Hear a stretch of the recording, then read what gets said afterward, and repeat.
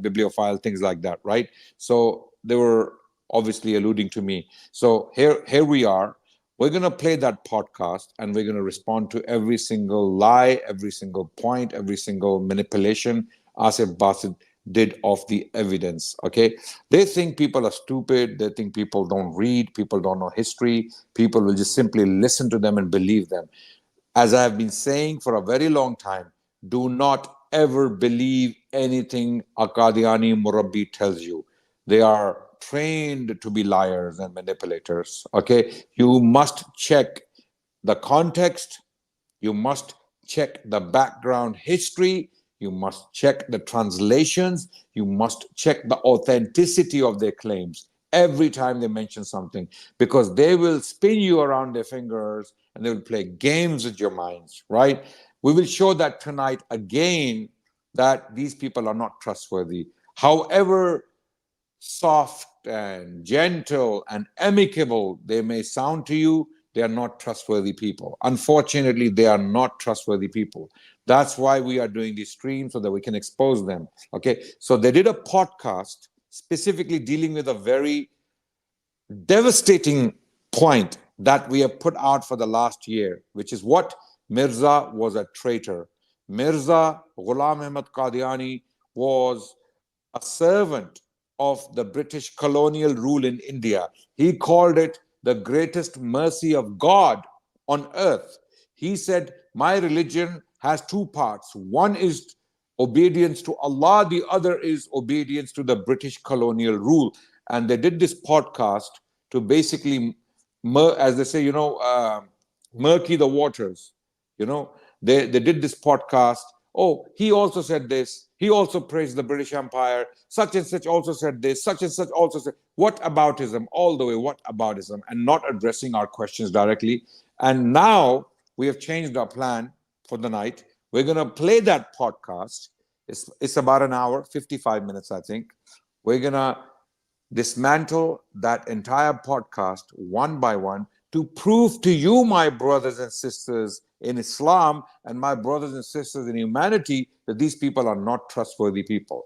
They may come across very amicable, very respectful when they want to, okay? But they are nothing but wolves in sheep's clothing. Wolves in sheep's clothing, you will see how. Okay, so Imtiaz bhai, I think without wasting any more time or without talking about anything else, not that it's a waste of time, everything's important. Even the topic we had today for the night, Revelation of Mirza Qadiani, we're going to postpone it until the next week, inshallah. We're going to address the topic next week. Let's go through this one, inshallah. And we invite the common Ahmadis to listen to us. Okay, no insults, no swear words, no curses, simply responding to every single one of his points academically, inshallah. And you know what, brothers and sisters, look at the confidence. This is from Allah. This is not our own achievement. Brother Imtiaz hasn't seen this podcast before. I'm the one who told him about it. I haven't watched all of it, but we are so confident that without preparing for this work, we will respond to every single and we will give references. We will give references that you can go and check, inshallah. Bismillah, start. Let's go. We will respond to Asif Basit's shenanigans, his lies and manipulations of history. Bismillah. Ahmadi Muslims are British agents, and the Ahmadiyya community was a colonial project, fifth column of the British Empire, to go make Muslims go against each other.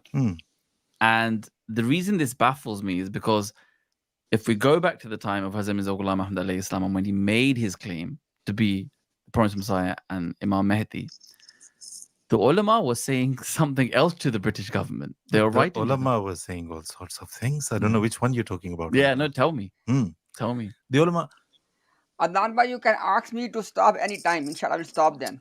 Inshallah, yeah, we will. I will do that. But for now, let them flow. Let them flow. Inshallah. Ulama was saying a lot of things. Like I said, the difference between the Ahmadiyya Jamaat and the rest of the Muslims in this contemporary world that we're living in at the moment is that the rest have chosen to divorce their past. The Ahmadiyya Muslim Jamaat hasn't. We have maintained the same stance that the founder of the Ahmadiyya community had. The rest are trying to be, it's a revisionist approach, if you like. I mean, it's a very soft term that I'm using as a revisionist. Otherwise, KK Aziz would call it the murder of history. And that actually is what describes what's going on at the moment. Because was he a British? I mean, I don't understand, first of all, before going into history and all of that, I've got all of this here today, right? Yeah, good. And we'll go into detail. Yeah. But I mean, on the one side, you say, oh, Mirza Ghulam Qadiani didn't even know how to do this. He didn't even know how to read. He didn't even know how to write. Somebody else wrote his books. He didn't even know how to do his buttons properly, etc. And then you say he was a British agent. Yeah. The British Empire. Would they hire somebody like the one that our opponents describe? Okay, first of all these things he mentioned about Mirza Ghulam Qadiani are true. He didn't know how to do his buttons. He looked scruffy. He looked dirty every time. Look at his pictures. He doesn't even look like a neat person, right? This is true. I'm not saying this. You're the ones. Actually, you have to doctor his pictures for you to make him look more appealing. And this is a known fact. Look at your official pictures on your official websites of Mirza Ghulam Qadiani, where you have actually doctored pictures, right? And you have even changed the complexion of your current Khalifa. Look at his old pictures. He's dark complexion.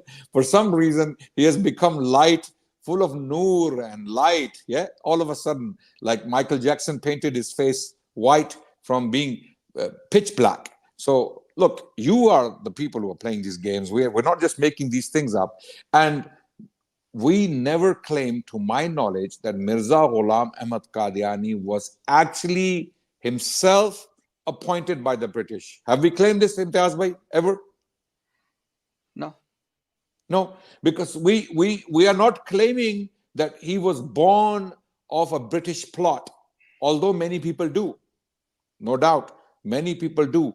We are claiming that Mirza Ghulam Ahmad Qadiani had something going on in his mind, and then he became a well-wisher of the British, a beggar to the British for support, for convenience, for favors, for example. We have evidence for all of that. That's what we're claiming.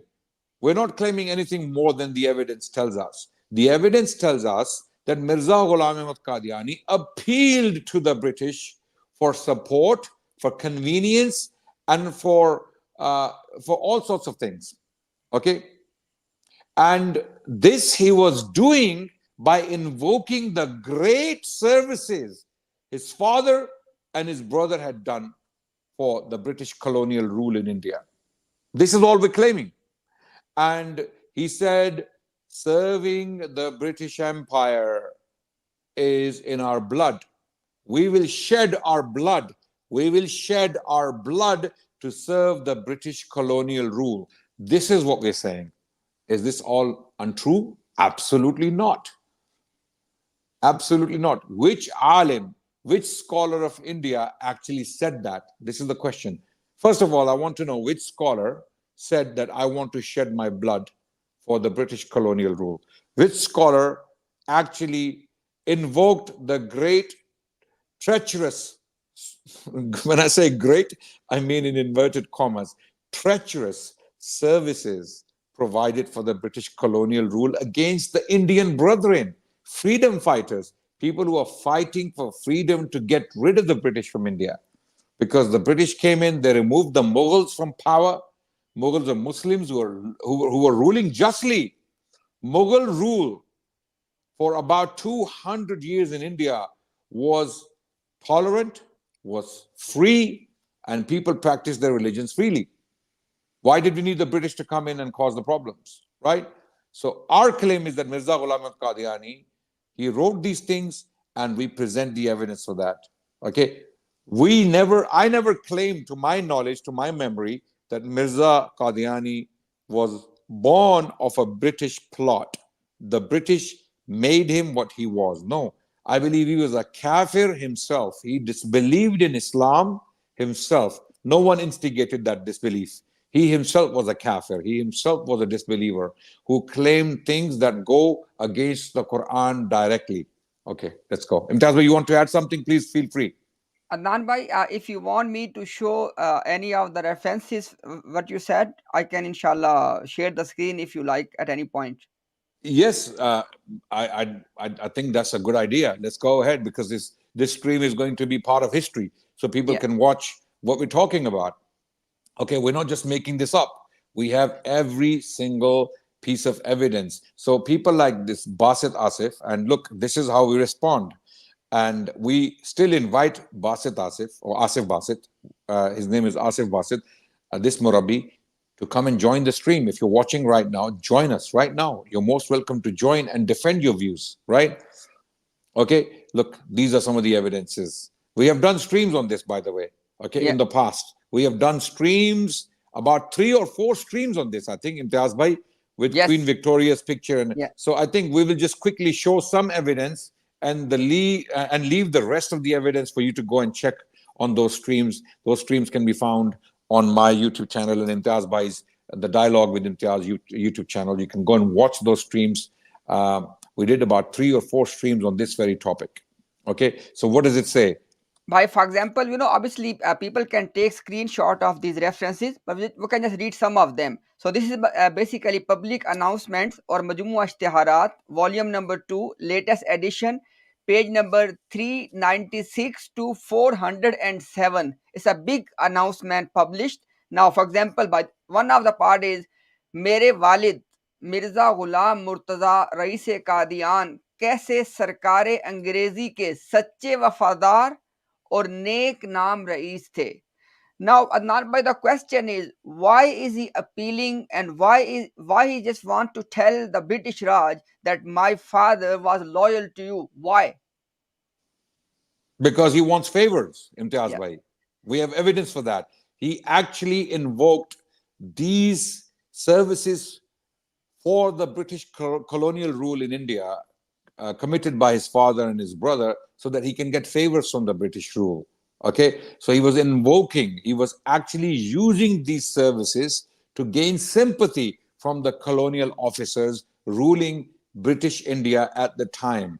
And we want to clarify from the get-go, the British colonial rule in India was one of the worst catastrophes in human history.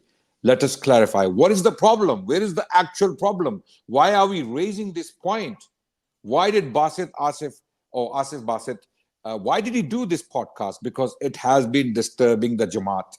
It has been disturbing common Ahmadis. They are raising questions. They're asking questions. How can a prophet of God work with someone like that or an entity like that?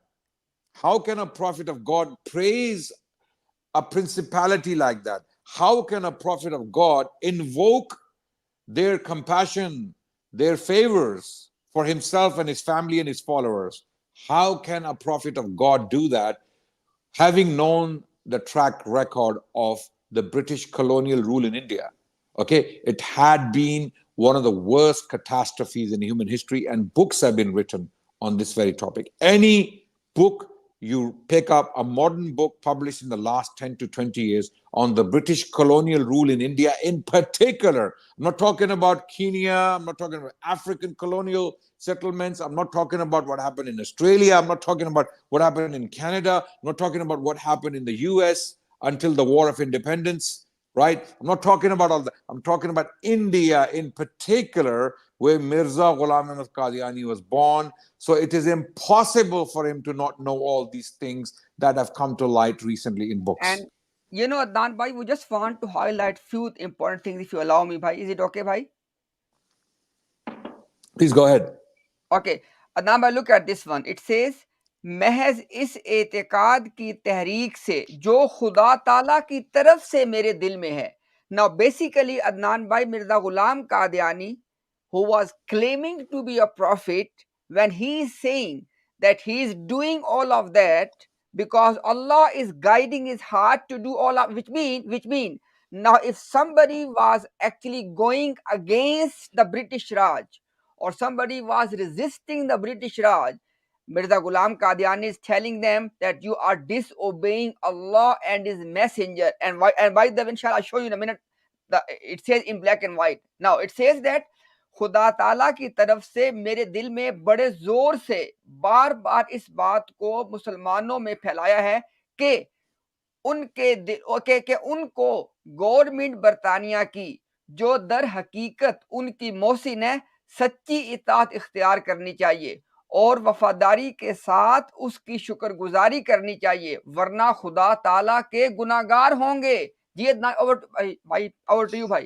So the translation, to summarize, of this particular quote and paragraph is that Mirza Ghulam al-Qadiani saying that Allah has put this in his heart, that Muslims must obey and be well-wishers of the British government in India, because the British government, the colonial British government of India, is a well-wisher of the Muslims. And if they don't do that, if they don't become well-wishers of this government, then they are disobeying Allah and His Messenger, and they are sinners.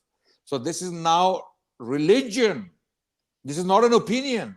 This is not even an option now. You must obey the British colonial government as your religious duty, as a point of your religion, as a tenet of your religion. This is where the problem is. Mirza made it into religion that you must obey the colonial, the oppressive, the tyrannical, the racist, the genocidal, the unjust British colonial rule on India or of India, the British Raj, known as the British Raj. Okay, and I will keep repeating these words. Yes. And bhai, I just want, because you said this before, we just want to show the reference as well.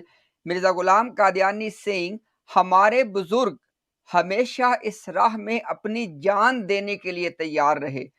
And then he says, फिर नाउजुबिल्लाह, क्यों कर मुमकिन है कि हम अपने दिलों में मुफसिदाना इरादे रखें।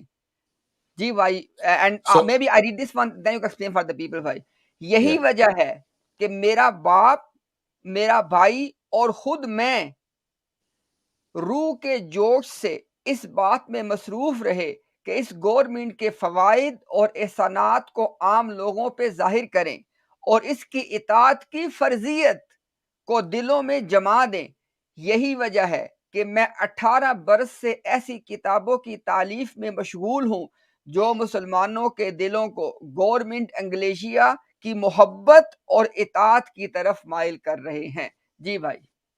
So he said in the first quote, to summarize, that my elders, my predecessors, my ancestors have been serving the British colonial rule from their hearts, and why would I, God forbid, hold any ill feelings towards this government? Why would I? Okay, I wouldn't. And then in the second quote, it says to sacrifice their life. Oh yes, absolutely. Thank you for pointing that out. हमारे बुजुर्ग हमेशा इस राह में अपनी जान देने के लिए तैयार रहे हैं. They have been willing, or they had been willing to give their lives in this cause. What cause? To be loyal and to be subservient to the British colonial rule of India. This is a traitor. This is a traitor, the son of a traitor, the son of a traitor. This is a traitor who is working with a foreign occupying power, oppressing the native people beyond repair. You cannot imagine the damage that was caused by the British colonial rule in India. This is why anyone who studies the Qadiani Jamaat's history carefully, which Asif Basit alluded to, you will come to realize that treachery to the people of India was part of Mirza's religion. And common Ahmadis don't know this. They don't have a clue about this. That's why we want to highlight where the problem is. The problem is that you are praising and you are dying to serve an entity that was potentially, possibly more evil than the Pharaoh and Nimrod and all the evil examples Allah alludes to in the Quran put together, because they killed more people. They killed, the British colonial rule killed more people than the pharaohs of Egypt and then the king of Chaldee or the king of Babylon had killed. Okay, all these oppressive entities that are mentioned in the Quran. Yes. Bhai, inshallah, maybe we'll inshallah just read these 3 more and then we can inshallah move on. Mirza Yes, Ghulam inshallah. Qadiani is saying that ये तो हमारा अकीदा है, मगर अफसोस के मुझे मालूम होता है कि इस लंबे सिलसिला 18 बरस की तालीफात को, जिनमें बहुत सी पुरजोर तालीफात इताअत गवर्नमेंट के बारे में हैं, कभी हमारी गवर्नमेंट मोहसिना ने तवज्जो से नहीं देखा. And then he says that तमाम फिरकों में से गवर्नमेंट का अव्वल दर्जे का वफादार और जानिसार यही फिरका है. सुभान अल्लाह. And then he Okay, says, now no, stop there, ji ji stop there. जी भाई जी जी. He's saying, for 18 years I've been reading books on how to be loyal to the British colonial rule of India, by publishing and books. publishing, and I've been talifat. He's saying talifat, the things that he has himself published in this vein. So he wants to basically tell the Muslims of India to obey wholeheartedly the British, the racist, the genocidal, the unjust, the cruel rule of the British over India, the colonial rule of British India. Obey them, okay?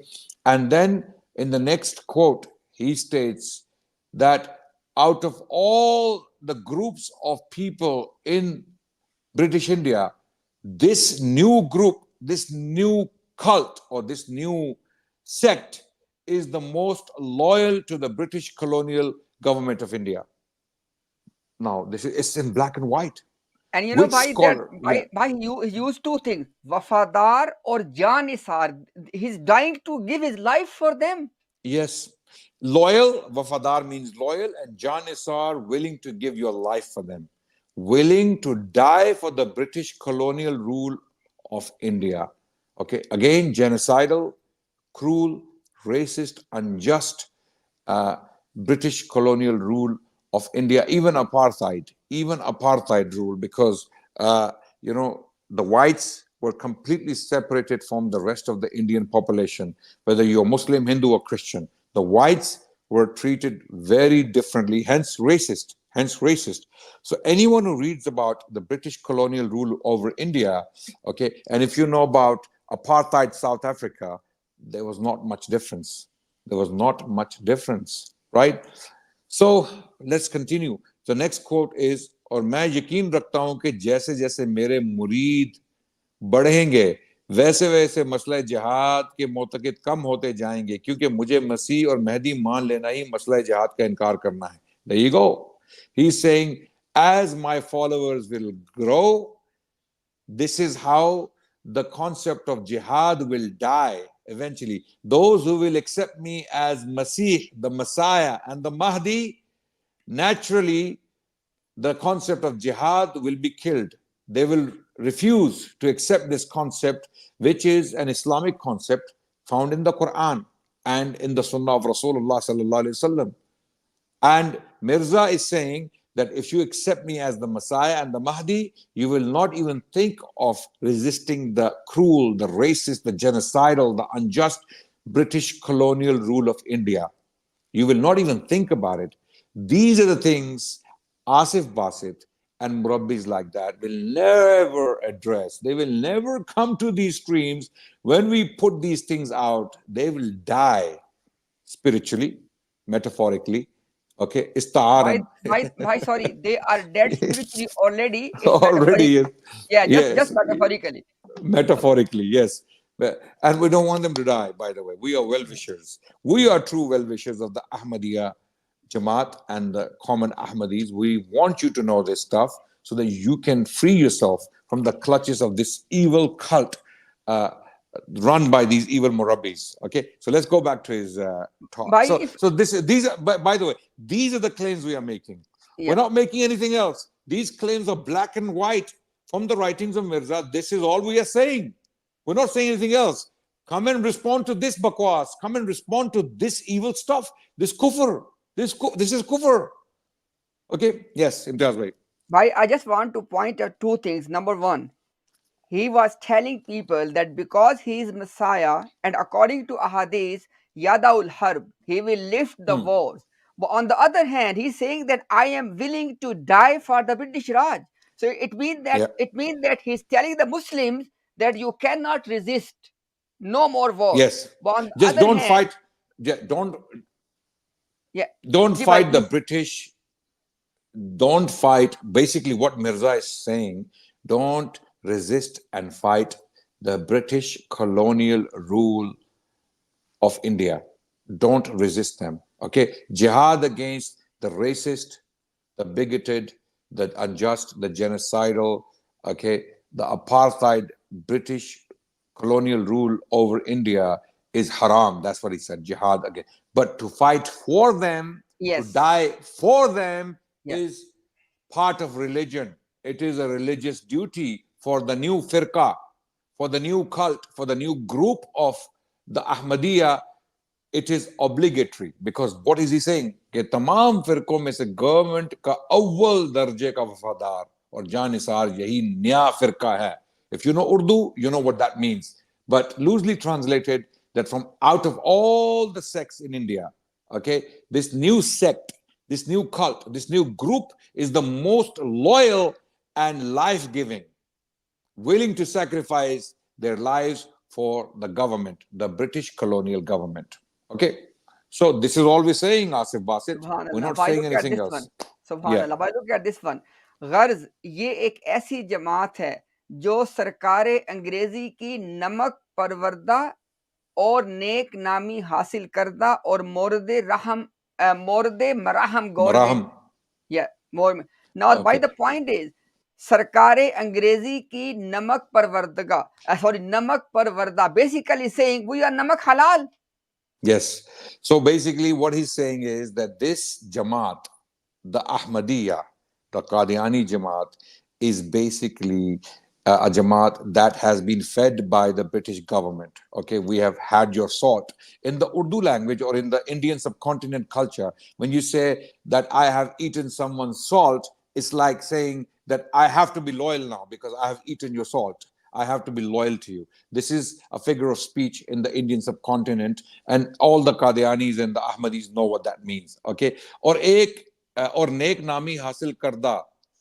Okay, and we have been in good books of the British colonial government. Okay, and we have been looked upon by mercy. Okay, by the government. This is all he's saying. So, Asif Basit, this is all we are saying. We're not saying anything else. Responding to you directly. We're watching your podcast. Imtiaz bhai, if we continue like this, it's going to be forever. So let's move quickly. Otherwise, because there are so many, brothers and sisters, look. There are so many quotes. There are so many disturbing things in Mirza's books when it comes to serve. Him dying to serve the British colonial rule, that will be here all night. Okay, so we'll address these things very quickly, inshallah. We want to go back to the podcast and address some of his points. Yes. We'll gain so much success, right? So they need to first figure out themselves what exactly do they want. You know, whether they want to paint him like that, or they want to paint him as a British agent, or whatever. Tell me first about what they were actually saying to the British, because Hazrat Mirza Ghulam Islam, he claimed to be the Mahdi. Right. And I think it's so important for our viewers and our listeners to know what the ulama were doing. Right. How were they contacting the British Empire? Well, it's interesting you asked that, because what they were doing was they were telling the British government, we are loyal to you. This man, i.e. Mirza Ghulam Ahmad, is not. The ulama was saying this. Ulama was saying this. The Muslim ulama were saying this. Okay, Imtiaz bhai. So he's saying, tell us what you're calling him. We're calling him everything the quotes are calling him. We just put out the quotes. In his own writing, he's saying, I'm loyal. I would give my life for the British colonial rule in India. We are the most loyal sect or most loyal group of people in the Indian subcontinent to the British colonial rule in India. My ancestors have served you. I have worked for 18 long years publishing books to make people loyal to the British colonial rule to India. It is absolutely forbidden to resist the oppressive, the racist, the genocidal British colonial rule over India. Jihad will be finished against them. You cannot resist, you cannot fight them using the concept of jihad to resist oppression and disbelief that was imposed by the British colonial rule in India. All of these things, they point to one thing: agent. Of course, he was an agent in that respect. He was an agent. But He was a self-proclaimed agent. This is the point. He was dying to be an agent. He was dying to be an agent. He was trying to make his own murids, his followers, people who became his followers. He wanted them to be agents of the British colonial rule in India, because he's writing that. He's writing that my followers are the most loyal to the British colonial rule in India, and they would die for this rule, and they are very loyal. We have read the quotes in black and white. There's no denying. So stop lying, Asif Basit. This is what he wrote. This is what he was. Continue, inshallah. If you just, I just beg your pardon. Just give me Please. 1 second. Yeah, I just want to show people something so they can see exactly what we are trying to highlight here. So, look at this one. It says that हम तमाम मालो जान से अपनी ताकत और हैसियत के मुवाफिक गवर्नमेंट बरतानिया की इमदाद के लिए हाजिर हैं. I repeat again. It says that, by the way, this one is Majmua Ishtiharat, volume number 1, page 595 and 596. He is telling all the things they have done for the British Raj. And look, he says here, he says that कहाँ वो government बरतानिया के, he says that my elders, वो government बरतानिया के खैर खां हैं, अपने अफ़आल से साफ तौर पर बार बार हुक्काम पे जाहिर कर दिया कि हम तमाम मालो जान से और अपनी ताकत और हैसियत के मुवाफिक गवर्नमेंट बरतानिया की इमदाद के लिए हाजिर हैं. और ना सिर्फ ये बल्कि 50 घोड़े अपनी गिरा से खरीद के और 50 सवार भी बहम पहुंचा के 1857 के शोर शर के वक्त में गवर्नमेंट की नजर किए.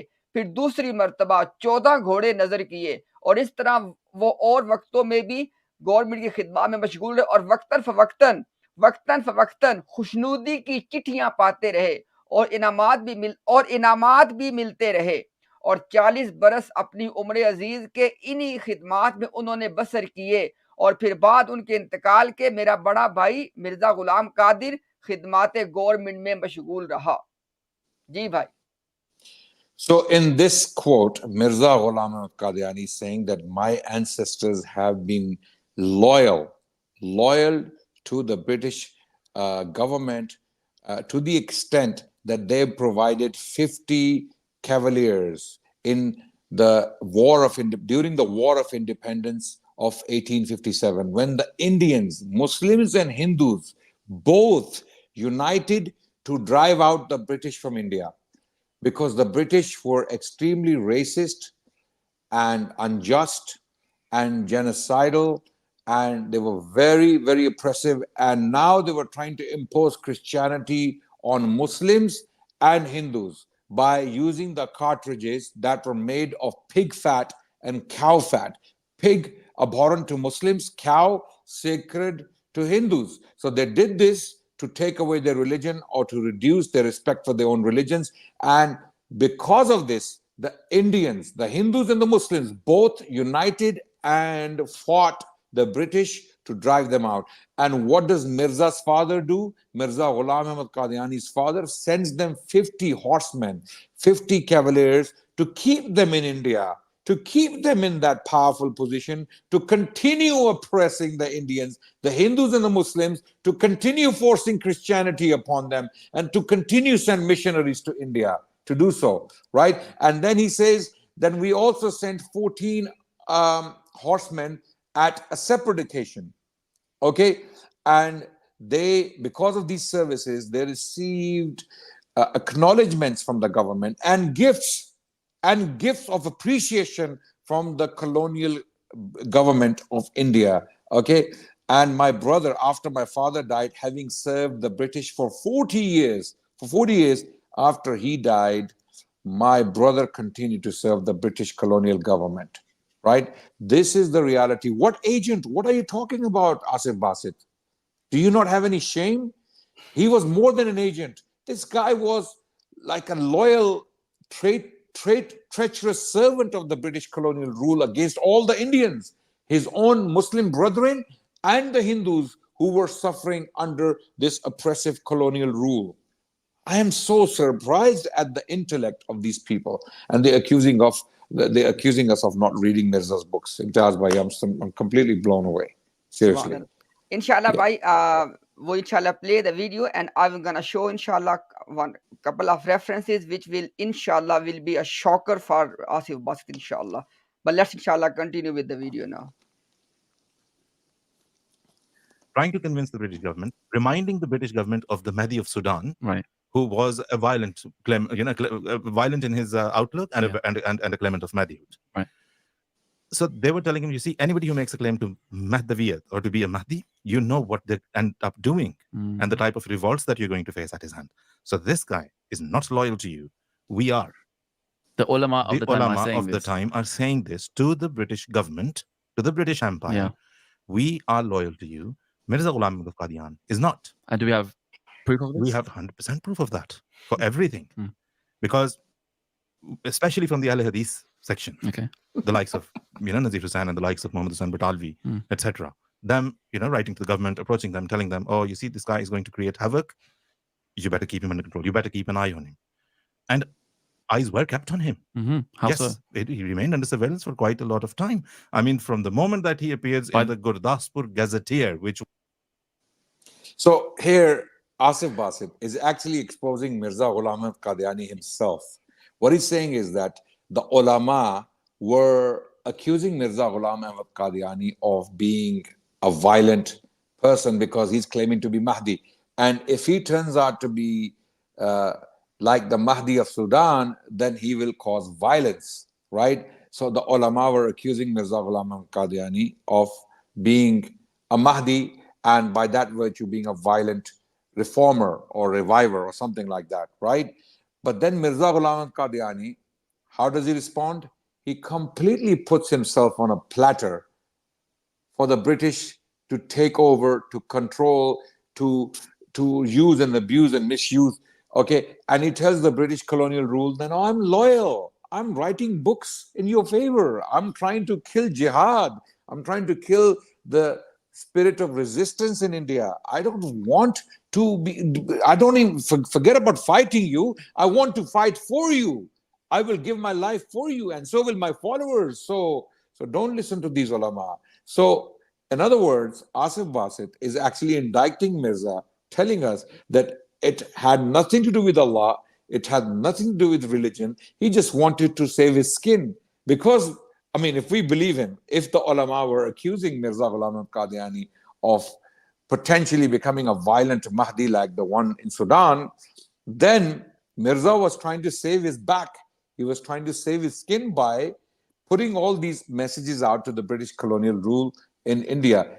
And if that's true, then how can he be a sincere person, let alone a prophet of God? Come on, guys, use your brains. Yes, Imtiaz bhai. Adnan bhai, I want you to please address one more point. For example, yes, in the case of British India, the biggest plea Mirza Ghulam Qadiani and his Jamaat is taking, because the British, they were very fair to all groups, to all religions, they allow us to live as a Muslim, etc. The point is, Adnan bhai, if that was the case, then Mirza Ghulam Qadiani must have said that in other places where the colonizers are oppressing and not allowing you to live as a Muslim, you can fight against them, but don't fight here.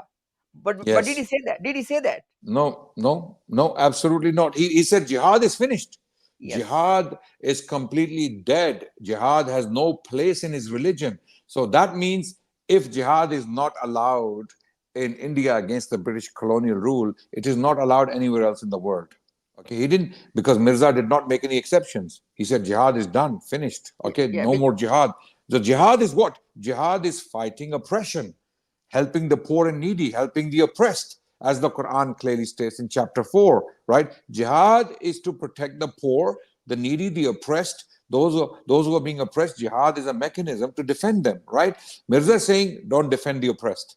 Don't defend your rights. Don't fight for your rights. Don't stand up for your rights. Don't even speak up for your rights. Yeah. Otherwise, you're a traitor. You are not my follower. Yes. Yeah. Basic Adnan bhai, can you please tell the viewer as a historian that at that time when Mirza Ghulam Qadiani was writing this in British India, how the Muslims were suffering at the hand of colonizers in the other part of the world? Oh, absolutely, absolutely. Everywhere, everywhere the Muslims faced the brunt, the brutality of the British colonial rule, not only in the Indian subcontinent, but everywhere where the Muslims are found, even in East Africa. Okay, the Muslims in India, particularly more so because there was a strong presence, there was a strong existence of Muslim civilization. Muslims had ruled India from time to time, from place to place, for nearly 700 to 800 years. Imtiaz Bhai, right? Muslims had ruled parts of India with justice, okay, with equality, with egalitarian values for a very long time, okay, and Muslims had lost that rule. And Muslims knew that their rule was better than the British rule. And the British knew that the Muslim rule was better than their rule. And you know how they actually responded to the questions about their brutality and the racism and the genocide that they had committed in Bengal in the 18th century? People think the Bengal famine of the Second World War was the worst. No, no, no, no. People don't know history. Go and study the history of the 18th century. In the 1770s, the Bengal famines then were far worse than what we witnessed later on. So there were famines upon famines caused by the British economic policies and British agrarian or agricultural policies in Bengal in particular, where people suffered the most for a very long time, over 200 years. Hundreds of millions of people died in Bengal in particular. Okay, of course, all over India later on, no doubt, but in Bengal in particular. Okay, and this basically, when the Muslims were questioning the brutality of the British, they produced two volumes. Two volumes of Muslim history of India. Okay, this particular collection is called Eliot and Dowson. Okay, Eliot and Dowson collection of the Muslim history of India. What they did in Imtiaz Bhai, they took some brutal passages from Muslim history. Okay, they translated them into English. Okay, and they basically put them out to tell the British subjects in India that Muslims are very brutal. We are brutal. We have done all these crimes. But look at Muslim history. For example, Sultan Mahmud Ghaznavi came into India and he killed 100,000 Hindus, for example. And every historian today knows that these numbers are highly exaggerated. These chronicles, these histories were written by historians of the state. And they were writing these histories to inflate the status of the king.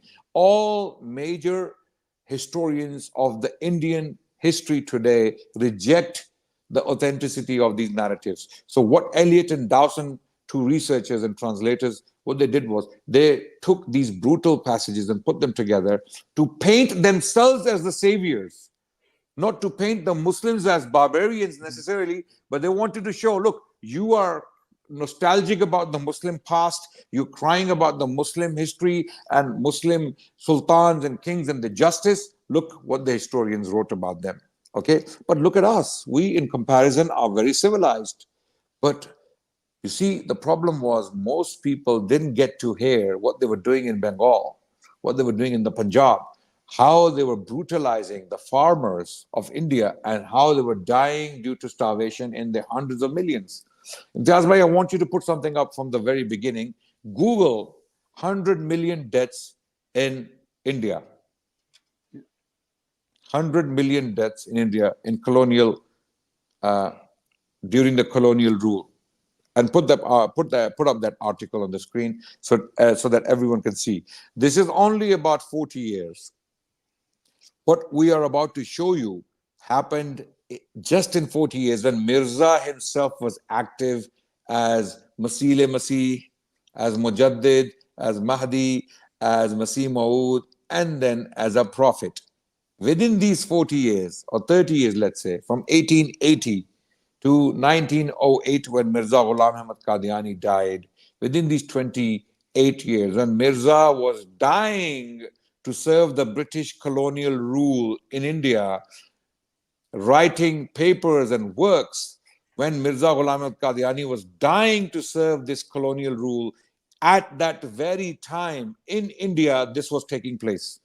Why this particular article, why these numbers are important is because when Mirza was alive himself, praising the British colonial rule in India, okay, paying tributes to them and expressing his desire to die for the British colonial rule in India, this is exactly what was happening. This is happening when Mirza Ghulam Ahmad Qadiani is active as Masih Masih, as Mahdi, as Mujaddid, and as the Masih Maud, and as the Prophet. And telling people it is obligation on you to obey the British Raj and to love the British Raj. After this, Yes. when this is taking place, and he is supposed to be a prophet of God, he's mulham. Allah is telling him, and he, you know what he said, that Allah told me to be loyal to the British colonial rule. Allah, when they are doing this, look at this, how British colonialism killed 100 million Indians in 40 years. Wallahi, Imtiaz bhai, when I saw this article for the first time, my mind was, my mind went blank. When आपकी आंखों की आगे से जब रोशनी, अंधेरा आ जाता है, how is this possible? But these historians, they are claiming that this happened. Okay, this happened. And if you look at the subtitle, okay, the subtitle, what does it say? Between 1880, between 1880, I'm trying to zoom in, okay, between 1880 to 1920, British colonial, what does it say? Can you read it, Imtiaz bhai? Yeah. Between 1880 to 1920, British colonial policies in India claimed more lives than all families in Soviet Union. No, all famines. Sorry, all famine. Yes, sorry, all famine in Soviet Union and Maoist China and China and North Korea combined. Okay. What are these two scholars, Dylan Sullivan and Jason Hindall? Sullivan and Jason Hickel. Jason Hickel. I can't read it. Sorry, I can't zoom in right now. It's too small. The print is too small. Okay, maybe you can zoom. Okay, Dylan Sullivan and Jason Hickel, they are both claiming that between 1880 and 1920, exactly the years when Mirza Ghulam Ahmad Qadiani is an active author, he's an active writer, he is an active propagandist, he's an active servant of the British colonial rule, and he's telling his followers to be loyal to the British colonial rule. Even if you have to give your lives for this rule, do so. What rule? A rule that's causing 100 million deaths. So many deaths that all the famines in communist Russia, Maoist China, and North Korea, all of them combined do not match the numbers of people killed in these 40 years when Mirza Ghulam Ahmad Qadiani himself is all those things mentioned. Mujaddid, Masih Masih, Masih Maud, and a prophet of God, praising specifically, directly this rule. So what are you talking about? That the British were very just and very tolerant, and they had provided freedom for people to practice the religion. What religion when there are no people left in India to practice religion? What religion are you talking about, man? 100 million people, according to these two historians, were killed, according to the estimates. That's a lot of people. That's a lot of people. Yes. And if this is true, then Mirza Ghulam Ahmad Qadiani was not only a false prophet, was not only a liar and dajjal, but he was a criminal of the top grade. He was a criminal. He was a criminal, a collaborator, a servant of an entity that's worse than Fir'aun, possibly. Only Allah knows the status of the British colonial rule with him. Only Allah knows. We are only estimating by the numbers. Okay, I'm sure the Fir'aun didn't have this many people. The Imtiaz bhai, wait. The entire population of the planet Earth, The entire population of the planet Earth wasn't this much. Yes, When it wasn't. when Pharaohs were killing innocent people of Banu Israel, that Allah alludes to in the Quran, and this is why they were criminals. Why were the Pharaohs and the establishments criminals? Because of the oppression, the injustice they did to Banu Israel, right? Okay, but the entire population of planet Earth was 100 million.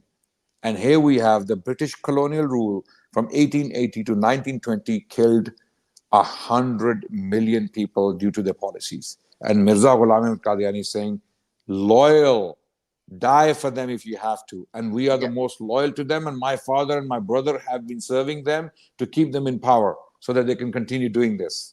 Okay. And it doesn't stop there, by the way. It didn't stop at 1920. It continued during the Second World War. Okay. If you Google Bengal famine during the Second World War, Imtiaz bhai, put up the first article. I haven't checked. Put Bengal famine. Yeah, Second World War. Bengal famine. Bengal famine during the Second World War.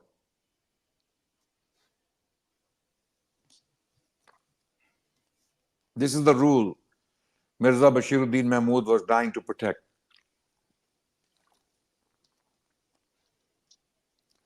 Because this happened when Mirza Bashiruddin Mahmud, Mirza's son, he was the caliph. Okay, have you found any articles?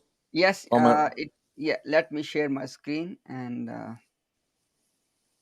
there you go. This is basic research. This is basic stuff. You go online, put this stuff up, and that's it. It's there for you to see, right? Okay, there you go. Bengal famine of 1943. What article is this? What website is this, Imtiaz bhai? It's Britannica. Okay, okay. Britannica. It's Encyclopedia Britannica. Can you open it? Is it opening? Yes, it's opening. The article. Okay, we just have to read the subtitle in the beginning. People can go and read the rest in their own time. Okay, Bengal famine of 1943 that killed close to 4 million people. I know the numbers, and this was done directly by Churchill. His policy. Okay, grain basically was taken away from Bengal, and people died on the streets. People died on the streets. Is it by visible on the screen or? No, it's not visible at the moment. It's not there. Okay, give me 1 second. Maybe I just moved by mistake. So, is it visible now? Yeah, the screen is visible, but the article is not visible. I think you have to log in to read this article. You have to be a member. So do you have anything else that you can put up? Yeah, for example, it says here that that affected Bengal in British India in 1943. It resulted in the death of some 3 million people. Yeah, and there are estimates that the people who died were 4 million. Yeah, that's the one. That's the one. Yes, that's the one. Okay, that's one of them. This is Churchill during the Second World War. Okay, then we have the Punjab after or when the partition was taking place in 1947. Over 1 million people died in the Punjab alone because of the mismanagement of the British colonial rule. Basically, who was the head of the state, the last viceroy, Lord Mountbatten.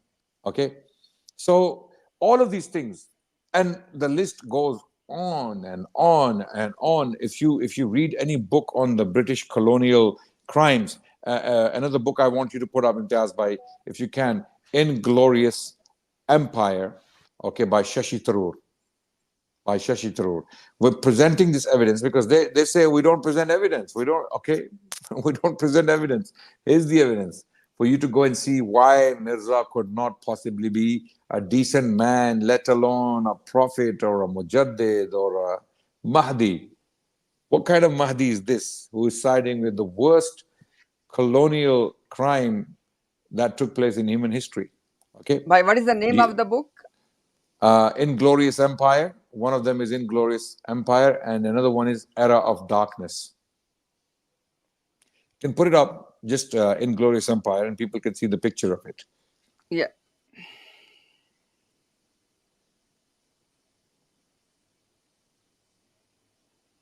You see, it's taking us long to respond to his points because there is so much to address. There's so much. We can be here for 2 days just responding to every single one of his manipulations and lies, where they try to paint Mirza as some decent man with a halo around his head. Is it there, Imtiaz bhai? Yeah, inshallah. I'm gonna just share the screen.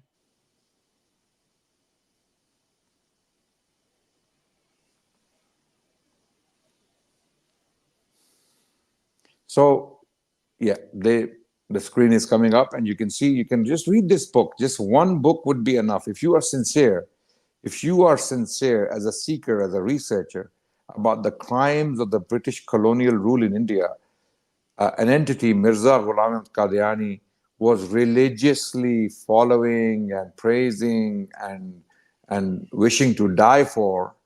That's it. That's enough for you to know. Okay, it's not coming up, Imtiaz bhai.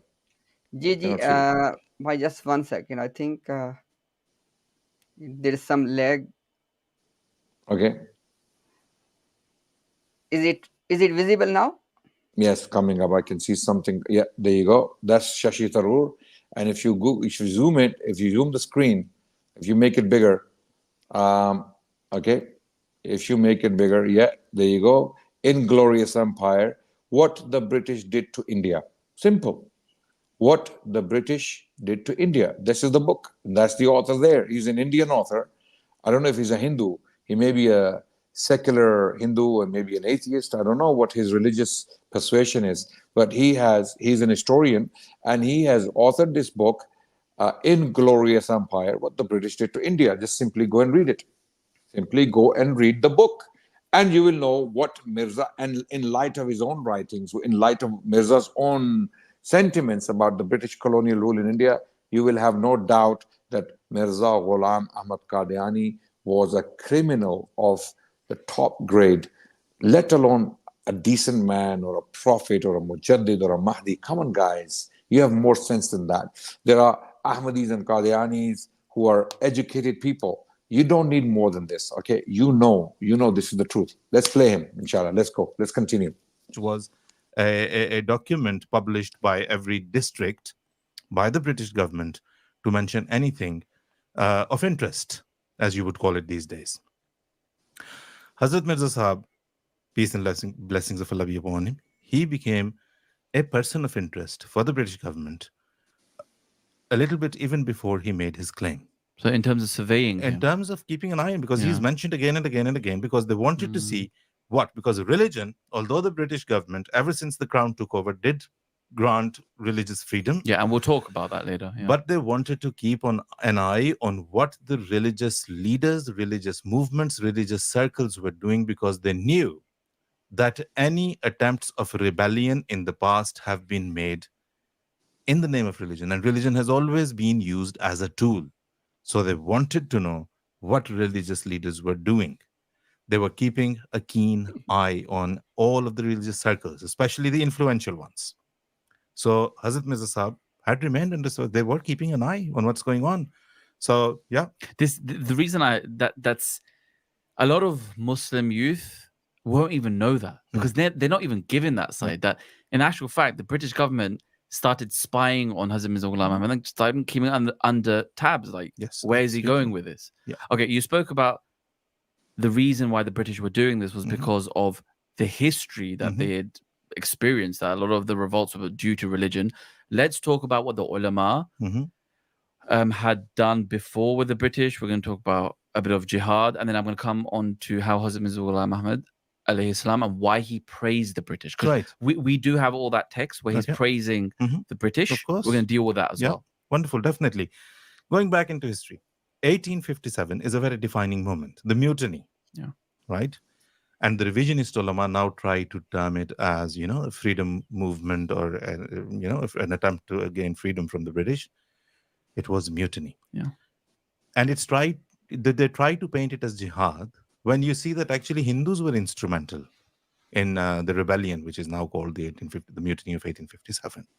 So it wasn't even clearly jihad, to be honest. But that is where a lot of things were defined. Ji bhai. Look, first of all, they're saying that Mirza Ghulam Qadiani was being spied on and all of that. The British colonial rule was breathing down the necks of the Muslims.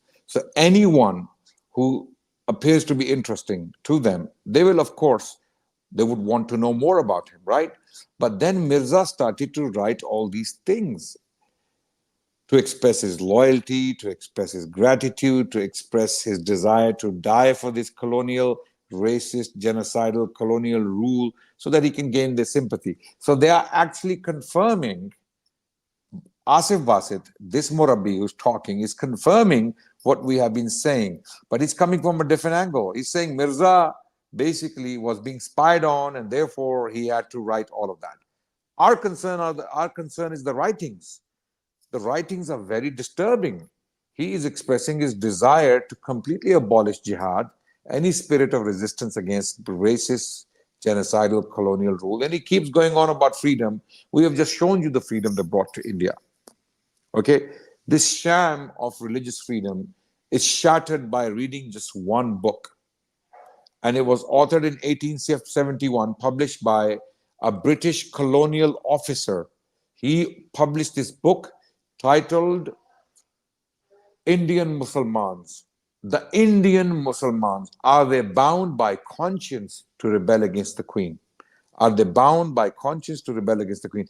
Just read that one book and it will give you an idea of what the British colonial establishment was thinking of Muslims. So in these circumstances, Mirza basically expressing his desire to die for the British colonial rule, make it a part of his religion to serve the British colonial rule and be loyal to the British colonial rule, was clear treachery to Muslims. Muslims could not possibly be agreeing with him. In particular, the sincere scholars. When it comes to the Indian mutiny, he said it wasn't jihad. No, you're wrong. In parts of the Indian subcontinent, where only Muslims were leading the fight and only Muslims were resisting, it was jihad there. They declared it as jihad fi sabilillah. Okay, they declared it. There are many, many parts. For example, the NWFP, the Northwestern Frontier Post province of the Indian subcontinent at the time, current day KPK of Pakistan, the Pashtun area. There were many uprisings here, and the ulama here declared this to be a jihad, and there was no Hindu leadership there. So you are simply misguiding people. You don't even know the history. Yes, in Delhi, in Meerut, in central India, where Hindus were leading the fight, the ulama were refusing to call it jihad. They said this is not jihad. And the biggest reason was they were committing atrocities. Muslims and Hindus both were actually killing men, women, and children. Men, women, and children were being killed. And this is why major ulama, they refused to call that particular aspect or that particular chapter of the fight, of the resistance, to be anything but jihad. They said this is not jihad. In jihad, you cannot kill women and children, non-combatants who are innocent of the crimes you may attribute to colonial officers. But the women and children, okay, are not guilty of any crime. So this is why they refuse to call it jihad. Those ulama, they refuse to call that fight in central India, which constituted atrocities against men, women, and children who were innocent, that cannot be jihad. This is the context which these people deliberately hide from their gullible followers. This is the reality. Okay? And you know, Adnan bhai, the question is, Mirza Ghulam Qadiani was claiming to be the Messiah for entire humanity, for all mankind, not just for the people of Punjab or India. Now, Yes. like I said before, even if they want to take this plea that, okay, you know, because the British were very fair. Okay, what about the other parts of the world where they were not fair? What did Mirza say Absolutely. about them? But they were not fair. Look. I mean, just in case. Yeah. Imtiaz bhai, the British scholars alive at the time were saying the British are not fair. Subhanallah. The scholars, British are not fair. Yeah, They were yeah. saying, can you hear me? Okay now. They were saying the British scholars, colonial officers themselves were saying that the British colonial rule is oppressive, it is racist, it is genocidal. People were writing books in British India. Even the Indian Mutiny, British colonial officers were accusing their own government of oppressing people to the extent that they had to rebel and do a mutiny. This guy, Asif Basit, is calling it a mutiny. What do the Indians call it? The War of Independence. Whether it was fought justly according to Islamic principles or not is another question, but it was the War of Independence. From the Indian perspective, Hindu, Muslim, and other religions who were fighting against British colonial rule at the time, this was the War of Independence. For the British colonial rule, this was a mutiny. This was a rebellion. For them, it was a rebellion. Not for the Indians. For the Indians, it was the War of Independence. This is the game he's playing right now. Let's continue, inshallah.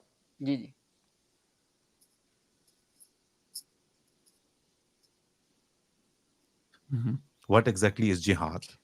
Is Hindustan or India Darul Harb or Darul Islam? That was a age-old question that had existed right from the time of when the early expansion of the Islamic Empire, the Muslim Empire. They would say whether this, when they would invade a land or whether they would conquer a land, they would say, is this Darul Islam, Darul Harb? Darul Islam simply is where you do not need to fight a war or wage a war in the name of jihad with the ruler, with the local people, as long as you are allowed to proclaim, profess, and practice your faith. Darul Harb is where you should fight the leader, the people who are, not letting you do that. Yeah. That was the definition. And after 1857, most of the Muslim scholars and their followers had changed and they'd shifted their understanding of jihad and Darul Islam and Darul Harb, and had accepted the fact and would proselytize and preach this fact openly and publicize it, that India under the rule of the British is not Darul Harb. Yeah. It's Darul Islam. So jihad is not applicable. Jihad is not applicable in the given circumstances because we are given the freedom of faith. Now, why the change in 1857? Because there had been so much of hoo-ha going on about jihad. Oh, jihad, this, we need to do this, we need to do that. Pause, right? Imtiaz bhai, pause. So please. we see the first major attempt that is made is by... So see the game these guys are playing. What they are doing is they are specifically talking about scholars without giving names, and they will mention 3 or 4 names. But there were hundreds of thousands of Muslim scholars in the Indian subcontinent, from Bengal to Peshawar, from Calcutta to Peshawar. Hundreds of thousands of Muslim students and scholars. Did they have this opinion? Absolutely not. Did they abolish jihad? Show us the evidence. Show us if any one of them who said that jihad is no longer applicable in the Indian subcontinent.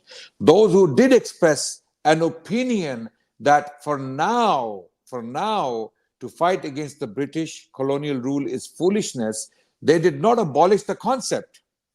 They were giving a strategic fatwa, they were giving a time-bound fatwa, they were giving a circumstantial fatwa to say that you must not fight the British colonial rule because they give some relative freedom to Muslims. Some people had this opinion. Very few, a very small bunch of scholars in number. Others, the overwhelming majority, they did not agree with that. They went to prisons. They were put under house arrest. My own ancestor, my great-grandfather's grandfather, Sheikh Minhajuddin bin Sirajuddin, rahmatullahi alayhima, he was put under house arrest for 7 years. For 7 years. Why? Because he did not agree with this. He believed that the Indian subcontinent has to be freed from the British, by hook or by crook. The British colonial rule has to come to an end. It is oppressive, it is racist, it is anti-Islam. It's an enemy of the Muslims. This is what scholars like him fought, and he paid the price. Okay, he was exiled and put under house arrest for 7 years. My direct ancestor, my own ancestor. And there were hundreds of scholars who were sent to Malta in prisons, and then Andaman Islands, also known as Kalapani. Kalapani means black waters. They were sent away in the Indian Ocean to an island called the Andaman Islands, right? There they spent, some of them died there. They spent the rest of their lives there in prison on that island. Who were they? Who were there? Who were all those people? And the list of the scholars is so long. Just a Google search. Muslim scholars sent to Kalapani, or Muslim scholars sent to Andaman Islands, or Muslim scholars sent to Malta. Okay, for example, we have names of Sheikh Mahmud al-Hassan, you know, the Deobandi, great Deobandi, Sheikh al-Hind. He spent time in prison, in the Indian prison. And the list goes on and on. There's so many scholars who suffered, okay, from the Ahl Hadith background and from the Deobandi background and Sufi background, right? They suffered because they did not want the British colonial rule to last in the Indian subcontinent, because it was oppressive, it was racist, it was genocidal, it was killing the people, as we have already expressed and showed evidence for that. So their games, because you see, the problem is why they have to play these games. Why people like ASIF Basit play these games? Because they know the reality. They know their entire cult is built upon loyalty, built upon a belief that stipulates loyalty to the British colonial rule in India. Okay, their prophet, so-called prophet, has written things that they cannot possibly explain. So they have to play these games. They have to mix and match evidence, hide evidence, and present selective evidence from people who were either scared, people who were either scared of the British government, they didn't want to go to prison, and they started to say stupid things. They started to write things that were not Islamic, okay? Or people who were outright sellouts, traitors, who had sold out, who probably received land grants and money from the British colonial rule, or people who were misguided. So there were three types of people. Three types of people they will be quoting. Scared, outrightly scared. They were in fear of their lives because they thought they will, suffer. Or people who were sold out, people who were bought, and they had the names of scholars, or they had the status of scholars. Okay, we have people like that today throughout the Muslim world, right? And or people who were genuinely misguided, but none of them called India Darul Islam. I don't know what he's talking about. They called it Darul Aman. They called it Darul Aman, the abode of peace, because there is some relative peace in their major cities where they can actually worship as they like, right? Yeah. Okay, so Darul Aman, not Darul Islam. It is impossible for them to call it Darul Islam. Okay, so others, the overwhelming majority of the scholars from Calcutta to Peshawar, they believed that India under the British colonial rule was Darul Harb. Okay, it is hostile territory that's a government that's hostile to Islam and Muslims. It's a well-known fact. Okay, there you go. Let's continue, inshallah. And you can increase the speed, his video speed, Imtiaz, if you want. Okay, yeah. 1.5 maybe. Yeah.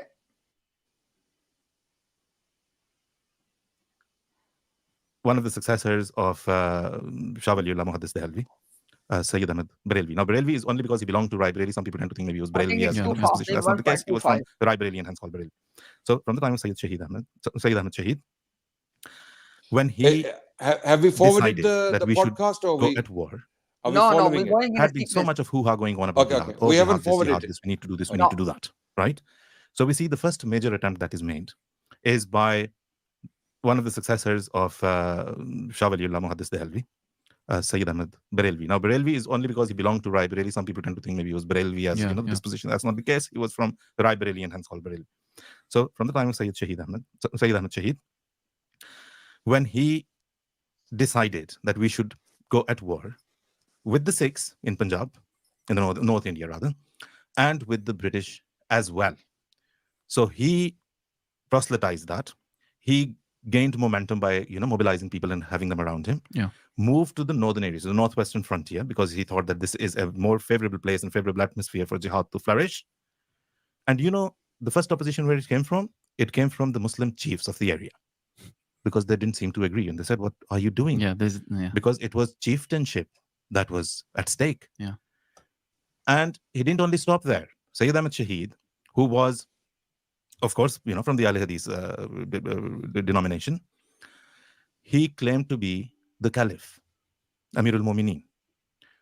Where he was settled in the northwestern frontier province, the khutbah was read in his name, right, which meant that he is Amirul Mu'mineen.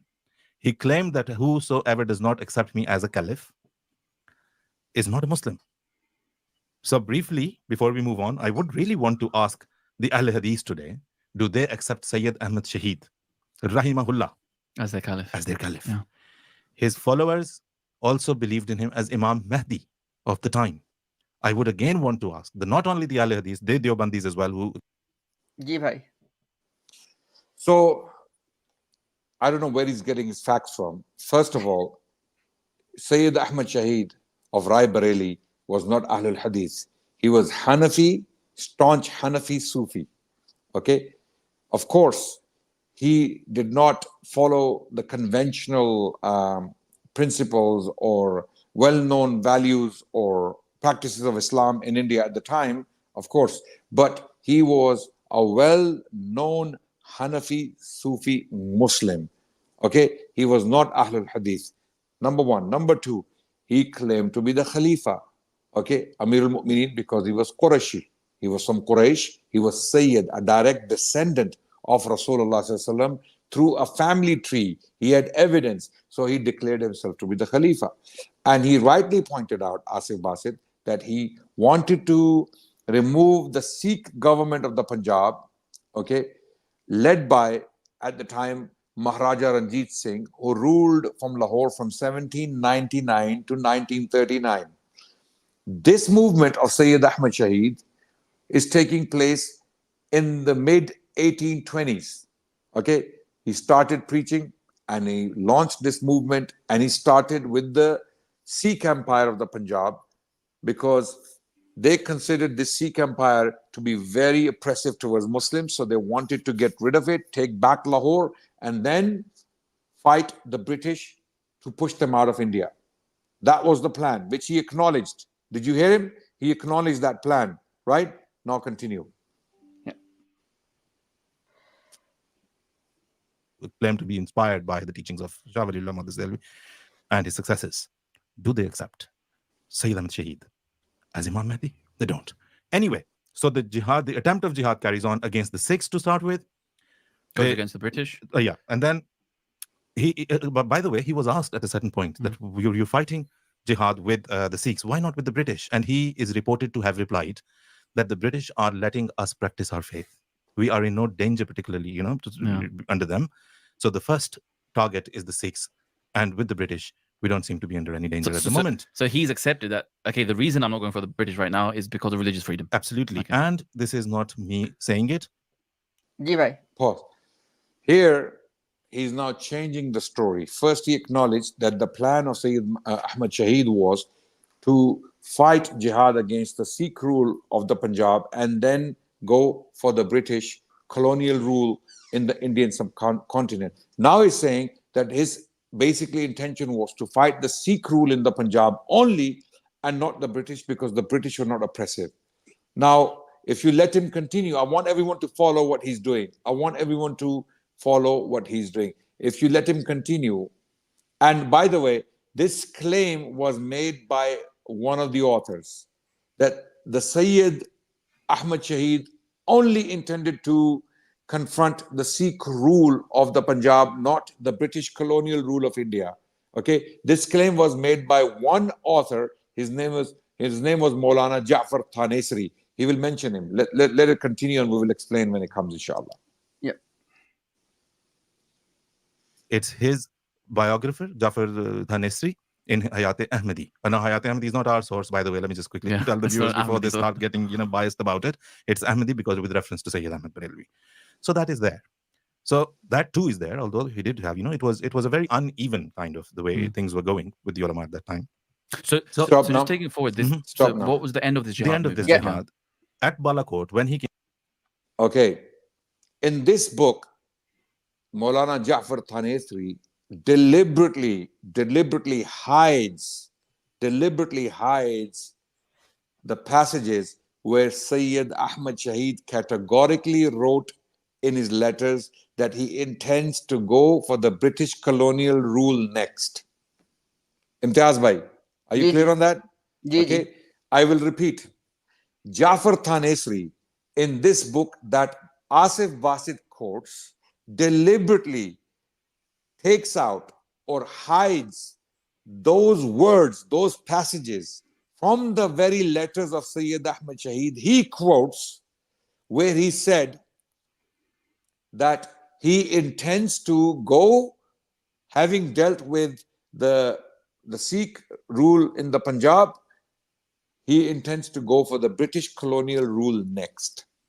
This is very, very clearly, categorically stated in the letters of Sayyid Ahmad Shaheed that he wrote to rulers, different rulers, regional rulers, calling them to join his cause to do this noble thing. Okay?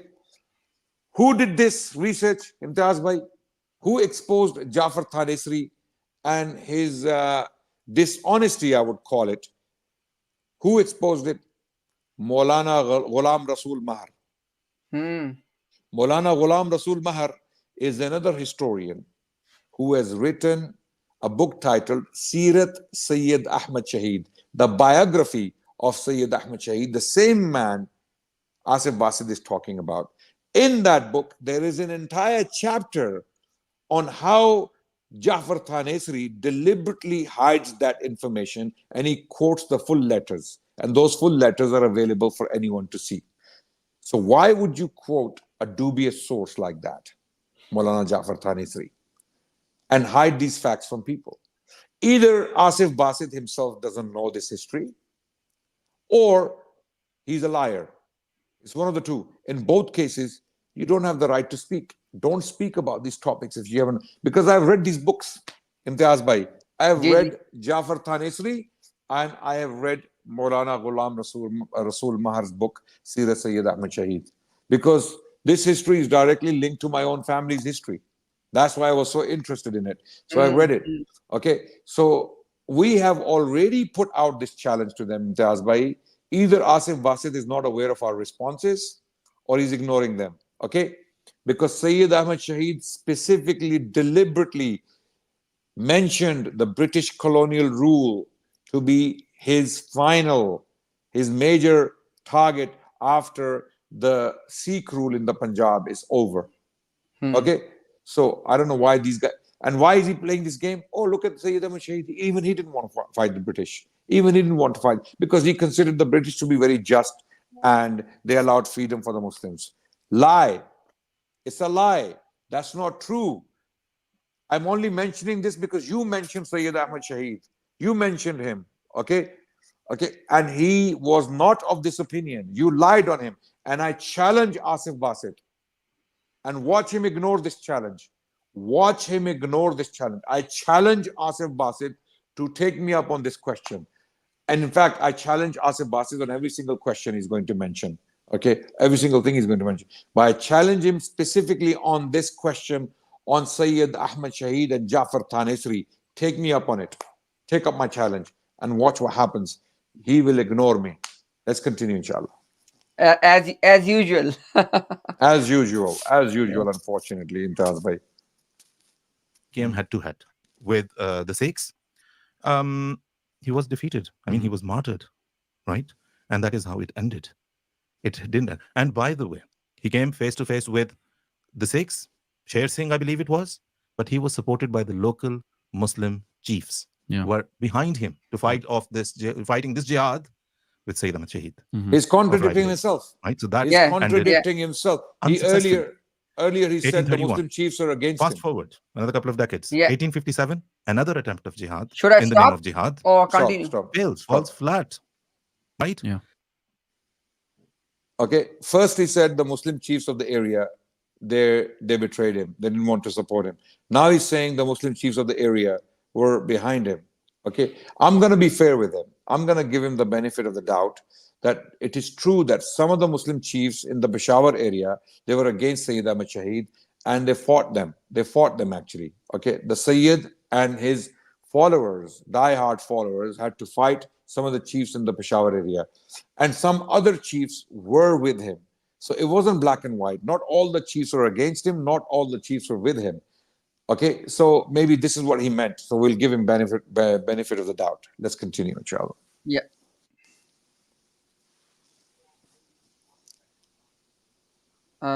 Yeah.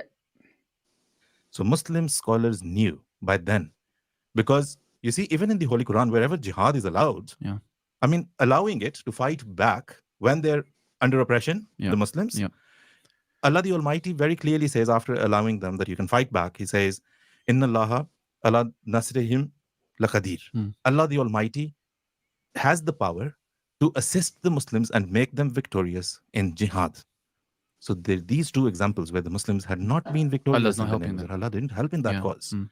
And it only went to prove that the stance of Hazrat Mirza Sahib alayhi salam, that it is not incumbent upon us to fight jihad against the British, was Stop proven now. from the Holy Quran. Okay. From nowhere else. And it wasn't Mirza Sahib. Sorry, it Yeah. wasn't Mirza Sahib alone. It's a long list of people at that time. Stop long now, please. list. Ji. So you see what he's trying to do? He played a game and he connected Mirza to that opinion. First of all, that Jamaat of Sayyid Ahmad Shahid, because he mentions it as an example to make a point, and he's trying to make this point that Mirza Ghulam Qadiani was not alone in thinking like this, that you must not fight jihad against the British, okay, or the British colonial rule in India, okay. This is the point he's trying to make, and he uses Sayyid Ahmad Shahid as an example. We have shown how he was mistaken or he's lying. We have already shown that, okay?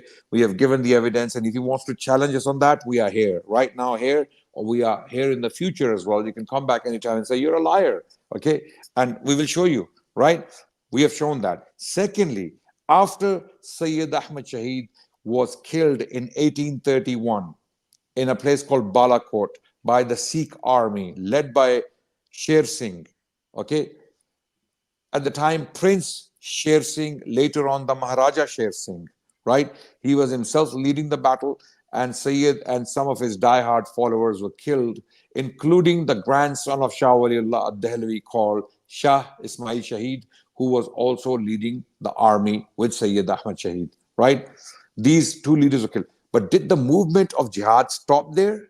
Amazingly, what Asif Basit doesn't know, the very survivors of this very battle continued to lead this movement against the British colonial rule from the same mountains.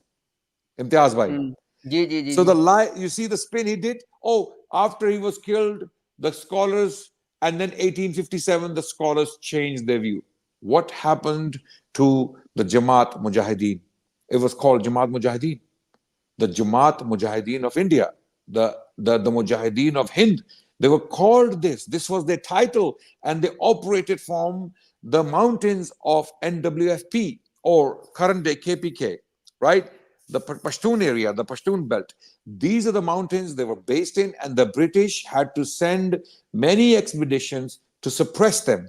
They continued. And these people, who are these people? Same ulama, same students, same fighters who were with Sayyid Ahmad Shahid, and they survived the battle, and some other people from India continued to join them. And this is a very, very vast history. There are books upon books written on this very movement. For example, I don't like to talk, without evidence. For example, Maulana Fazl Ilahi Wazirabadi, who was one of the leaders of this very movement, okay, in the early 20th century, he has written a history of this very movement. Okay, he has written a history of this very movement. There is another author called Abad Shapuri. and he has authored a book on the history of this movement called Sayyid Badshah Ka Kafila. Sayyid Badshah Ka Kafila. Okay? So the history of the Mujahideen movement in India. These people continued until 1947, until the British colonial rule in India was over. They continued to resist and fight jihad. So what the hell are you talking about, man? Yes, continue, inshallah. Ji Even some of the successors of Shah Abdul Aziz, Karamat Ali Jaunpuri, one of them, he was given Khilafat by Shah Ismail, the son of Hazrat Shah Waliullah Muhaddis Dehlvi, when he had actually given a fatwa against jihad to be fought with the British. I think this is so important because a lot of people say that no, Hazrat Mirza Ghulam Ahmad alayhi salam, he ended jihad. He said jihad's not applicable, but you're telling me no. There's so many ulama. In fact, the mainstream was saying that jihad is not applicable under British rule. Yes. Yeah. In the given circumstances at that time. Yeah. Okay. So let's go forward now. I Pause. noticed you very cleverly, in fact. Ji So here, he is again playing a game. He is using circumstantial fatwas to stop the jihad against the British colonial rule for circumstantial or for example, other reasons. Okay, as I mentioned earlier, either people were generally misguided or sold out, or they were in a state of fear to give these fatwas, right? Okay. He is trying to link those fatwas that were circumstantial and time-bound with Mirza's entire abolition of jihad. yeah You see the game they're playing. Mirza completely abolished the concept of jihad for his followers. He said jihad fi sabilillah as a concept is no longer obligatory, is no मसला longer जहाद applicable. मसला जहाद का इनकार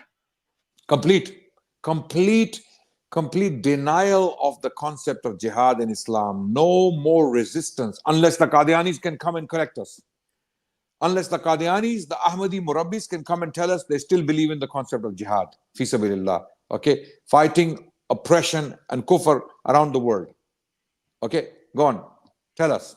जी Okay, so they are conflating two different things. Circumstantial, time-bound, temporary fatwas given by some ulama, a minority, to not engage in jihad with the British colonial rule because of their different reasons, with Mirza Ghulam Ahmad Qadiani's removal, abolition, denial of a basic concept in the Quran and the Sunnah. yeah These are two different things.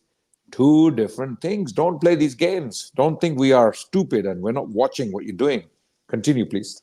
Yeah. Ji Spoke about all these ulama praising the British rule in the sense that they have religious freedom. Right. So why did Hazrat Mirza Ghulam Ahmad alayhi salam praise the British? Right. Praising the British, saying that, "Oh, our benevolent queen," or later on, "Oh, our benevolent and gracious king, we thank you because you have given us the freedom to proclaim and practice our faith without any fear. You have given us an opportunity to abide by the tenets of our faith, which is something so very unique, and we've never had this in India for the last many, many centuries now. So thank you very much for that." Yeah. That thankfulness. What is wrong with that? They condemn that as un-Islamic, even though the other ulama were doing it. The other ulama were doing it. Now, what did, it's interesting. Yeah. Because the other ulama were praising, on a couple of occasions, important turning points, hallmarks, right? The Jubilee of Queen Victoria, right? The Diamond Jubilee was the 60th one, right? The Wall of Transvaal, the Boer War, and the coronation.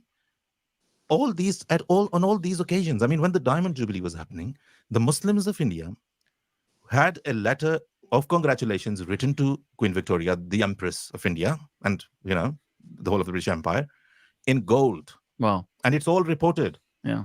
In not only the non-Muslim press, but the Muslim press. Stop. All of them were reporting that it's a letter written in gold.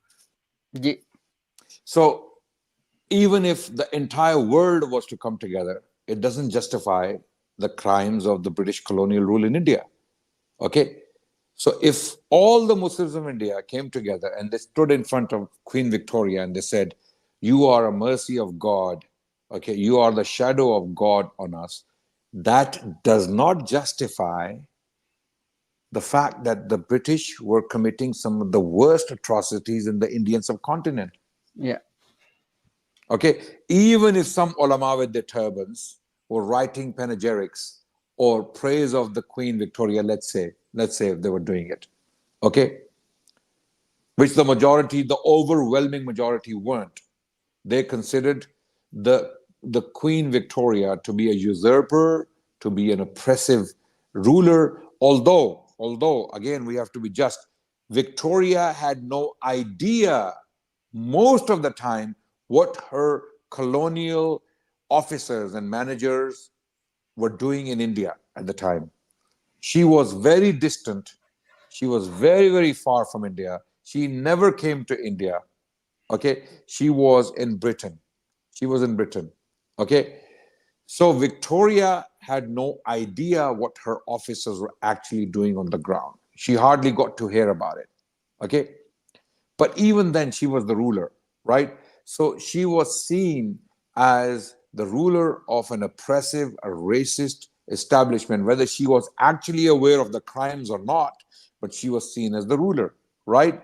So even if all the Muslims who were actually beneficiaries of the Raj, what he's not telling us, Imtiaz Bhai, many Muslim rulers in the Indian subcontinent who had princely states, they were ruling these princely states like Bahawalpur, like Bhopal, like Junagadh, and many other Hindu states, for example. So there were many small principalities ruled through semi-autonomous systems in the Indian subcontinent. Okay, all of these princely rulers, they had to pay tribute to the queen or the king whenever there was a silver jubilee or diamond jubilee, or whenever there was a darbar held. Okay, there was a famous darbar held in 1911, for example, when King George the Fifth, he actually visited India. Okay, and many of these Muslim rulers, the Nizam of Hyderabad and the Bahawalpur, they had to go and pay their respects because they were beneficiaries. They depended on the British colonial rule in India. They were part of the problem. Many of them actually didn't agree with the crimes, but they were oppressed. They simply couldn't do anything. If they raised their voice, they would be killed or they would be removed from power, like the British did to many, many different rulers.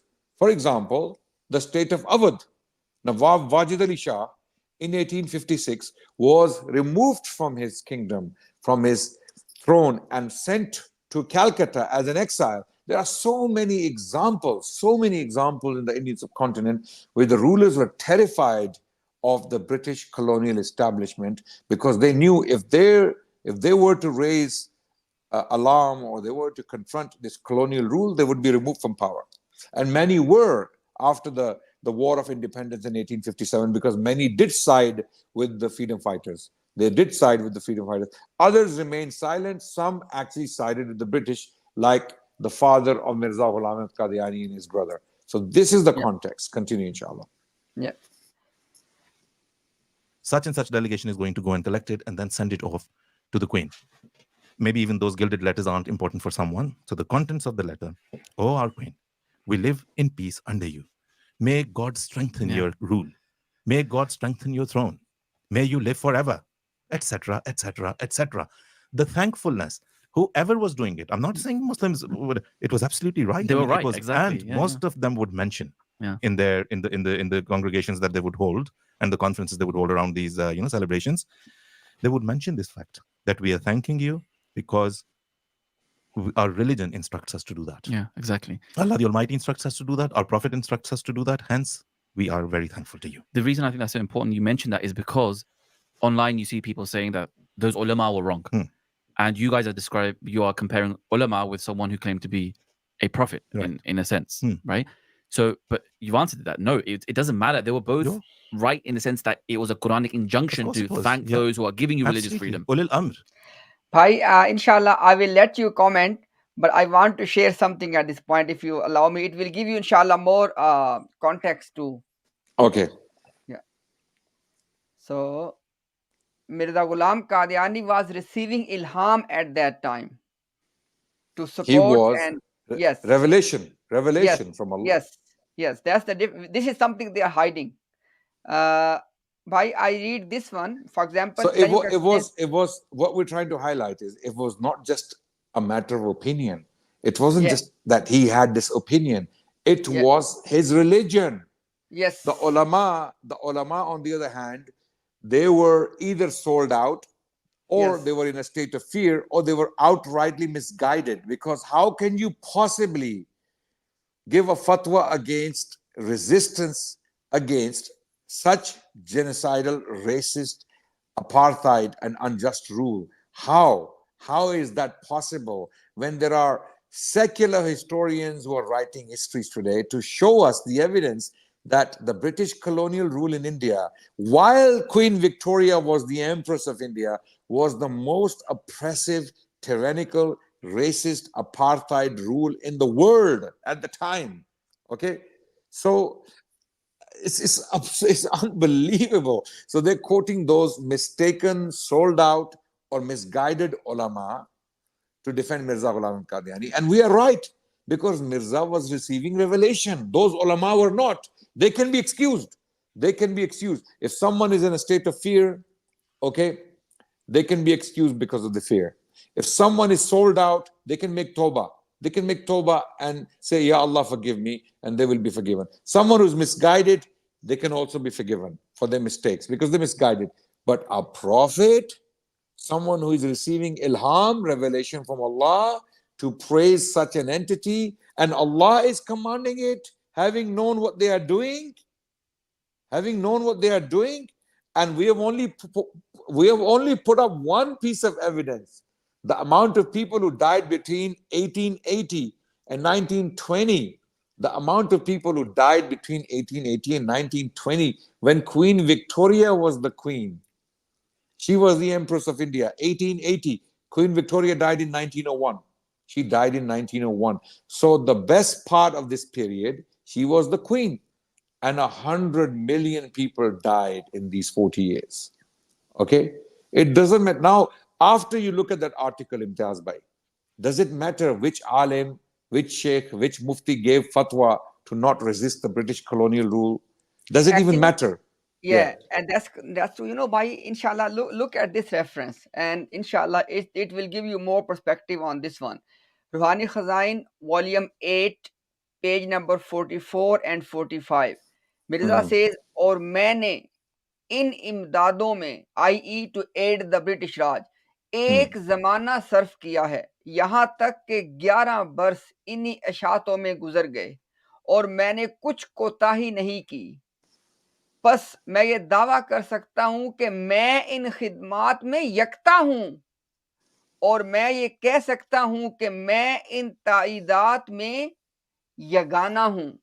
Why note these things? And then he says, और मैं कह सकता हूं कि मैं इस government के लिए बतौर तावीज के हूं। सुभान अल्लाह, सुभान अल्लाह। And then he says, और बतौर एक पनाह के हूं जो आफतों से बचावे। And next thing, by very important, खुदा ने मुझे बशारत दी है, खुदा ने मुझे बशारत दी है और कहा है कि खुदा ऐसा नहीं कि इनको दुख पहुंचावे, i.e. ब्रिटिश राज को, भाई ब्रिटिश राज को, कि खुदा ऐसा नहीं कि इनको दुख पहुंचावे और तू इनमें हो। सुभान अल्लाह। He basically quoted the ayah of Surah Tawbah, wa anta fihim, that ayah, he says that खुदा ऐसा, by this is the key point, खुदा ने मुझे बशारत दी है और कहा है कि खुदा ऐसा नहीं कि इनको दुख पहुंचावे और तू इनमें हो। बस इस गवर्नमेंट की खैरखाही और मदद में कोई दूसरा शख्स मेरी नजीर और मसील नहीं। अनकरीब ये गवर्नमेंट जान लेगी अगर मर्दम शनासी का इसमें मादा है। जी भाई। Allahu Akbar. So what Mirza Ghulam Ahmad Qadiani is saying, that I am unique in my services to this colonial establishment. He's saying against what Asif Basit, this Murabbi, is saying, because Asif Basit is trying to put Mirza with the ulama. They were ulama who also believed don't fight the British because they have given us freedom, right? But Mirza is different. Mirza is saying, I'm not like those ulama. I'm not like them. In my services, I am alone. You know why? Because I'll tell you why. Because none of those ulama made it part of religion to serve, to be loyal to the British colonial rule of India. Mirza did.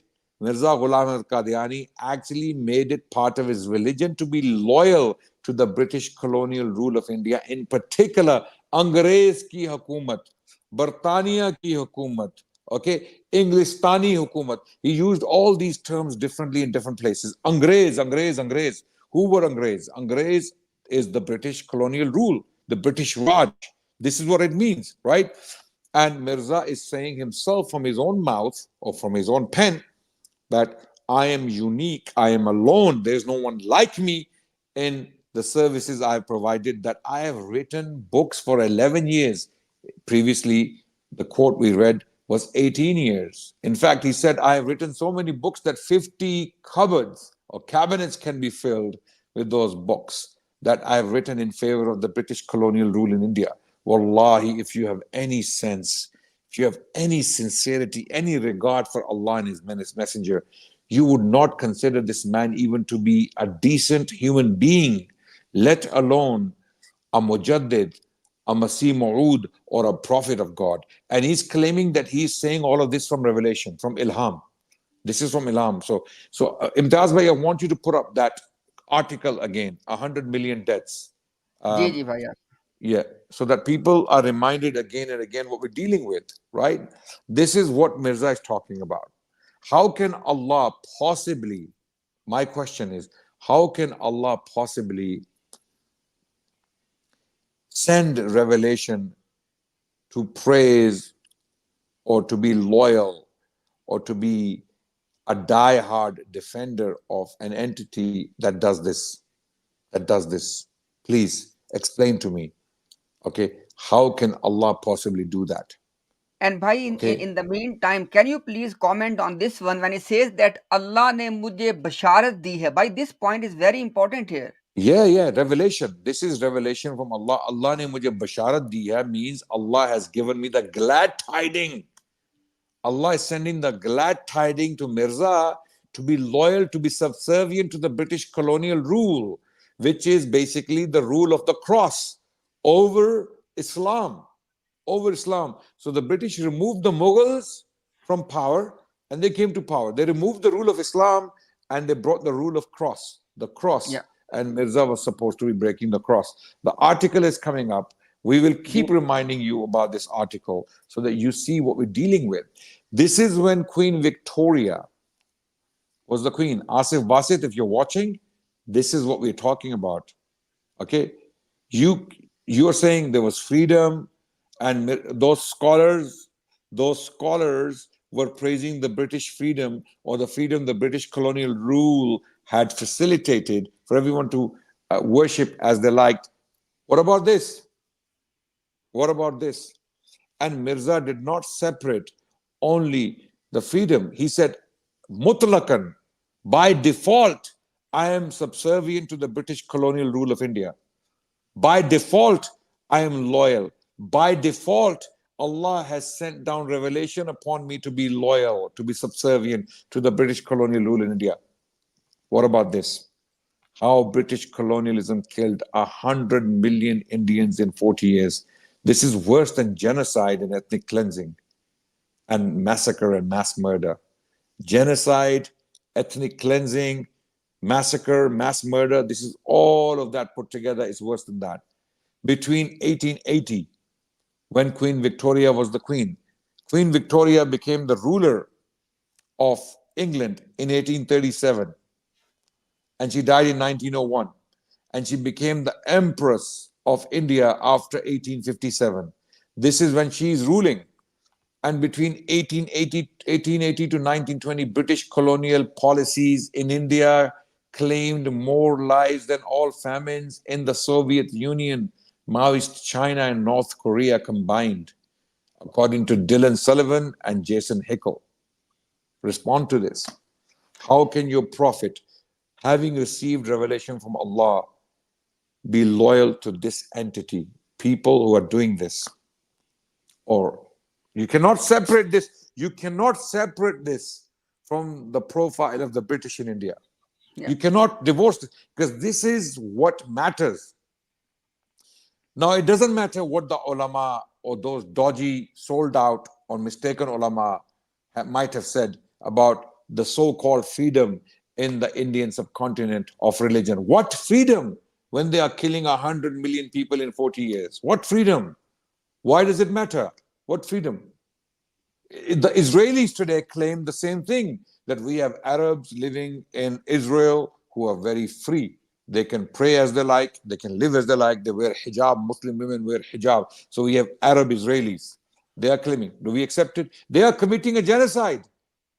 They are committing a genocide as we speak. And amazingly, your Khalifa is speaking against it at face. If we, look at his speeches, he's trying to, in not so many words, he's trying to say, oh, this is zulm, this is oppression, what is happening? Okay. Why didn't Mirza Ghulam Ahmad Qadiani have the same level of decency to talk against the greatest crimes taking place in human history? This genocide in Gaza is less severe in magnitude than what the British colonial rule did in India from 1880 to 1920, when Mirza was alive and was active as a Mujaddid, as a Masih Maud, or as a prophet, as you claim. And Queen Victoria was the queen. There's no escape. And your Mirza Masroor has the audacity to come and say, oh, आजकल जो Israel में जो गजा में हो रहा है वो जुल्म है, इसको खत्म होना चाहिए, मुसलमानों को कुछ करना चाहिए. Okay, right? Why wasn't Mirza decent enough to condemn something 1,000,000 times bigger than what the Israelis are doing in Gaza? Yes. Adnan bhai, let me tell you something very interesting. This same guy, Asif Basit, when this tragedy of Gaza started, guess what, bhai? He came up, he made a video. In that video, he said two things. Number one, he said that the people of Gaza are suffering because they rejected Mirza Ghulam Qadiani. Oh, subhanallah. And number two, bhai. Maybe the response will be about the people of India. 100 million deaths they suffered because they didn't accept Mirza. And bhai, second thing, look at this one. He said that Jews will go to Jannah without believing in Prophet Muhammad sallallahu alaihi wasallam. A concept that goes. He said these two things, and as soon as I cornered him, what did he do? He immediately made the video private. And we want him to put those videos out again. If you're sincere, and you put those videos, Asif Basit, you, the Murabbi, the official Murabbi of the Jamaat, if you have any courage or any sense of decency, put those videos out again. Yep. And people will see your true colors. You are a liar. You are a liar. I'm sorry to say this. Yeah, you are lying to your own people. You have no respect for them, and you're lying to the whole world. And this is why we're doing this stream. Everyone can see. If 100 million people died, does that freedom matter? If the Israelis have given some freedom to some Palestinian Arabs living within the boundaries of current state of Israel, does that allow them the license to go and kill the people of Gaza and commit a genocide? Or shall now the scholars of Islam praise Israel for the freedom they have provided to few Arabs living within that domain? Oh, Israelis allow that freedom to pray and wear hijab. Therefore, don't speak against them. Don't speak. Don't say anything about the genocide of Gaza. Don't say anything. Don't even try to resist. Don't resist any oppression. Don't talk about it. Is that what you are recommending and suggesting? Because India was far worse. In Gaza, only 100,000 people, not only, of course, it's a lot. May Allah have mercy on those souls. 100,000 people have been killed, estimated, okay? People say 50,000, but I would say 100,000 because there are permanent injuries, right? But in India, 100 million people died. 100 million people died. Imtiaz bhai has something on the screen. And bhai, I just want to mention, actually, again, highlight one important thing which I don't want anyone to miss here. So, bhai, the reference I presented earlier, I just want to bring that back here again, and I just want to focus on this point, bhai.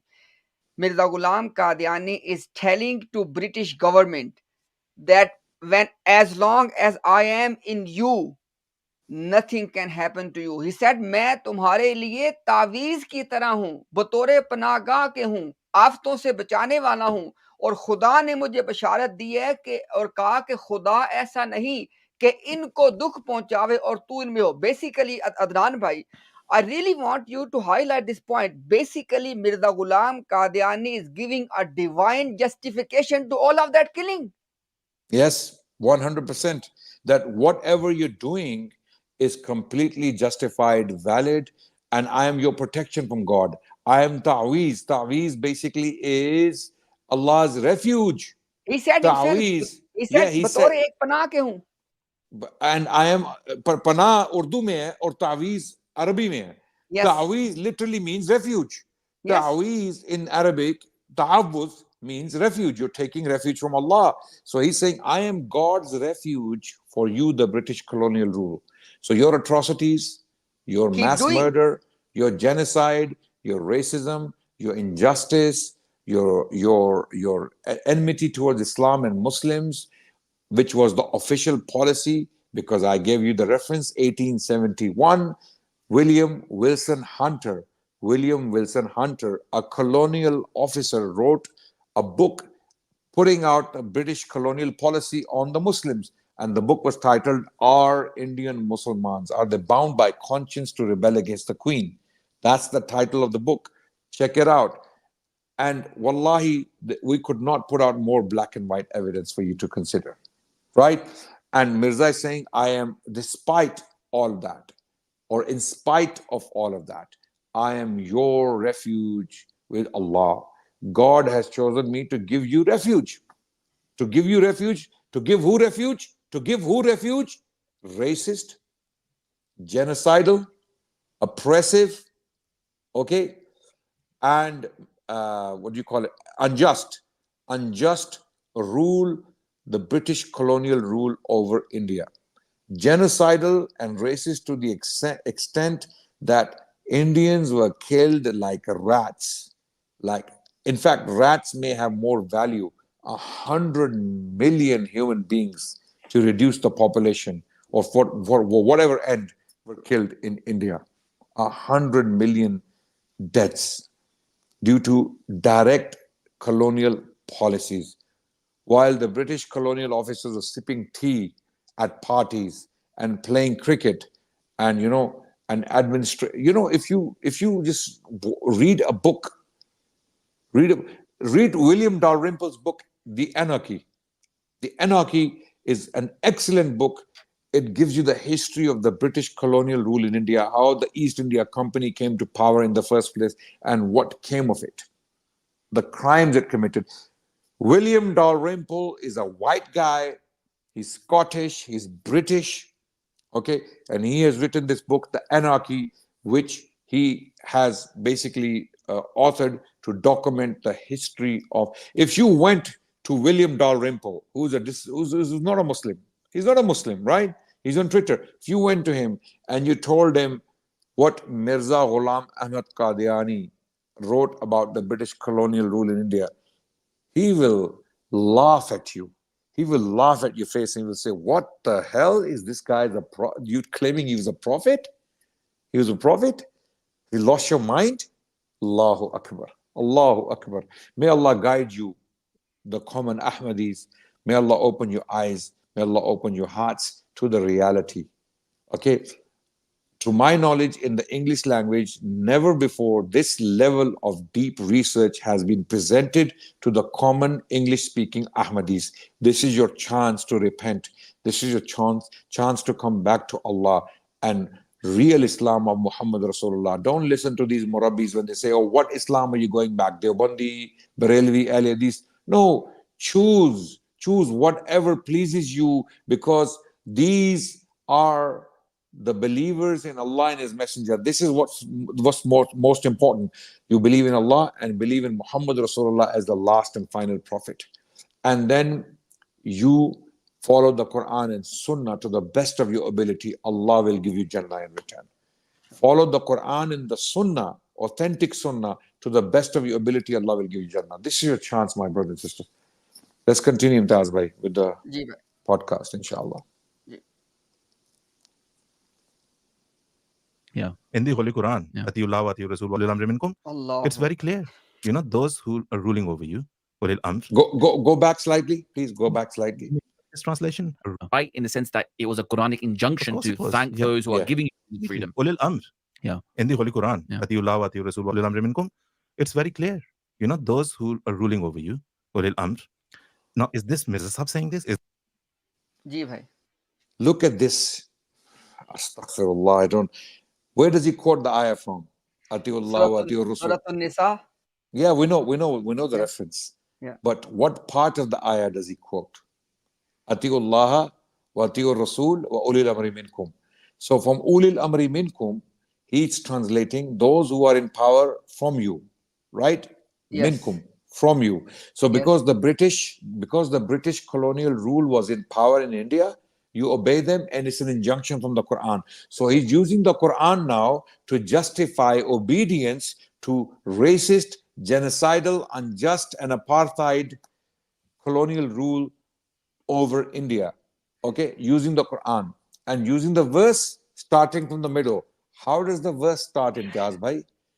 How does the verse start? Ya أعوذ بالله من الشيطان الرجيم بسم الله الرحمن الرحيم يا أيها الذين آمنوا أطيعوا الله وأطيعوا الرسول وأولي الأمر منكم فإن تنازعتم في شيء فردوه إلى الله والرسول. So he completely wiped out the beginning of the ayah, which starts with what? O you who believe. Allah is addressing the believers. Who is the believer? Who is the believer? Who is the believer? How does the Quran define believers? Okay? Quran defines believers as follows. Okay? How? They are the ones who believe in Allah and His Messenger. Right? They pray and they give zakat. Okay? These are the believers. إنما وليكم الله إنما وليكم الله والرسول. Okay, والذين آمنوا. Yeah, what's the verse, Imtiaz bhai? والذين آمنوا الذين يقيمون الصلاة الصلاة ويؤتون الزكاة. Yeah. This is the verse. This is how Allah subhanahu wa ta'ala defines the believers. Who are al-mu'minun? The believers are those who pray and they give zakat. Are the British, the colonial establishment, the colonial rulers, do they fit this definition? Absolutely not. The Quran tells us who the believers are. So the verse starts with Ya ayyuhalladhina amanu. O you who believe, obey Allah, obey the messenger, and those who are in power from you, the believers. Ulil amri minkum. Minkum refers to amanu. Ya ayyuhalladhina amanu. You cannot divorce, but he started the verse from right in the middle because he knows he's lying on the Quran. And that's why I believe these murabbis are deliberate kuffar. They are disbelievers because they choose to be disbelievers. They are dheet kafir, as they say, they are dheet kafir. They choose to be disbelievers. Okay, so let's go into inshallah. Is this me making up this translation? Absolutely not. Yeah. An influential Indian thinker and writer, Nazir Ahmed, more commonly known as Deputy Nazir, or Deputy as you would call it in English, Deputy Nazir Ahmed, his translation of the verse. He wrote it very clearly. Ulil Amr here for us means the British government. Right. And we should be very thankful to them. Oh my God. Maulana Shiraz His Maulana evidence is Deputy Nazir Ahmed, a novelist. His evidence in this regard is Deputy Nazir Ahmed, who was a novelist who authored this very famous Urdu novel called Tawbatul Nusuh. Okay, and this is how these people. So he couldn't find the Urdu translation of the Quran by Shah Abdul Qadir, Shah Abdul Rafi. Okay, well, very easily available in the 19th century. Okay, and Persian translations. He finds Deputy Nazir Ahmed. Okay, and why do we have to listen to Deputy Nazir Ahmed? In light of all the evidence we have already presented, why the British colonial rule could not possibly qualify to be that rule that the Quran is referring to, because the Quran is putting a limit. The Quran is limiting the rulers by Ya ayyuhalladhina amanu, those who believe, obey Allah, obey the messenger, and those who rule from you. From you. Minkum refers to Ya ayyuhalladhina amanu. So who cares what Deputy Nazir Ahmed has to say? With due respect to him. Who cares? And how do we know that he's actually not scared? He's not one of those scared ulama, or actually he was not one of the ulama. He was not one of the scared researchers, authors, or writers, or a sold out writers, one of the sold out writers, or one of the misguided ones. How do we know? Because he's clearly one of these three. Clearly one of these three, if he's saying the British colonial rule is basically a reference of that ayah from the Quran, where Allah is saying, Ulil Amri Minkum, having explained in the very beginning of the verse, Minkum is from Ya ayyuhalladhina amanu, O you who believe, right? So he's either sold out, he's either scared of the British government in India at the time, or he is basically completely misguided, jahil, not very learned, right? Or this is just simply his opinion that we can throw on the wall because it goes against the Quran directly. The Quran does not command the Muslims to obey an oppressive, tyrannical, racist colonial rule in India. Absolutely not. That would be impossible. That would render all the ulama who went to jails, who suffered, who died, who were killed in hundreds, if not thousands, by the British colonial rule in India. That would render them all wasted, right? So have some shame, Asif Basit, and come and join us, because we're going to open the floor very soon for you guys to join and tell us what you think of our treatment of your podcast. And inshallah, bhai, once you have, after we finish this one, we will give a final, you can say, maybe inshallah, you can give him 2 questions, inshallah. Maybe I can give him 2 questions. Look, if you don't want to come here on your podcast, answer these 5 questions. If you want to give okay, I'm responding to them, you need to answer these questions specifically. Inshallah, we'll give them at the end, inshallah, bhai. Inshallah. Yeah. Ali Jaunpuri, Sadiq Hassan Khan, Muhammad Hussain Batalvi, all the prominent ulama. Sayyid Nazir Hussain. Now, all of these are stalwarts of the Al-Hadith that I've named before you. Not only that, even, the founder of the Barelvi sect, Ahmed Raza Khan Barelvi, they very clearly stated. Where did these people say that Ulil Amri Minkum means the British colonial rule? You see, this is the game these Qadiani Murabbis, they just throw names and people think, wow, names, big names. Big names, Deputy Nazir Ahmed, Nawab Siddiq Hassan Khan, and Muhammad Hussain Batalvi, and Sayyid Nazir Hussain al-Dehlawi. Big names, as if we haven't read these people, as if we don't know what they have written, right? You are dealing with a different breed now, my friend. You are dealing with a different type of people now. Alhamdulillah, we know Urdu, and we know the English language, and we know the Arabic as well, somewhat, and some Persian as well, okay? So you're dealing with the different type of people now. You can't just deceive us. Show us where Nawab Siddiq Hassan Khan said that Ulil Amri Minkum refers to the British colonial rule. Show us where Sayyid Nazir Hussain Dehlavi said that Ulil Amri Minkum means the British colonial rule. Show us. Show us. Right. And secondly, by within that same ayah, it continues, فَإِن تَنَازَعْتُمْ فِي شَيْءٍ then Allah. Allah. Absolutely. So how can you go back to Allah and His Rasul if you are not a Muslim? Yes. If you're not a Muslim ruler, because Allah, the verse continues, very good, Imtiaz bhai. Thank you for highlighting. Okay. If you don't believe in Allah and His Messenger, why would you go back to them? Because it says, if you dispute with each other, if you, the believers and your rulers, dispute with each other, okay, فَرُدُّهُ إِلَى اللَّهِ وَالرَّسُولِ. Go back to Allah and His Rasul. Why would you go back to Allah and His Rasul? Okay, and then it continues. It continues. ذَلِكَ خَيْرٌ وَأَحْسَنُ تَأْوِيلًا. إِن كُنتُمْ تُؤْمِنُونَ بِاللَّهِ وَالْيَوْمِ الْآخِرِ. إِن كُنتُمْ تُؤْمِنُونَ بِاللَّهِ وَيَوْمِ الْآخِرِ. If you believe in Allah and the hereafter. So is this talking to the British colonial establishment?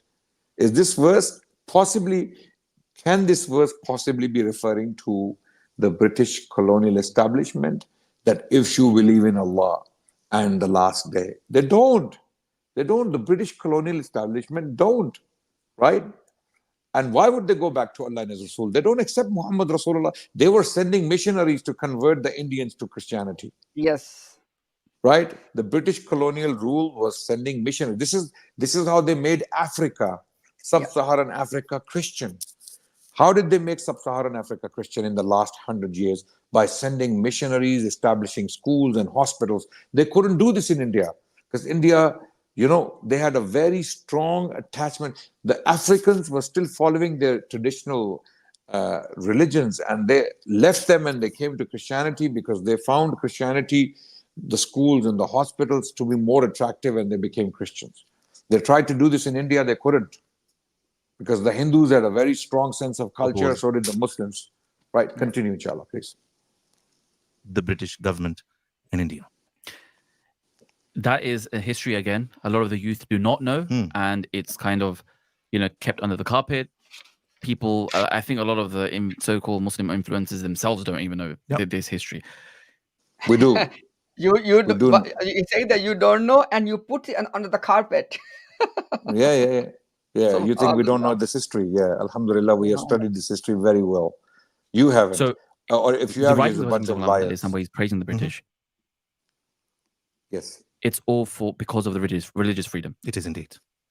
Because all other things that came with the British, he very, starkly opposed all of it. Like what? The influx of the Christian missionary societies. Exactly, coming with the claim that we are. By now, this is started to blatantly lie. Yes, absolutely. In light of the evidence we have already presented, he's calling it the shadow of God. He will die for this rule. He will obey this rule. We sent 50 horsemen, then 14 horsemen. I will give my life. My entire Jamaat is the most loyal group in India. And the list, I mean, we can write a book. We can write a book on these things. Inshallah, we will. Inshallah. By obviously there is a dispute and controversy on istighasa between the Muslim, scholars, etc. But let me show you the istighasa of their prophet in the word istighasa. And he is doing istighasa to who? To British Raj. Look at this one. So people can know, that this guy is just, hiding all of that. I don't know why. Well, he can come back and say that this is istaghatha bil ahya, not bil amwat. Yeah. Look at this one. Mirza we says, cannot see. Can you make this? Okay, continue, please. Make it bit bigger, brother. Is it okay? Okay. Mirza says that, by the way, all of this is coming from this Majmua Ishtiharat, volume 2, page 396 to 417. Look at this one.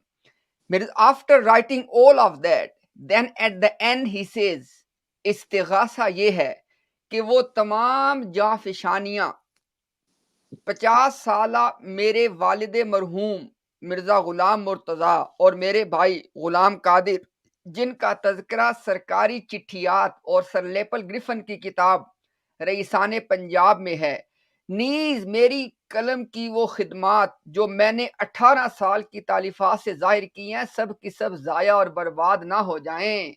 जी अदनान भाई. So his appeal or his istighasa in the Urdu, in the English language would be invoking the British government, the colonial government. He's invoking like we invoke Allah. Allah commands us to invoke him. Allah is al-Mughis.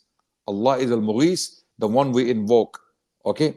So he is invoking the British colonial government, reminding them that for 50 years, my deceased father and my blood brother, Mirza Ghulam Qadir, have served you. And this is very clearly evident from the bulletins or the chittiyat. Okay, chittiyat means the letters you have sent. Letters you have sent. And the book of Sir Lepel Griffin, the book about the ruling families of Punjab. It's a very well-known book, right? Chiefs of Punjab. Chiefs of Punjab. Okay, it's a very well-known book. Okay, and it is stated there, and the services I have provided for 18 years. Okay, all of this may not go wasted. May not go wasted. Please, I am pleading to you. I'm pleading to the British colonial government. Please consider all these favors and noble deeds we have done for you. Please don't let it go to waste. It's like we beg, we go on Masalla and say, Ya Allah, मेरी सारी नेकियां कबूल फरमा, उनको ज़ाया ना कर. ए अल्लाह, मेरी नेकियों को कबूल कर, उनको ज़ाया ना कर. Oh Allah, please accept my good deeds and don't waste them. Mirza Ghulam Qadiani is basically pleading to the British colonial government, please consider the services of my father, my brother, and myself for 18 years. Don't waste them. MashaAllah. MashaAllah. Prophet of Allah. Okay. So may Allah guide you people. May Allah open Actually, your you know, hearts and your Adnan, minds. wallah, it's very heartbreaking. It's very ironic that despite all of that, they still have the audacity to say, "Oh, if Mirza Ghulam Qadiani was praising, the others were praising." Look, he's dying. Why? For what favor? What he want? Because he already said that the Look, British have already given, according to them, religious freedom. What else he wants? show me one Muslim thinker, scholar, intellectual in the 19th century or in the early 20th century who wrote that Allah has sent revelation upon me to tell me that my religion has two parts. Okay? One is obeying Allah and the other is to obey the British colonial rule. Yes. So your attempt to mix him with the ulama or those sold out, misguided, or scared ulama, because the majority, the overwhelming majority were directly against the British colonial rule. They were against. Okay, you are mixing Mirza Ghulam al-Qadiani with those categories. You are absolutely evil and you are manipulative to do that because you are hiding basic facts. Okay, and he said that Mirza Ghulam al-Qadiani had problems with other things the British were doing, like the missionaries, the influx of missionaries. And why didn't he speak up then? Why didn't he tell the British, stop killing 100 million people while I'm the Messiah? Wait. He is, Imtiaz Bhai, he Gigi. has been appointed by Allah to be the promised Messiah. To do what? To spread justice on earth, to save break the cross. lives, to break the cross, right? To spread to bring justice to planet Earth, to bring justice, right? While he is alive and he's active, not only that he doesn't stop this racist, genocidal, unjust, apartheid entity killing 100 million people while he's alive, he actually starts praising them, starts expressing his desire to die for them. He starts appealing to them, starts invoking them. So instead of doing the right thing, because he was the promised Messiah appointed by God, he should have spoken up and he should have been in the prison. Wait. He should have been in the prison, or he should have been in the mountains resisting this racist, genocidal colonial rule. But he's actually on the side of this colonial rule. You have no escape. You have no escape. You have no way to go. Okay, that's it. Game over for you guys. This point alone, this argument of ours alone dismantles your religion, completely dismantles your religion, absolutely removes the rug from your feet. The British colonial rule in India and its history and its profile alone completely is enough to dismantle your false religion. Absolutely. Let's go, Imtiaz bhai. Are going to turn the whole of India. We're going to make them convert to Christian. India will be Christian, right? And the flag of Jesus, the Christ, will wave and will fly high. And these are in their reports? In there, it says all over the place. It's in their reports. It's in their biographies. It's everywhere. That was their mission. That was the mission. Okay. And the promised Messiah, alayhi salam, said, while praising the British. Why note this point? He said, he basically shoots her he said that the mission of these colonizers was to raise the flag of Christianity in British India. He clearly admitted this. Yes. Now the question is, Mirza Ghulam Qadiani is saying to these leadership of he's telling them, look, I am your refuge. Allah has given me the good news that keep doing what you are doing. How he Absolutely. was opposing them? I mean, by becoming their refuge and ta'weez, how did he oppose them? Yes. And how did he stop the spread of Christianity in India? He was supposed to break the cross. How did he actually stop it? By praising the same entity, the same Yes, people who are yes, bringing in the missionaries. yes, So he wants to stop the missionaries, but wants to serve and die for the same entity that's bringing in these missionaries, and wants to praise the same queen and calls her the mercy of God, the shadow of God on earth in Tuhfa Kaisariya. He is yes, praising the same queen who is the head of the church. She's yes. the one sending these missionaries. How does that make sense? Bhai, Tell I us. just, bhai, those common Ahmadis who are watching now or they'll watching in the future, my simple question to them is, these British Raj, according to their own admission, it was to strengthen the worship of Jesus and to raise the flag of Jesus worship. Now, 100%. now the question is, to these people, this is what Mirza Ghulam Qadiani said, and now you tell us that how he was opposing them. Why, look at this one. हमारे खानदान ने सरकार अंग्रेजी की राह में अपने खून बहाने और जान देने से फर्क नहीं किया और ना अब फर्क है. He said that our family, for the sake of British Raj, we have not spared our lives neither in the past and nor we are going to spare our lives right now as well. Now my question is simple, very simple question I want come to think Ahmadis, that if Mirza Ghulam Qadiani was going to sacrifice his life for the Britons, for what? Because they are telling you right now, they just admitted a few minutes ago that the mission of British Raj was to raise the flag of Jesus worship in India. And Mirza Ghulam Qadiani is saying, I am willing to sacrifice my life for you. How he was opposing them. Please, people, think. Adnan bhai, should I continue? Yes, let's continue, please. Continue, because I'm charging my phone, so Okay. my camera will be off for a few minutes. Continue, Yeah. please. Yeah.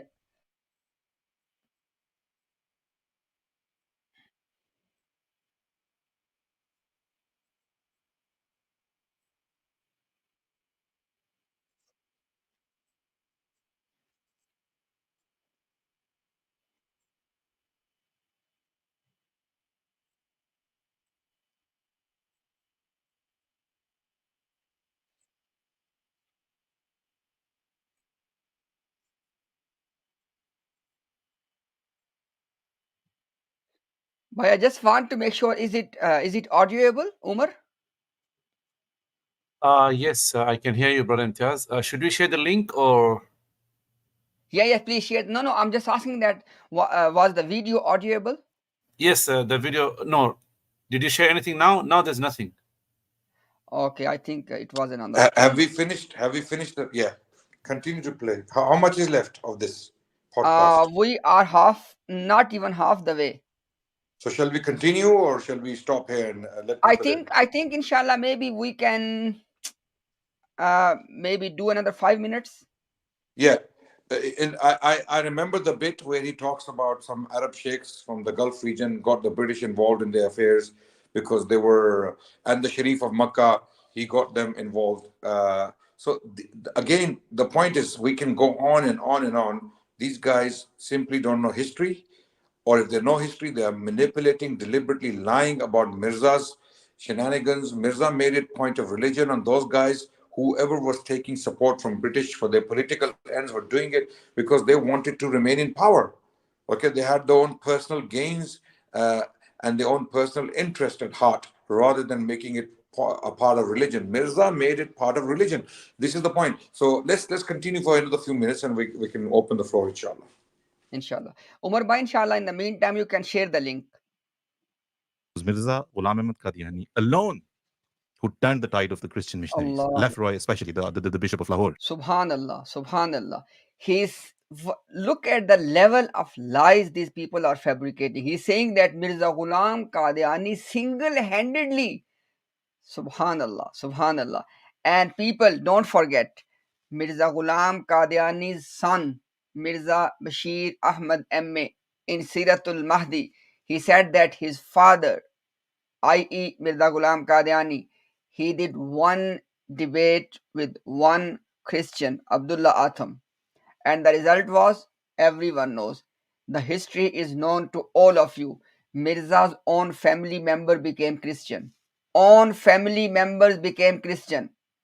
The people who invited Mirza, the people of Jindiala, the Muslims of Jindiala, even the Muslim scholars were warning them that be careful, you are choosing the wrong person. But still, when Mirza debated, what happened? The people of Jindiala, they apostatized. They became Christian. And after Mirza Ghulam Qadiani's prophecy about Abdullah Atham was failed, they were humiliating these people. The Christians were humiliating the Muslims in the street of Qadian and Amritsar. How? They brought a special elephant. They put Abdullah Atham on the elephant and they were marching in the streets of Amritsar, saying that Mirza ki aisi gat banayenge, sare ilham bhool jayenge. Don't be angry at me. This is something they were chanting in the streets of Amritsar. What was that? That we are going to teach such a lesson to Mirza Ghulam Qadiani that he will forget about his revelations. This is what the Christians were chanting in the streets of Amritsar. Okay, and this person is telling us that Mirza was single-handedly turning the ties of Christianity. Subhanallah, what a liar! And his accomplices. Right. Wow. Right. So, Ji bhai? Continue. I was going to say the same thing, that these people have no shame. They have no shame. Yeah. You would not have that. India would have converted to Christianity Allah. had it not been for the religious freedom granted by the British. So should anyone, a Muslim, not have been thankful for that? Yeah. That yes, oh British government, you bring along a whole, numerous Christian missionary societies. Yeah. But thank you very much for granting us the freedom so that we can tell them where they're wrong. Yeah, and counter. Bhai, ek easy. He said that, Ji bhai. Ji Imtiaz bhai. He just said that it doesn't matter if they were bringing the missionaries as long as they were giving the freedom to practice it. The point is, they were backing all of these Christian missionaries. Okay, Yeah. and Absolutely. And they are the ones who are bringing in the missionaries, and Mirza is talking about them as a mercy from God. Mirza is calling this colonial government representing the cross, actually the greatest, the biggest representation of the cross in the world at the time. In the whole world, the largest number of missionaries was coming from British colonial rule all over the world. In Canada, in Australia, in Africa, where were the Christian missionaries coming from? Mainly from Britain, mostly from Britain. Okay, and Mirza is saying as long as they allow us to do our thing, they can bring the missionaries, and they are a mercy from God. And this he was saying from Revelation. How can you reconcile the two things? I don't know. exactly. Where Islam is right. So thank you very much. What is the problem there? I just don't understand. Yeah, and that's such a good point, because he's literally thanking them for allowing him to counter what they brought to India. Absolutely. Christianity. Yes. And do you think on social media, especially when they're talking about, Ahmadis being a fifth column or British agents or established by the colonial powers, do you think these people have not read the writings? They have not. Because I know there's a lot of cherry pick writings which we're going to come to, but for someone who has read the works of Hazrat Mirza Ghulam Ahmad, properly read them, I don't understand how they can come to the conclusion. Not only that, Father, not only reading the works of the Prophet ﷺ, there are only two possibilities. Either they haven't read history. Yeah. I mean, they can claim to be a bibliophile or whatever they like. I mean, by the way, it's not yourself who claims, I'm a bibliophile. It's people who tell from your work, from your attitude, from your knowledge, right? but they haven't read history. They have not gone into it. They've only cherry-picked things from here and By this time, you are the you are the subject. Gigi, he's talking from the about writings me. of the He's Promised talking Yeah, Messiah yeah. about and me. brought and presented it. Don't confine me This to is the India. pain. It's paining them that we are doing these campaigns, and Alhamdulillah, we have proven our qualifications. I'm a qualified historian, and I have a large collection of books. I have books that they don't have. I have books from the Ahmadi movement. I don't think most of them even have the first edition of Brahini Ahmadiyya. I have it, and this is the level of bibliophile I am. Okay, so by the way, I've recently managed to acquire some more books, original first editions from the Ahmadi Jamaat, published in Qadiani. So I'm collecting these works. Don't worry. There's more bibliophilia coming, inshallah. Don't worry. Okay. The point is, he's saying that in India, this was Mirza, because he was allowed the freedom, he was praising the British colonial rule because they allowed the freedom to confront the missionaries. Can we say the same thing about Twitter, for example? Twitter is one of the biggest sources of Islamophobia in the world. Okay? One of the biggest sources. So can we now, because Twitter allows us accounts and limits our freedom. Sometimes our accounts and our tweets are shadow banned. Everyone knows who's been tweeting on Twitter, you know that sometimes your tweets don't reach a certain amount of people because there is some limit on certain words, like Israel, let's say, right? Okay. Shall we now say that Twitter is a mercy from Allah? It is God sent, it is God's shadow on earth, and we should die to defend it. Can we do that? These are the parallels we need to make. So it doesn't make sense. These arguments, they're stupid, so stupid, these arguments. It's unbelievable. And they're claiming that we haven't read. Shall I continue? Yeah. Fathers. Let me go out into the whole of the Muslim world. Who was not praising the British in the Muslim world? I wish you can show on the screen the But he's a good actor. Sometimes he just goes emotional. Just this rhetoric thing. love letters exchanged between McMahon and Sharif Hussain of Mecca. If we can show them on the screen. We can. You have them with you? Ji bhai. So if Sharif Hussain of Makkah was invoking the British for help, how does that make him a role model for us? I don't understand. How does that make Sharif Hussain of Makkah, who was doing this for his private personal interest? He was doing it so that he remains in power, and his sons were given the governments of Jordan and Iraq later on, Prince Faisal and Prince Abdullah, and they were made to be rulers of much of the Middle East. How does that make him a role model if he got the British help to come to power against the Ottomans? Okay, he's not talking about the fact that Mirza Bashiruddin Mahmud has sent Qadianis to fight against the Ottomans on the British front in Iraq. Yes. So there was jihad fi sabilillah for the sake of the British colonialism against the Muslims to remove the Ottomans from power, and the Qadianis had taken part in such a battle. Okay, how is that not treachery? So jihad fi sabilillah against the British colonial, racist, genocidal British colonial rule is not allowed, but against the Muslims is perfectly allowed, fighting for the British colonial rule. How does that make Sharif Hussain a role model, or those Arab sheikhs from the Middle East who later on got the British involved in the colonial rule of Britain involved in their affairs? How are they role models? Because later on, these same very sheikhs were to regret. They regretted this help and they tried to get rid of it. If they have read the history of the Middle East alone, they would not be making these claims, because the common Ahmadis, unfortunately, don't read these books. They get away with these lies and these manipulations. Inshallah, continue, Imtiaz. Adnan bhai, what I'm thinking is, obviously they're gonna say this same kind of thing for the rest of the podcast as well. Inshallah bhai, I'm thinking, if you allow me, I give my you can say 5-minute conclusion. Inshallah, in the meantime, you can think of your as well. Then inshallah we'll post this one as separate video. Why? It's almost certain that Asif Basit does not have the courage to come and talk to us face to face. But inshallah, what I'm thinking is we can post a video, this one inshallah, which we're gonna make right now, and we will inshallah ask him that, okay, we know you are covered, you cannot face us, at least on your platform answer these questions. What do you think, bhai?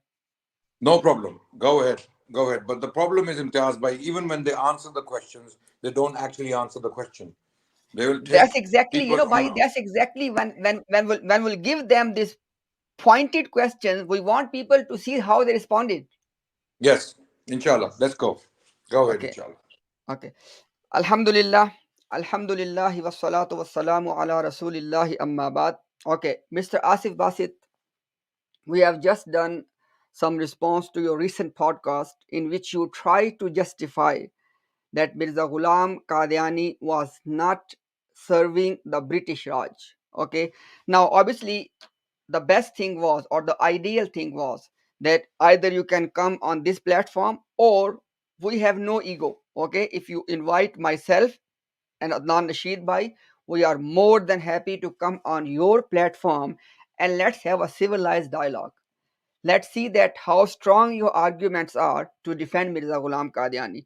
But we are almost certain, that you will never ever face us because you know you have no ground to stand. But inshallah, in this short video, we are gonna give you few things so which we want you to respond directly.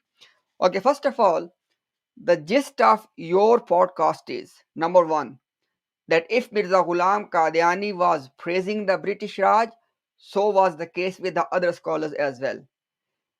How it would justify Mirza Ghulam Qadiani's all of that praise? And inshallah, I'm going to show again in a minute that how Mirza Ghulam Qadiani and to what level he was going. For example, he was saying that it is obligation, a prophet of Allah, a claimant of prophethood is saying that it is the obligation of Muslims to obey the British Raj. On whose behalf he was talking? Because he said in other places that he never speaks unless Allah gives him revelation. So was it Allah's revelation to tell people and Muslim to obey the British Raj? So you cannot compare Mirza Ghulam Qadiani with anybody else. Okay, you cannot make sense of this. So our question number one is, if other Muslim scholars, if they were praising the British Raj, how would that justify Mirza Ghulam Qadiani's praise for the British Raj, who was oppressive and who were they were the cause of killing of 100 million Muslims? How Mirza Ghulam Qadiani is justified to praise them? Please tell us. Now, secondly, please pay attention, Mr. Asif Basit. We have presented already, inshallah. I'll show it again in a minute. Mirza Ghulam Qadiani said that he is willing to sacrifice his life for the British Raj. My question is it not true that he was telling people that wars have been lifted? No more wars. Then why he was willing to fight on the side of Britain? And secondly, if he was going to fight on the side of Britain, who he was going to fight against? Who he was going to kill? On what basis you justify this quote unquote jihad of Mirza Ghulam Qadiani, but on the other hand, he was denying jihad? Please justify that. That on what grounds, through which ayat of the Quran, through which ahadith you can basically you can support that Mirza Ghulam Qadiani has the right to die for Britons? Please explain this one. And next thing is very important. Mirza Ghulam Qadiani was telling the Britons that I am your ta'weez, I am your refuge, I am your protection. And he was telling them that Allah has given him the good news that nothing will happen to British Raj as long as Mirza Ghulam Qadiani is amongst them.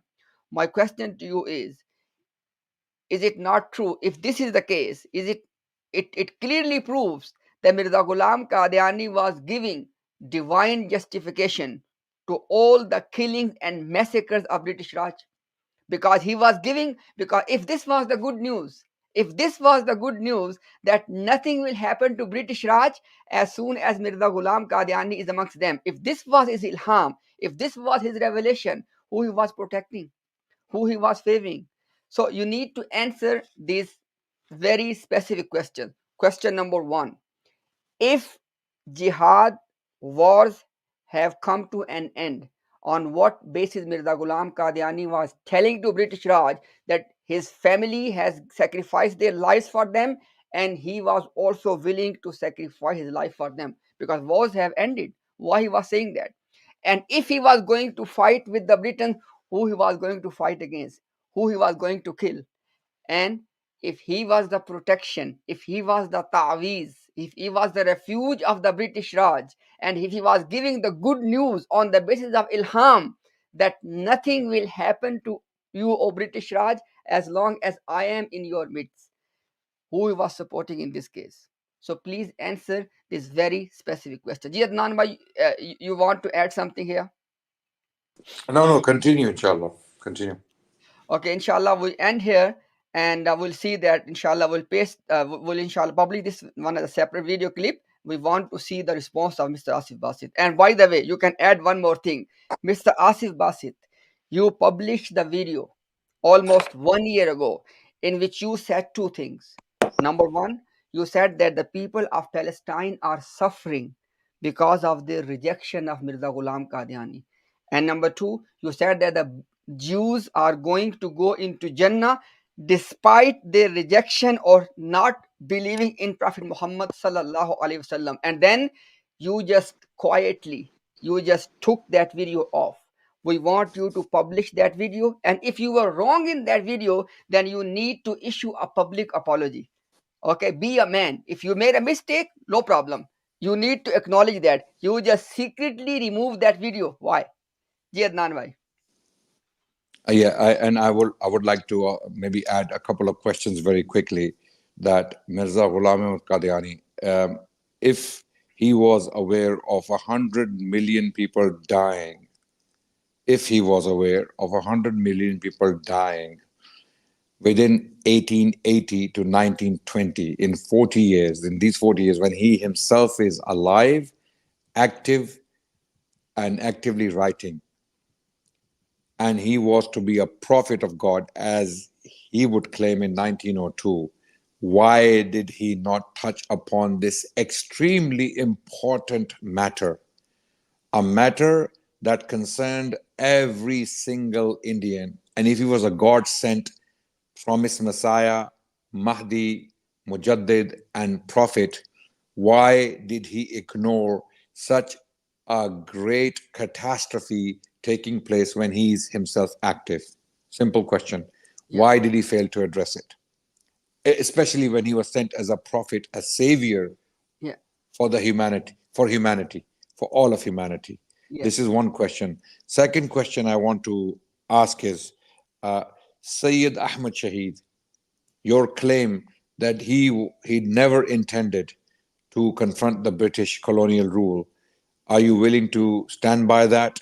And if you are you willing to come and discuss that with us on one of our streams, or let us come to your streams and we will discuss this publicly, openly, and we'll present the black and white evidence? Are you willing to do that? Okay. Third question is, we have shown that all the examples you presented are not valid. In light of all the crimes the British colonial rule committed in the Indian subcontinent alone, all the fatwas in their favor or neutral fatwas are irrelevant. They are completely bogus and unacceptable. Okay? In light of all that, how do you justify Mirza Ghulam Ahmad Qadiani's loyalty that was revealed by God to him? He claimed that my religion has two parts. One is obedience to Allah. The second is the obedience to the British colonial government. The British colonial government, he claimed this was stipulated, this obedience, okay, this loyalty was stipulated by Allah. My question is it Allah who directly commanded the British to kill 100 million people between 1880 to 1920? And if Allah did, then why did Allah subhanahu wa ta'ala condemn Fir'aun and Haman and Junuduhuma in the Quran? On what basis? Why is Allah condemning all those oppressors and specifically mentions, Allah specifically mentions their killing as their crime? Okay, they would kill men and keep women alive.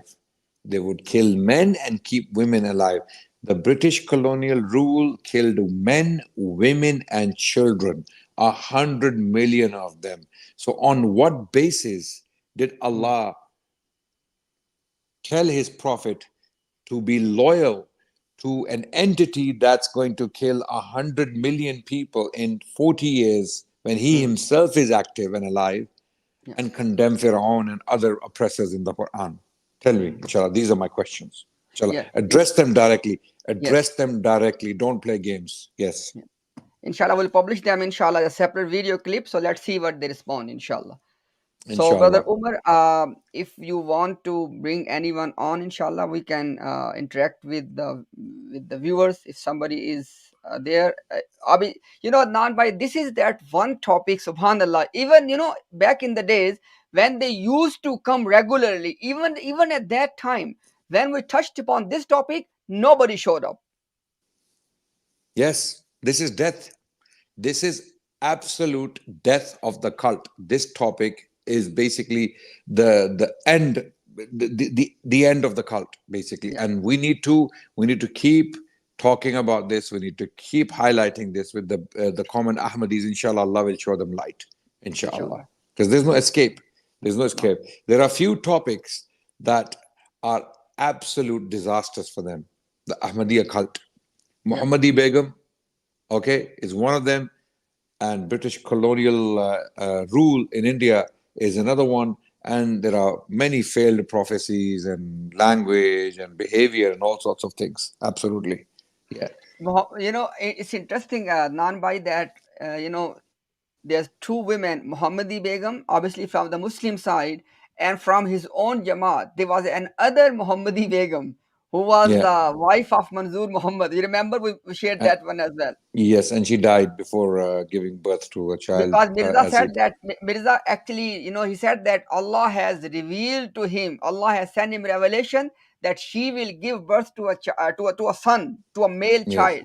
But obviously, when she gave birth to a girl, he said, okay, no worries, it will happen in the future. But then she died. Yes. So the two Muhammadi Begums indicted him. Alhamdulillah. May Allah have mercy. May Allah have mercy on both of them. Ameen, Ya Rab.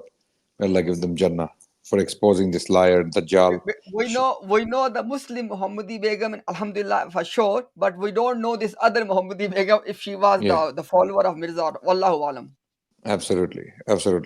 And we need to talk more about these issues, Imtiaz bhai, so that this level of respect and honor they have created in the minds of the common Ahmadis of this Dajjal, this liar, at least it is dismantled and it is shattered, because they have to know the reality of this person, the one they have created. This is a money-making scheme, and they have created an idol for themselves, and they just don't want the idol to be destroyed. They don't want the idol to be smashed, because they want to continue making from the gullible Ahmadis. This is the game. Exactly. So, sorry, let's take Brother Ali. Are you on the stage? Brother Umar, can you fix? Can you fix the yes? Oh, Assalamu alaikum wa rahmatullahi wa barakatuh. I'm a Muslim. I've come here before. I know. I've spoken to Adnan by once before, ages back. And you know what? Jazakallah khair for having me. It's always a pleasure being in the presence of you two great people who are helping the Muslim Ummah get away from this evil cult. But I've got one question. It's slightly on topic, but slightly off topic. Maybe you can address it, maybe you're not. That's fine. I just want to know, where did this concept come from that people believe that Imam Mahdi and Jesus are one person? It's just not. I've come across not majority, all Qadianis believe this, and that I spoke to. Not only that, there are people in India that believe this. There are people that claim that they Mahdis themselves, they believe this. So if you can enlighten me and tell me where we know that Mahdi and Jesus are two separate entities. The hadiths are clear on this. So where did this concept come from? I'm laughing because I find it funny that they're saying that the Jesus and Mahdi are same people. Where does this idea come from? Okay, Brother Ali, inshallah, before Adnan bhai, inshallah, gives his thought, in your presence, alhamdulillah, we are sitting live here.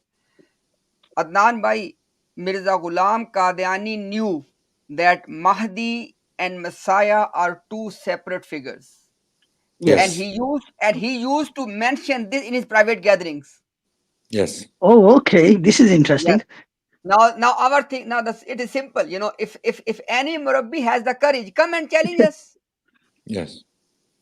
Right. And Okay. then and it will dismantle the entire house of cards. Basically, Exactly. they take this idea from first of all, they want to make Mirza the Mahdi and Isa at the same time. They want to unite two persons in one human being. Okay, and in order to do that, they found a weak report in Sunan of Ibn Majah, which says Lal Mahdi illa Isa. Okay, there is no Mahdi Okay. except Isa. And this report is weak. It is da'if. It is not even trustworthy. Okay, Okay. because it goes against mutawatir reports. Number one, first of all, the hadith itself, by itself, the chain is weak. The chain of narrators, there are weaknesses in there. That's point number one. Point number two, this hadith goes against mutawatir hadith about Isa alayhi salam and about Mahdi, the person of Mahdi. Okay, and on top of that, Mirza Ghulam Ahmad Qadiani himself said there is no authentic hadith about Mahdi. So that Okay. even that confirms that this hadith is daif, even to the Qadianis. Whether it is whether You it know, is by yeah yeah let me, as they say that damag ki dahi banana, yeah Mirza Ghulam Qadiani, on the one, first of all, he knew that Mahdi and Messiah are two separate individuals, but he was lying to people in the public, number one. Number two, as Adnan Bhai said, he was using a da'if hadith that only Isa is the Mahdi, and he was rejecting all the authentic. The third thing is, he said all ahadith about Mahdi are unauthentic. Okay, but guess what, Adnan Bhai? For every single one of his claim, he used the hadith of Mahdi. For yes example, in order hmm, to claim a Bruzi Muhammad, he used the hadith hmm, of Mahdi. In hmm, order to claim a Rajul from Faris, he used the hmm, hadith of Mahdi. hmm. For everything he was using. And the last thing is very interesting, Adnan Bhai. He said that no Mahdi is going to come from the progeny of Sayyida Fatima to Zahra radiyallahu ta'ala anha. And guess Wait, what, Adnan really? Bhai? And then Adnan Bhai, he said that he is from the progeny of Sayyida Fatima to Zahra. That Subhanallah, how to reconcile all of this mess? it is. It's a massive mess. That's all I wanted to ask you. Jazakallah for the answer. And I've noticed one thing before I leave. I noticed one thing that these Qadianis do is, which I can't comprehend and fathom this. The hadiths that are accurate and correct, why do they have a tendency to leave those behind and then go for the weak ones? I understand that they're trying to make Mirza Ghulam Ahmed to fit into, to make it so, make us believe that he's a prophet. But we know otherwise. But still, the hadiths that are accurate and sahih, I just don't understand that they don't even look at them, never mind acknowledge them. Because I've seen your debates, you've pointed out, Adnan Bhai especially, he's pointed out so many sahih hadiths, and they're like, no, we're going to ignore these. Let's just stick on these weak ones. And I've seen this tendency with many Qadianis, and I don't understand why don't they acknowledge and read the hadiths, the ones that are accurate, and talk about them. Ali, obviously you also know the answer, I'm sure, but just for the sake of other people, as I just want to mention two things before Shadnan Bhai can add something into that. Number one is that Mirza Ghulam Qadiani was begging for three favors to Right. Muslims. Okay, he said that give me three favors and I can prove that I am the Messiah, I am the Mahdi, and I am whatnot. Now, what are those three favors? Number one, he said that I have the sole authority to interpret the verse of the Quran the way I want. Number one. Number Okay. two, he said that I will decide which hadith is authentic and which is unauthentic. Number three, Oh, he said okay. that I will tell the meanings of any hadith. Number four, he said that wherever I cannot find an ayah, I can't find a hadith, I will simply say it is my ilham. For example, he said that I am from Ahlul Faris I have no evidence but my ilham. He said, I am from Bani Fatima. I have no evidence, but I have ilham. He said, Isa has died. Allah has given me ilham. He said that I am the Isa now. Allah has given me ilham. What I'm trying to say is, Adnan, by these 4 things, he was asking as a favor. If you give to anyone, he can prove he's God. Yes, absolutely. From the The di- Quran, you can make a trinity out of the Quran. Yes. You know, there's a trinity. Ya ayyuhallazina amanu ati'u Allah wa ati'u Rasul wa ulil amri minkum. This is a trinity in the Quran. There you go. Allah, the Rasul, and those who are in power. This is the holy trinity in the Quran. We can make it up. We can say, oh, there's a trinity in the Quran. Okay, but it doesn't work like that. Nothing. The Sunnah does not allow us to make kufr out of the Quran. That's why when you give this freedom to anyone, as Imtiaz Bhai said, you can make anything out of anything, right? So that's why Mirza Ghulam al-Qadiani was a liar, because he had no standard, no set standard. Anytime he wanted to claim something, he said, I have ilham. Allah has just inspired me. Okay, and no one else has to know this information. For example, Prophet Muhammad wasn't told that Isa alayhi salam actually was crucified. He was put on the cross. The Prophet did not know this, sallallahu alaihi wasallam, apparently. And then he survived the cross and then traveled to Kashmir and died in Kashmir and got buried. Apparently, the Prophet didn't know this. This is why the Prophet sallallahu alaihi wasallam was telling us that he will return, he will come back, and he will do X, Y, and Z. But Mirza has ilham that cancels all of that. That cancels all of that. Or it reinterprets it. Yeah. Yeah. Sorry, just before I go, an important thing that Brother Adnan just pointed at. What's stopping someone else just from a street saying, oh, like Brother Imtiaz said, he's a bruiser of this and so. What's stopping some average person saying, oh, I'm a bruiser of Mirza Ghulam Ahmed, and he then starts this whole process? Nothing, because by their standard, any Tom, Dick, and Harry, apparently there's a guy who's claiming to be Mahdi. I saw him on Instagram. Some guy in the US, some guy is claiming to be Mahdi. He's claiming to be Qaim. He's claiming to be a descendant of Fatima radiallahu anha, and he's doing a very good marketing campaign. He's got thousands of followers on his TikTok, I think TikTok or Instagram page. Okay, so by their virtue, by their reasoning, we have to follow him. We have to take him seriously, because the guy, he may have some arguments. So Mirza Ghulam al-Qadiani, the issue doesn't end with him. He wants to open the door to all cartoons and charlatans and all jokers and liars and dajjals to claim prophethood and be taken seriously. This is the point. This is what Mirza Ghulam al-Qadiani and his Jamaat want us to deal with. We're not going to do that. The door of prophethood has been shut. Yes. There's no revelation coming from Allah subhanahu wa ta'ala. Okay. And that's it. It's over. Jazakallah Adnan Bhai, Jazakallah Imtiaz Bhai. May Allah subhanahu wa ta'ala guide those common Ahmadis that want to leave. May Allah subhanahu wa ta'ala guide those to the actual Islam. Ameen. And Jazakallah for having me. Inshallah, I'll speak to you brother soon. Immediate duas. Jazakallah. Allah Hafiz. Thank you. Allah Hafiz. Assalamu alaikum. Thank you very much. Brother Umar, Bashir. mashallah. Bashir Bhai. Assalamu alaikum. Kiddam Bashir Saab.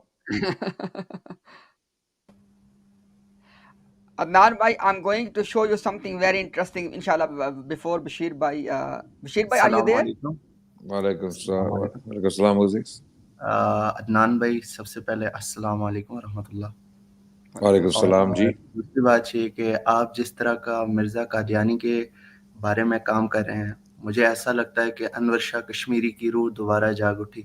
जब मैं अपने उन परदादा के बारे में पढ़ता हूँ कि उनने कैसे मिर्ज़ाइयों के ख़िलाफ़ उनकी कितने इक़दाम थे, तो आज के दौर में मैं सिर्फ ये बताने के लिए आपको आया हूँ कि अगर मुझे कोई एक शक्ल देखनी चाहिए कि सैयद अनवर शाह कश्मीरी कैसे होते उस टाइम पे, तो मैं आपको देखता हूँ। जज़ाकल्लाहु खैरा। अल्लाह ये आपने बहुत बड़ी बात कर दी, हमें बड़े लोगों के साथ मिला दिया। ऐसी हमारी हैसियत नहीं है, हम अदना से तालिबुल इल्म है और उन बड़े लोगों तक हम तसव्वुर भी नहीं कर सकते कि उनका जो मुकाम था, उनकी जो काविशें थी और उनकी जो मेहनत थी, उस तक हम नहीं पहुंच सकते। अल्लाह उनको जज़ाए खैर अता फरमाए, जन्नतुल फिरदौस में जगह अता फरमाए। आपने जिक्र किया कि वो आपके परदादा हैं, क्या आप डायरेक्ट डिसेंडेंट हैं? डायरेक्ट नहीं, हमारी जो है कास्ट बिल्कुल मिलती है, सिर्फ 2-3 चेन्स का फर्क है।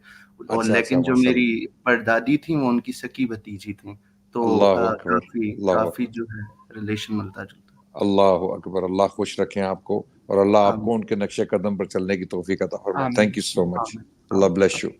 आमीन दुआ में याद रखिएगा। अस्सलाम वालेकुम। आमीन। अस्सलाम वालेकुम वालेकुम। Adnan bhai, abhi let me show you something very interesting, and I'm sure that you might have seen it somewhere.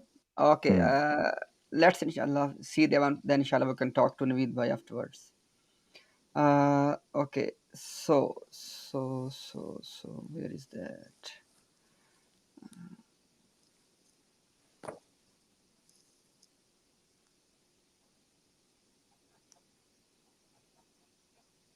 Okay, now Adnan bhai, I'm going to give you a surprise, and maybe inshallah in the future, if you happen to see any of their murabbis in the speaker's corner, maybe you should ask them that how will you explain this one.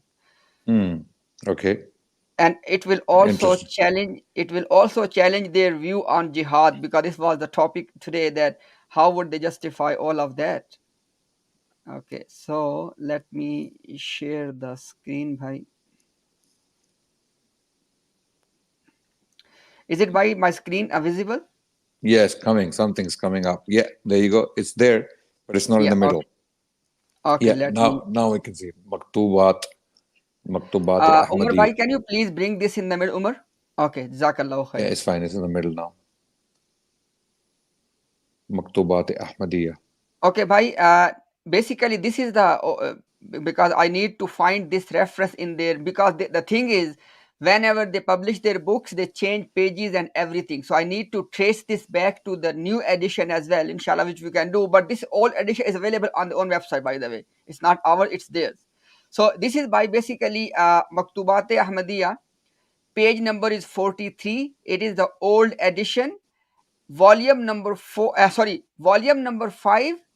and number 4. I don't know what is Jild Panjam number Chaharam. So it's volume 5 and something 4. Even the references are confusing. Very Okay. confused. Okay, anyhow, but look at this one. So it says at the bottom, it says, ये वो दकीक मार्फत है जो कशफ के जरिया से इस आजिज पे खुली है. He says this is that deep, that deep, Intricate, yeah. that intricate knowledge which Allah has revealed on this humble i.e. Mirza Ghulam Qadiani.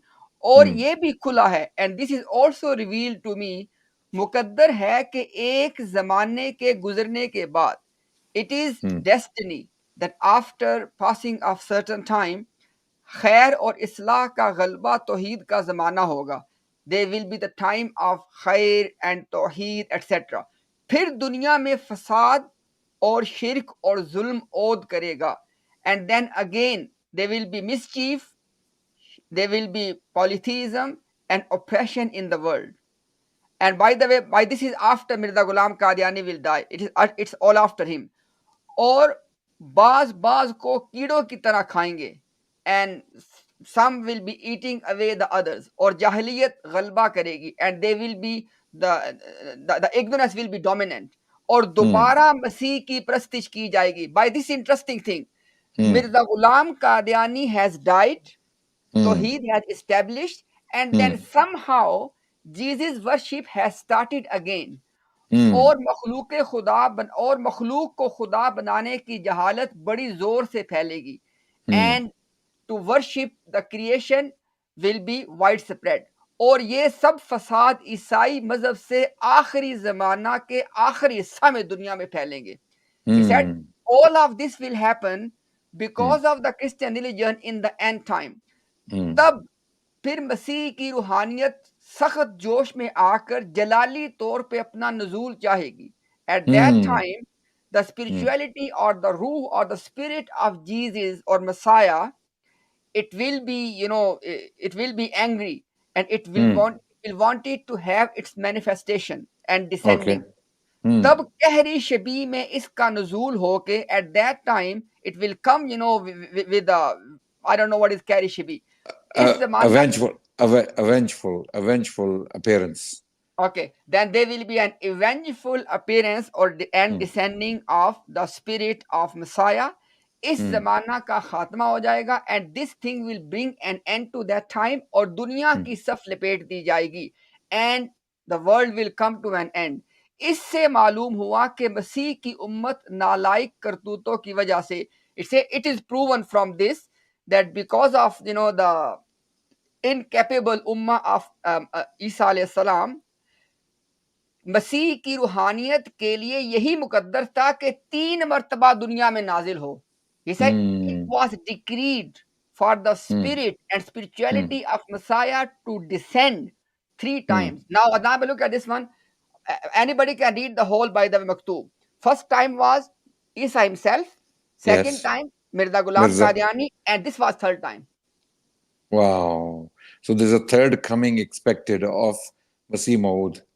Yeah, but the point of non-Bhai is Mirza Ghulam Qadiani is telling us that this is the revelation he has received. It must happen. Yes. So basically, Mirza also failed. Yes, and by the way, non-Bhai, guess what? Mirza Ghulam Qadiani said that if I do not break the cross, if I don't bring an end to Jesus' worship, I am not Messiah. Allahu Akbar. So he's foretelling his own failure.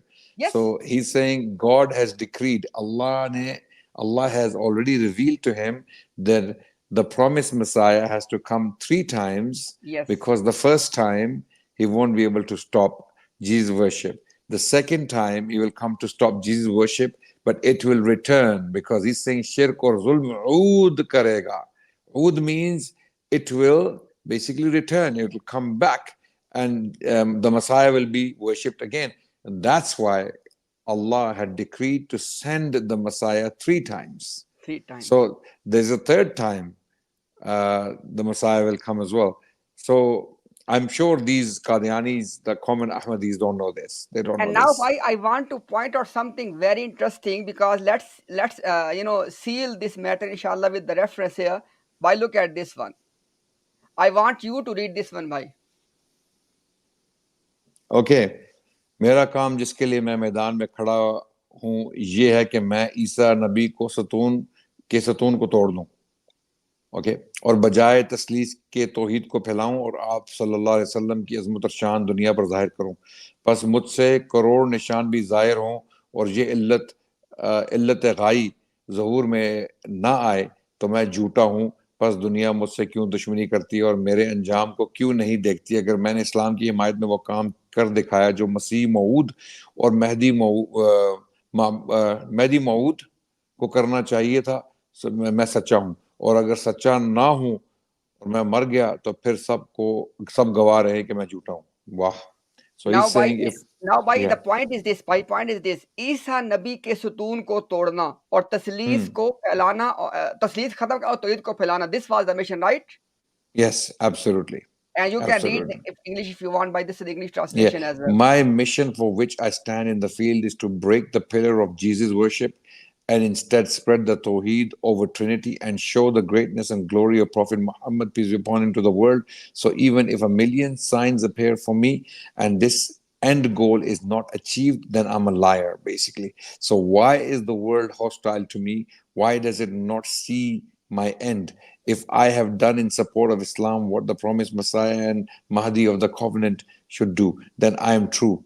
And if this achievement does not come true and I die, then let all be the witness that I am a liar. And by his own confession in the previous quote, he is a liar because he said that the second coming, which is himself, is not enough to undo all of this because it will return. Jesus' worship will return and shirk will return. So therefore, there is a third coming needed. Therefore, he's a liar. Yes. Absolutely. He's a liar.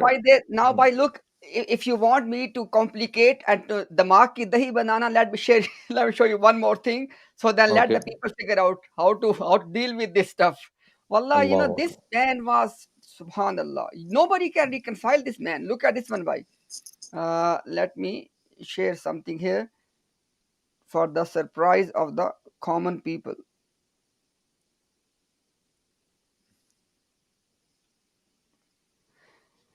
By what it says here? बस मेरे सिवा किसी मसीह के लिए मेरे ज़माने के बाद कदम रखने की जगह नहीं है. Wow. So apart from myself, no Messiah can step on earth after me. So he's Yes. saying there's no other Messiah coming after me. Rouhani Ghazain, Yes. volume 16, page 243. But there in Ishtaharat, was it Ishtaharat or sorry, Maktubat. Maktubat Ahmadiyya. Yes. In Maktubat Ahmadiyya, he's saying that there's Allah the has Messiah is revealed to coming the him. third Allah has time. revealed to him. Yeah, so the Messiah is coming the third time. Third time. The Messiah is, it's unbelievable. In It's Khutbah unbelievable. Ilhamiyah, he said, after him, no Messiah can come. Yes, yes. How to There you go. reconcile that? That's it. Absolutely. Let the Qadiani Murabbis do it for their own common Ahmadis. Oh, Inshallah. my goodness. This is very powerful. This is very, very powerful. By Absolutely. Allah, you This know, is, if somebody is sincere, this is a checkmate, case closed. yes, absolutely. There's nothing left. Look, if anyone is sincere, even one point is enough to show that Mirza Ghulam al-Qadiani was a lying Dajjal. But if someone is not sincere and is not destined to be guided by Allah subhanahu wa ta'ala, you can bring the sky down in front of them and they won't accept it. So that's it. Upon us is to deliver the message. We cannot guide people. It is Allah who guides people. Allah will open hearts and minds, not us. We just have to present the evidence. We have to bring this out to the common Ahmadis and let them decide. It's up to them and it's up to Allah. Allah will decide, inshallah. Yeah. So, Okay, Brother Umar, inshallah, you can bring our guest, whoever is next. Naveed Afzal. Assalamu alaikum. Walaikum assalam wa rahmatullahi wa barakatuh. How are you, Imtiaz bhai and Adnan bhai? Very good, alhamdulillah. Jazakallah khair. Thank you so much. MashaAllah, good to see you both. And your words are spreading all over the world, especially in Pakistan, where the majority of the Ahmadis are living. Before your streams, we used to debate only on the Fatima and this, and our style was not good. But you have set the stage and bar very high, and your streams are very eloquent and very, very good. Now, I have one question for you, which I have Naveed now bhai, also. Naveed bhai, can you please fix your mic because there's too much noise from your side? It's nice. Yes, now it's okay. Yes, it's good now. Yes, yes. Yeah, I was telling you that now I've posed one question to my Ahmadi friend, and he is not answering me. My question is this: that you are saying that there is a Ijra'i Nabuwat, that Nabi can come, and I ask him, if I claim that I am Nauzubillah a Nabi, I can also write books, and I can also teach you the Quran, especially the meaning of Quran. Then what will be happen? They said that it is possible. It is possible. We will consider this.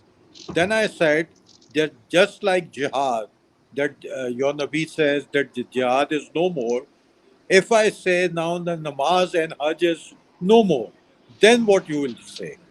Because if that first was abolished, then why not namaz and hajj? Yes. Then please, Imtiaz bhai, what can you say on this? Very good question. I'm speechless.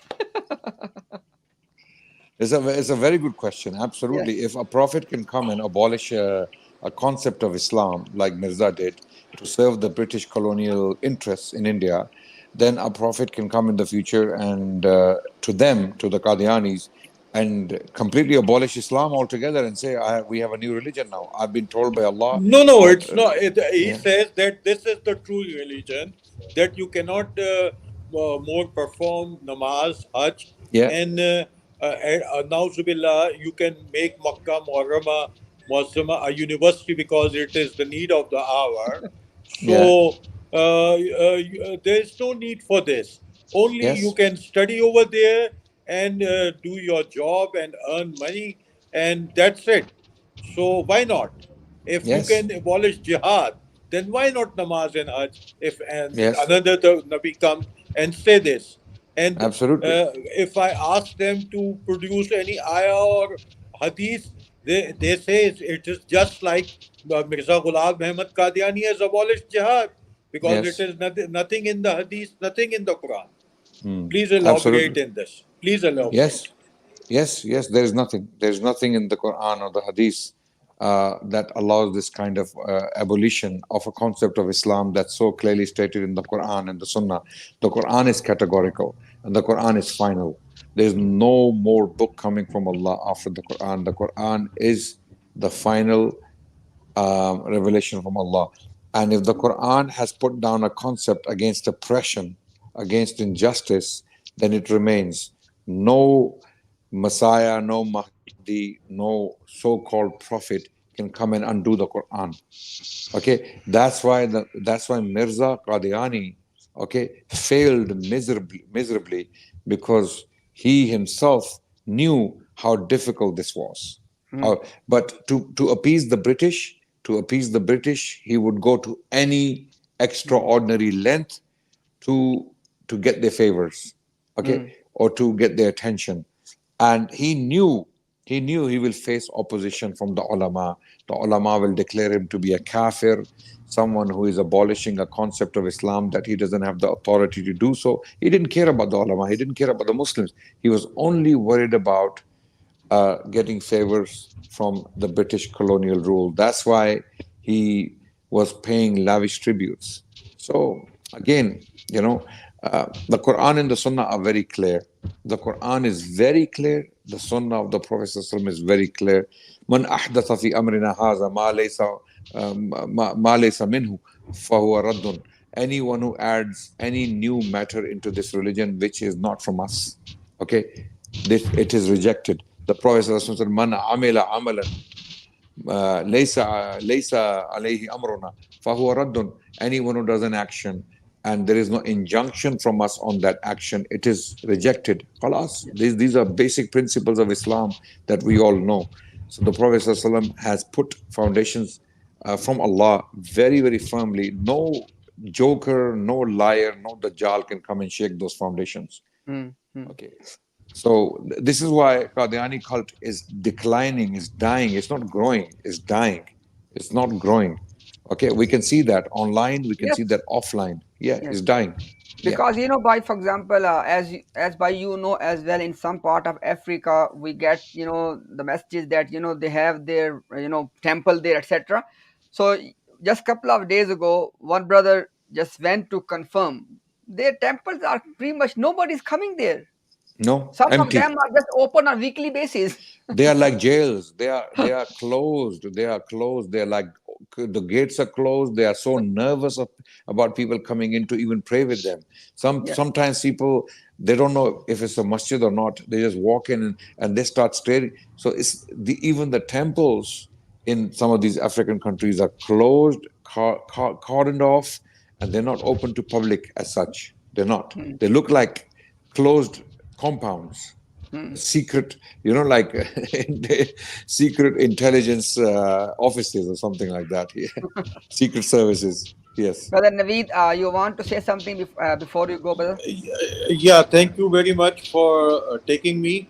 The last word is this, that your Urdu streams are also affecting very much, especially in Rabba, Qadian, and most of my Ahmadi friends who are my friends for many years were listening you very seriously, but their families only understand Urdu. Now the problem is this: in Europe they understand English, and in Pakistan they understand Urdu.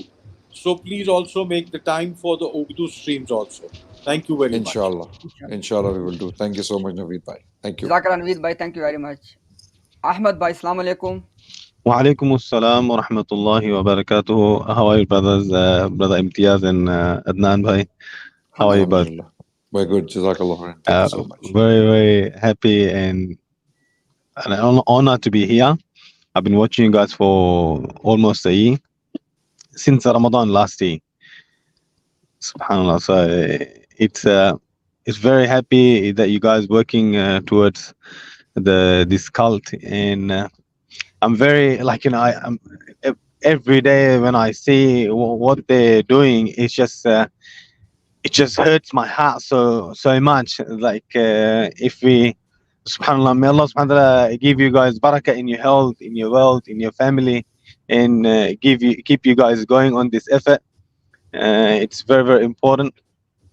And what I would like to also say that I have heard another Dajjal has appeared in India, named by Shakil bin Hanif, claiming to be Masih and Mahdi. So let I the don't know if you guys have heard of it. let the Qadianis follow him. His claim Subhanallah, might yeah. be his claim might be as good as Mirza Ghulam and Qadiani's claim. So why reject him? Let the Yeah, Qadianis true. follow him. If they're rejecting him, whatever arguments they would use to reject him, okay, then they should use the same arguments against Mirza Ghulam and Qadiani, right? And Of if course. they follow him, then they know they are following a liar. They know they're following That's a liar. Yeah, absolutely. So absolutely correct. Yes. yeah, because 100% agree with you. Yeah, because they believe in the ijra, they believe in the continuity of such prophethoods. Okay, and That's right. that's it. Where do you draw the line? They have opened the floodgates for all liars and dajjals to come in, and the Prophet ﷺ said that there's no prophet after me, and there will be 30 lying dajjals after me. So this is what That's the correct. Qadiani Subhanallah. Jamaat is trying to They qualify. are, and also they are not coming on the stream, especially Razi, and they don't address. Even I have watched some of their stream or their videos to see what they have to say, because they're not coming here, and he just doesn't address the questions that you brothers ask over here, and he just get rid of them when they can't answer, when they're cornered. They are playing the game they have been playing for 100 years. When you cannot answer, when you get stuck, start to ignore your opponents, and they will shut down in a year or two, or in a few months. They will disappear and they will give up themselves. This is the game they're playing. But this time, we ain't giving up, brother. We will continue. Inshallah, We ta'ala. will train teams around the world. We will teach Muslims what this cult is, so that they are aware of this cult. So this cult doesn't spread in the name of Islam. They want to spread. They can launch a new religion. Say we have a prophet. We are new religion. Go and preach. Yeah, but don't call it Islam. Don't call it Islam. Of course. Okay. Of course. I totally agree with you guys. Yeah. It's like someone pretends to be Adnan Rashid and is conning people. 100%. Someone who takes my ID, fakes an ID in my name, goes to people and starts taking money in my name and says, okay, I'm Adnan Rashid, can you give me money? Okay, I would be worried, I would be terrified, I would go and file a report at the police station and say, this guy is a fraudster who's using my identity, okay, and he's defrauding people. So how can we allow that with our deen? If I wouldn't allow that for my person, correct. Yeah. That's absolutely correct. Yeah, I totally agree with Imtiaz bhai and you when you guys said this. It's an identity theft, which is absolutely correct. In the name of Islam, they are spreading kufr. They have totally different belief to the Muslims, so they shouldn't be calling themselves. Call whatever you want, but don't represent our deen in your manner, in your view, and give a wrong understanding. People might want to become Muslim, but they become Qadiani, having wrong belief, thinking they're going Jannah bi'idhnillah ta'ala, but they would not. No. If you believe in this cult, Yes, Ahmed bhai, you want to say something? Yes, Imtiaz. You were saying something. You can say, please. Adnan bhai, because as you said already, that if somebody is sincere and he is looking for the truth, Adnan bhai, inshallah, in your presence, I'm going to present something and I let you comment on that. And this one thing, Adnan bhai, is more than enough for a sincere person if they are searching for the truth. And let me share the screen and let's see, inshallah, that what people can understand from this reference. Okay.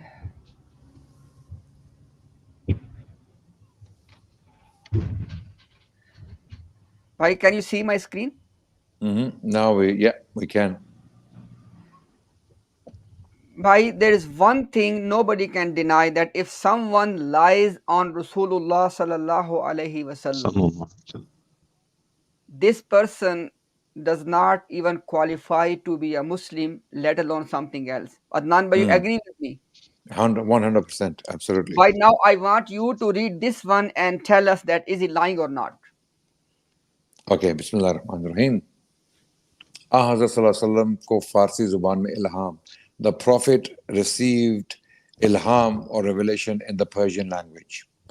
इस तरह एक दफा रसूलुल्लाह सल्लल्लाहु अलैहि वसल्लम पर एतराज हुआ था कि किसी और जुबान में इल्हाम क्यों नहीं आता, तो आपको अल्लाह ताला ने फारसी में इल्हाम किया, ई मुश्तखाक रागर ना बचशम चेकुनम नबक्षम चेकुनम.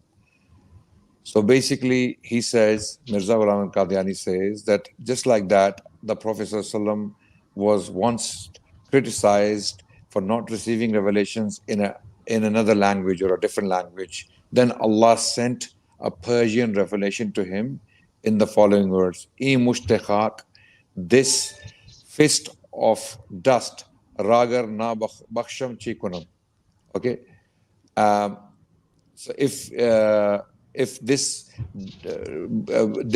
fist of dust is not ragarna baksham chikunam, how would you translate that, Imtiaz bhai? I think he's saying that if Allah does not forgive me, then what this fist of dust can do. Yeah, exactly. Or if you do not give a fist of dust, then what have you done? Something like that, something to that effect. So basically, Adnan bhai, our point is this: where is this hadith? Yeah, where is this revelation from? Yes. And the Prophet ﷺ said in response to liars like this, "Man kadhiba alayya muta'ammidan falyatabawwa maq'adahu minan nar." Anyone who lies on me deliberately, let him take his seat in hellfire. Allahu Akbar. And we have no evidence that the Prophet ﷺ ever received a Persian revelation or knew the Persian language at all. He did not. Sallallahu Alaihi Wasallam. Okay, and I can prove Imtiaz bhai, this Persian is late Persian. The Persian at the time of the Prophet ﷺ was not this Persian. That was Pahlavi Persian. That language was very different to this language, by the way. So this alone is enough to prove Mirza a liar. Okay. The question is, are these the words revealed to Prophet Muhammad in the Persian language? Why would Allah reveal Indian Persian? Okay, that was pioneered later on in the Indian subcontinent on an Arabian prophet in Arabia, in a time when it's not applicable. Okay, because the Persians in Persia spoke the Pahlavi Persian, which is the ancient Persian language. Okay, which is very different. You know, bhai, if we just want to, for example, make it simple for any common person who's watching right now, will be watching in the future. Adnan bhai, can you tell us that how do we know if something is authentically reported from Rasulullah sallallahu alaihi wasallam? What are the conditions? There are many conditions. For example, first of all, the report has to be traced back to the Prophet ﷺ uninterrupted. Okay, uninterrupted. So one is that there has to be sanad, i.e. the chain of narrators, number one. The chain has to consist, authentic narrators. Uninterrupted. Yeah, uninterrupted, which has to be direct to the Prophet ﷺ. And the persons narrating in the chain have to be authentic. They have to be strong characters, trustworthy characters. Yes, absolutely.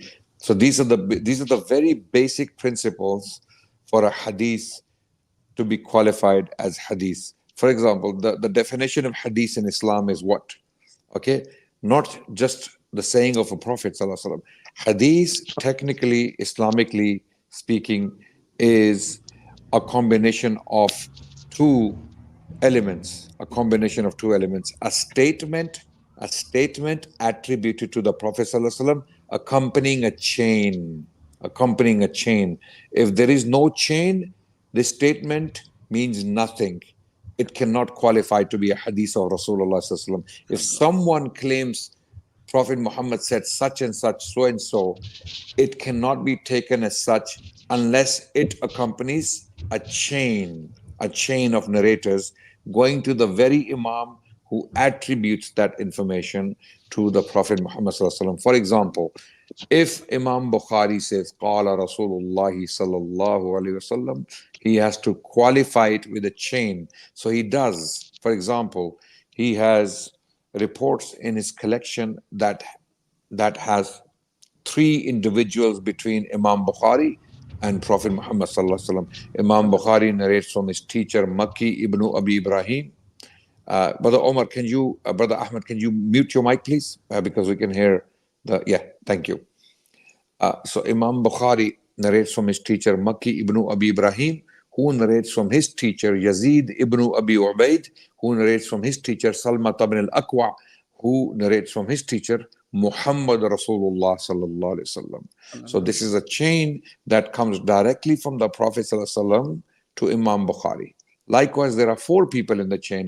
Imam Bukhari narrates from Abdullah bin Yusuf, one of his teachers, who narrates from his teacher Imam Malik bin Anas, who narrates from his teacher Nafi, who narrates from his teacher Abdullah bin Umar, and Abdullah bin Umar narrates from his teacher Muhammad Rasulullah sallallahu alaihi wasallam. So this chain gives us confidence in the authenticity and the originality of the information being attributed to the Prophet sallallahu alaihi wasallam. Every single one of these individuals is known by their character and by their status, so that we know who this person is in the chain. So this is what our hadith is. Yes. So basically, Adnan, by now there are 2 options. Option 1 is either they have to produce this authentic hadith which Mirza is referring to, option 1. Option 2 is if Mirza was mistaken, then they must prove that Mirza Ghulam Qadiani corrected his mistake. And if they don't do either one of them, then it means that they don't want to know the truth. Absolutely. Effectively, Mirza just made up this information on the spot, just like he did in other cases when he said that the Prophet said that there is a black-skinned prophet from India, and his name is Kahin. Why there's a context to that? Bhai, because you know that Mirza Ghulam Qadiani was claiming revelations in different language which he does not know. So when people raised that objection, he made this thing up. That's right. So he would respond to objections. He would, when he was criticized for something, he would make up something. He would make up a hadith, he would make up a statement, he would make up a story in response, and we can give multiple examples. Multiple examples. For example, he made up a hadith about the Prophet ﷺ when the British policy during the plague in India was what? To put people in camps. To put people, take them out of their towns and the cities, to put them in camps. And the British wanted Mirza, or maybe Mirza wanted to appease the British himself. He made up a hadith that the Prophet ﷺ said, when there's a plague, leave your towns. And if you don't, then you're fighting against Allah and His Messenger. Mirza made this hadith up, and this is in Review of Religion. And this hadith is categorically quoted there. But when we check the hadith of the Prophet ﷺ about plague, it says exactly the opposite. It says, when there's a plague, do not leave your towns, or if you're outside of the town, don't go into the town. Basically, stay where you are. Don't leave. Don't leave. Stay. When there's a plague, don't spread it. Don't go to the town or don't come out of the town. Mirza said, when there's a plague, leave your town. To go where? To go to one of the British camps established for. So Mirza, every time he needed something, every time he wanted to appease someone, he made up something. And this again was a response to one of his criticisms that he's receiving revelations in different languages that he doesn't understand. Okay, I will do what I will do. Okay, for example, in the English language, I love you. I will do what I will do. Okay, so Mirza had to make up a revelation about the Prophet ﷺ as well, that he received revelation in a language he didn't understand. Okay, amazingly, the language was Indian Persian, not even the Persian of the ancient Persians, the Sassanids. Okay. Yeah. You can play these games with people who don't know history. Okay, like the common Ahmadis, unfortunately, they don't know these things, that the Persian language of the ancient Persians in the Sassanid Empire was a different language to the Persian Indians spoke later on. Okay, it's like Shakespeare's English is not the English you speak today. Even Queen's English is not like Shakespeare's English. Or if you go to Geoffrey Chaucer's English, okay, in the 15th century, 1400s, when Chaucer, the English poet, was alive, go and read that English. You cannot understand it. If you go back another 200 years, okay, if you read the Middle English of the English people, you will not understand most of it. Okay, so these games you can play with people who don't know history, don't know languages, don't study the history of languages or etymology. You can receive them easily. Okay, what is this, Imtiaz? You The know, Messiah has come. right now, we're asking them the questions to respond, and right now, this is what they are doing in the streets of Canada right now. Yeah, in the streets of Canada, in the streets of Ireland, and they're getting Yeah. people asking them what the. This is why we need to do this work more and more, so people can find out what this charlatan, this Dajjal liar is basically. Yeah, Joker. Why the interesting thing is this, you know, when they are saying the Messiah has come, how come they are not saying that Isa ibn Maryam has come back? Yeah, Jesus has come. Yes, Yeah, Jesus exactly. has come. Jesus has Yeah, come because Jesus, the son of Mary. Christians are waiting for Jesus. Yeah, exactly. Why you not exactly? They are the easiest people for you to convince and target. Go and tell them that the Messiah, Jesus, the son of Mary, is back. Here he is. This is his picture. This is his picture, and see what happens. See how they respond, and then we will show them what he said about Jesus. Yes. Then we will start to show them what he said about Jesus and his mother, and let people decide whether this is a Messiah or not. Unbelievable. Are there any Qadianis in the background who want to come and have a chat with By us? this This topic, topic, this topic no. comes, no way. No way. No. I mean, look, this alone should show people that how can you hide and run and put your where are your murabbis, your scholars? And you know, the thing is, you can't just ignore now. You know why? Because we have hundreds of thousands of followers online. You can't just turn around and say that these people are nobodies. We don't have to talk to them. They are nobody. No, we have more followers than your biggest channels. Your biggest channels on YouTube, okay, they have less following than us. I mean, we alhamdulillah have 100. This is not boasting. I'm not boasting. Please don't take it the wrong way, because there are much bigger channels out there than us. Okay, we are just simply trying to make a point here that you ignoring us puts you in very bad light, exposes your dajjal and your cowardice. You know why? Because you cannot possibly ignore us, because we have more following than you. So if it's about putting the truth out, you should be here every single stream talking to us in a gentle fashion if you are actually sincerely interested in the truth, just like we are. We're not insulting you, we're not abusing you, we're not cursing you. Like we go on your streams, some of your Punjabi muballighs and murabbis, they use some of the worst, disgusting language under the heavens against us. We're not doing that to you. We are showing you the manners you purport to uphold. You know, we are showing you those manners. Come and talk to us. Otherwise, know that you are upon batil. What you're following is a lie, and you just need to wake up. That's it. This is it. Absolutely. Because you have no defense against Mirza. And you know why your murabbis for the last 100 years, they've been playing this game? Wafat Masih, Khatmun Nubuwa, Wafat Masih, Khatmun Nubuwa, so that you don't have to know what Mirza has written. So that you don't have to know all these contradictions and all these shenanigans and all this immoral, criminal stuff, praising and appeasing and worshipping a racist, genocidal entity, a government that ruled India with brutality. And your prophet is saying that it's a mercy of God and he is the protection of God for this colonial establishment. This is why they don't want to open the books of Mirza. That's why. So If there's no Qadiani, we'll take questions, inshallah. And it's Ji bhai, yes. inshallah. Brother, you want to say something before we inshallah bring someone else? Okay.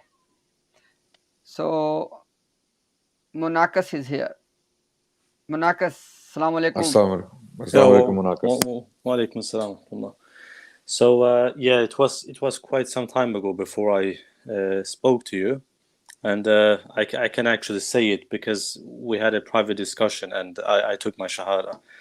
But so in the following weeks, I have been reconsidering a little bit, and I'll be honest with you, because although I did take my shahada in the sense of me leaving the Jamaat, but I haven't officially left it, and so inshallah I will just take up some questions that I have. The reason why I began reconsidering my position a little bit is because I find 80 to 90% of the arguments that you bring, they are superfluous in the sense that they can be used against any religion. I don't understand why those standards are just applied to the Jamaat specifically. So I don't know if should we take some example of that? Yeah, no problem. Okay, can we stick to the argument of today, the British colonial rule in India? Let's take this as our, you can say, as one of the strongest arguments against Mirza Ghulam Qadiani. Okay, fine. Fair enough. So show us how this is superfluous and how this can be applied to any other prophet of God.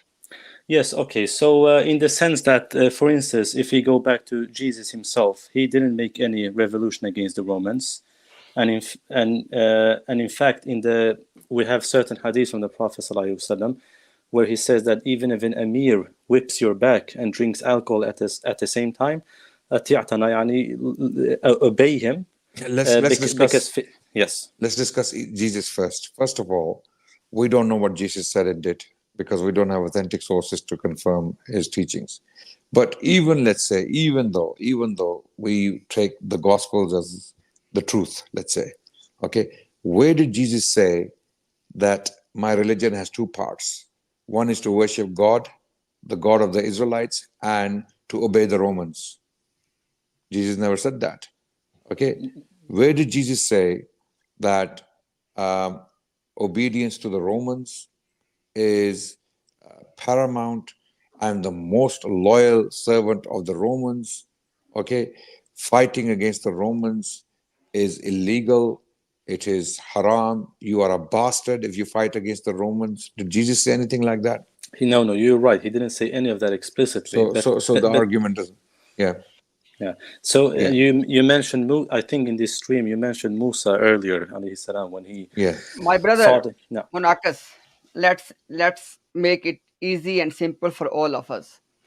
Let's make a criteria. Do you believe that in order for Mirza Ghulam Qadiani to be anything, he must be a Muslim? Do you agree? Yes. And if we can prove right now that according to his own criteria, he was not a Muslim, what would you say then? Well, if you can proceed, because I don't know what that's supposed to mean, that he was not a Muslim. Yes, he was not Muslim. Despite his repeated claims of being Muslim, despite his effort, whatever you think of his effort, despite his effort of defending Islam. Brother Munakas, I give you a simple example.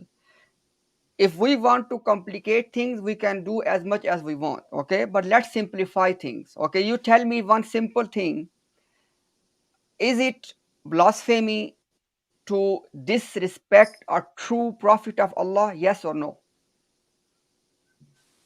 Disrespecting, yes. If disrespect, of absolutely yes. And if someone commits this blasphemy, is he still a Muslim? No, because if you generally commit blasphemy, then that takes you outside the fold of Islam. Okay. This has been now the let's understanding. inshallah. Let's now move step by step. Okay, just give me 1 second, and inshallah we will ask you where we agree and where we disagree, inshallah, and then we move forward. Because it's very simple way to prove or disprove the whole case. We can put Mirza Ghulam Qadiani. Okay, Because my understanding is you cannot read Urdu, so I will read Urdu for you, and inshallah Adnan bhai can translate for us, and inshallah then we can discuss. Okay. Okay. It says here, मसीह तो सिर्फ एक मामूली सा नबी था. The Isa Messiah, अलैहि जी yeah, भाई जी भाई the Messiah was an ordinary prophet, वो भी करोड़ हाँ मुकर्रबों में से एक था. and he was one among millions, मगर इस आम ग्रोह में से था but he was from this ordinary group of people, और मामूली था, and he was ordinary, इससे ज्यादा ना था. and he was nothing more. Now, Adnan Bhai, even though the narrations are weak, how many prophets Adnan Bhai we know from the narrations? 124,000. So, I believe that nobody can deny that Isa alayhi salam was from that group of 124,000, right, Bhai? Correct, yes. And Mirza Ghulam Qadiani is saying he was just one amongst millions. Yes.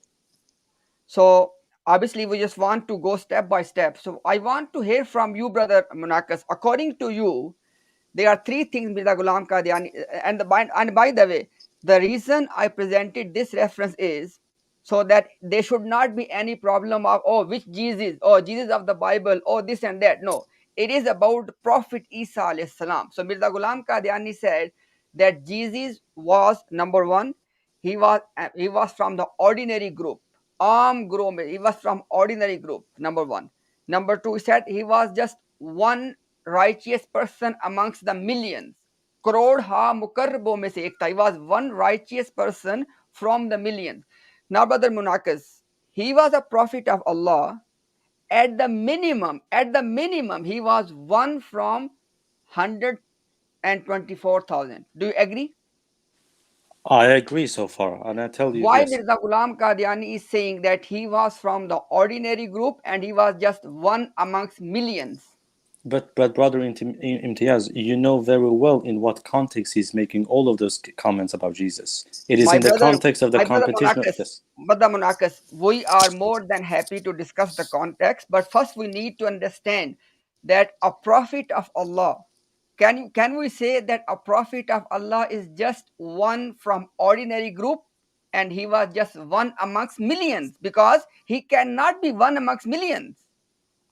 On what grounds? You help me to understand that. Because he was a prophet of Allah and the total number of prophet is 124,000. Okay, yes. Then how can he be from the millions? Yeah, first of all, the first sentence is so offensive, yes, and so abhorrent, that's unbelievable for a believer to utter something like this. Masih to sirf ek mamuli sa nabi tha. No nabi is mamuli. For example, he's saying the Messiah was only an ordinary prophet. This statement itself is oxymoron. Okay, first of all, this statement itself is self-contradictory. Let me explain something to you. A nabi and ma'muli are two opposite things. Okay, let me explain. Okay, this is like saying a square circle. Okay, because ma'muli is ordinary, and nabi is not ordinary. A nabi is nabi because he's not ordinary. You understand? So there is no ordinary prophet. There is no square circle, because a prophet can never be ordinary. Okay. Even in prophetic capacity, there's no prophet who is ordinary. I just have to interject quickly. So the Christians, they obviously believe that Jesus is God himself, and some of their narrations in the New Testament seems to indicate that. You know what the funny thing is?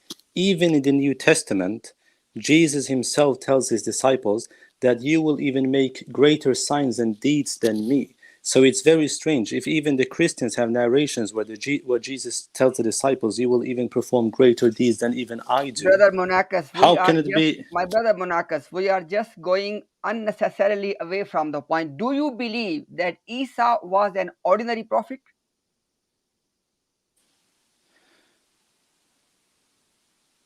And Allah mentions him 25 times in the Quran. And Allah says, Allah says in the Quran, وَجِيهًا فِي الدُّنْيَا وَالْآخِرَةِ وَمِنَ الْمُقَرَّبِينَ. Okay, this is something very powerful, Brother Munakas.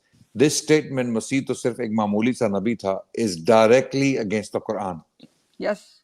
It's directly in contradiction with the Quran, directly, because this statement goes directly against the Quran. It contradicts the Quran. Masih to sirf ek mamuli sa nabi tha. The Messiah was just an ordinary prophet. The Quran doesn't think so. The Quran doesn't say so. The Quran praises Isa alayhi salam to the extent that one starts to believe that he is Allahu Akbar, he's someone very, very special. He's one of the 5 Ulil Azam, Yes. Ulil Azam messengers of God. He's one of the five topmost. Okay. Of course. But this is also what Mirza Ghulam Ahmad affirmed in his other writings. He even claims to be the second Messiah. Why does he affiliate himself with him? Brother Munakas, just one thing, brother. One thing. So far, I'm asking you a simple question. On what basis you as a Muslim would say that Isa alayhi salam was an ordinary prophet? On what basis? On the basis that he was a human being. All prophets were human beings. Yes, but in the case of... Wait. Nabi Muhammad sallallahu alayhi wasallam, was he a human being? Of course he was a human being. Was he a prophet? No, he was, of course. Was he an ordinary prophet? No, not in... Why not? Why not? Because of his accomplishments. Okay, who else is not ordinary prophet other than him? Musa alayhi salam. Okay, and Nuh, Ibrahim. Why you want to miss Isa? You want to miss out one, just one. You want to miss Jesus, out one. No, of course not. He was born of... Of course not. My dear brother, look at this one. The game over. Quran, you know, Munakas, Quran is declaring 5 prophets as extraordinary. Number 1, Prophet Muhammad sallam, Prophet Musa alayhi salam, Prophet Ibrahim, Prophet Nuh, and Nabi Isa alayhi salam. Okay, now Quran is counting Isa alayhi salam amongst 5 ulul azmi minar rusul, and Mirza Ghulam Qadiani says he was from the ordinary group. Number 1. Number 2, he was an ordinary prophet, and number 3, he repeatedly said second time he was ordinary and was not anything other than that. So brother, this is directly against the Quran. Well, if he was not ordinary, what was he? He was one amongst the ulul azmi in the words of Quran. He was from one amongst the greatest 5 prophets. You know them all. You named them already. Yes. So brother, what I'm saying is, look at this one, brother Munakis, look at this one. On the one hand, Quran is putting Nabi Isa alayhi salam one amongst the 5 top prophets. This is Quran telling us. And Mirza Ghulam Qadiani says, no, he was an ordinary prophet. So, and he was not only prophet, he said he was from an ordinary group. He was from an ordinary group as well. So my brother Munakas, on the one hand, Quran is putting Isa alayhi salam in one amongst the 5 greatest prophets of all times, right? And he has many specialities, such as he was born without father, for example, okay, which is unique quality given to him. But despite all of that, and you can clearly see that Mirza Ghulam Qadiani is going against the Quran and saying he was from the ordinary group, number 1, and number 2, he was ordinary prophet. This is anti-Quran.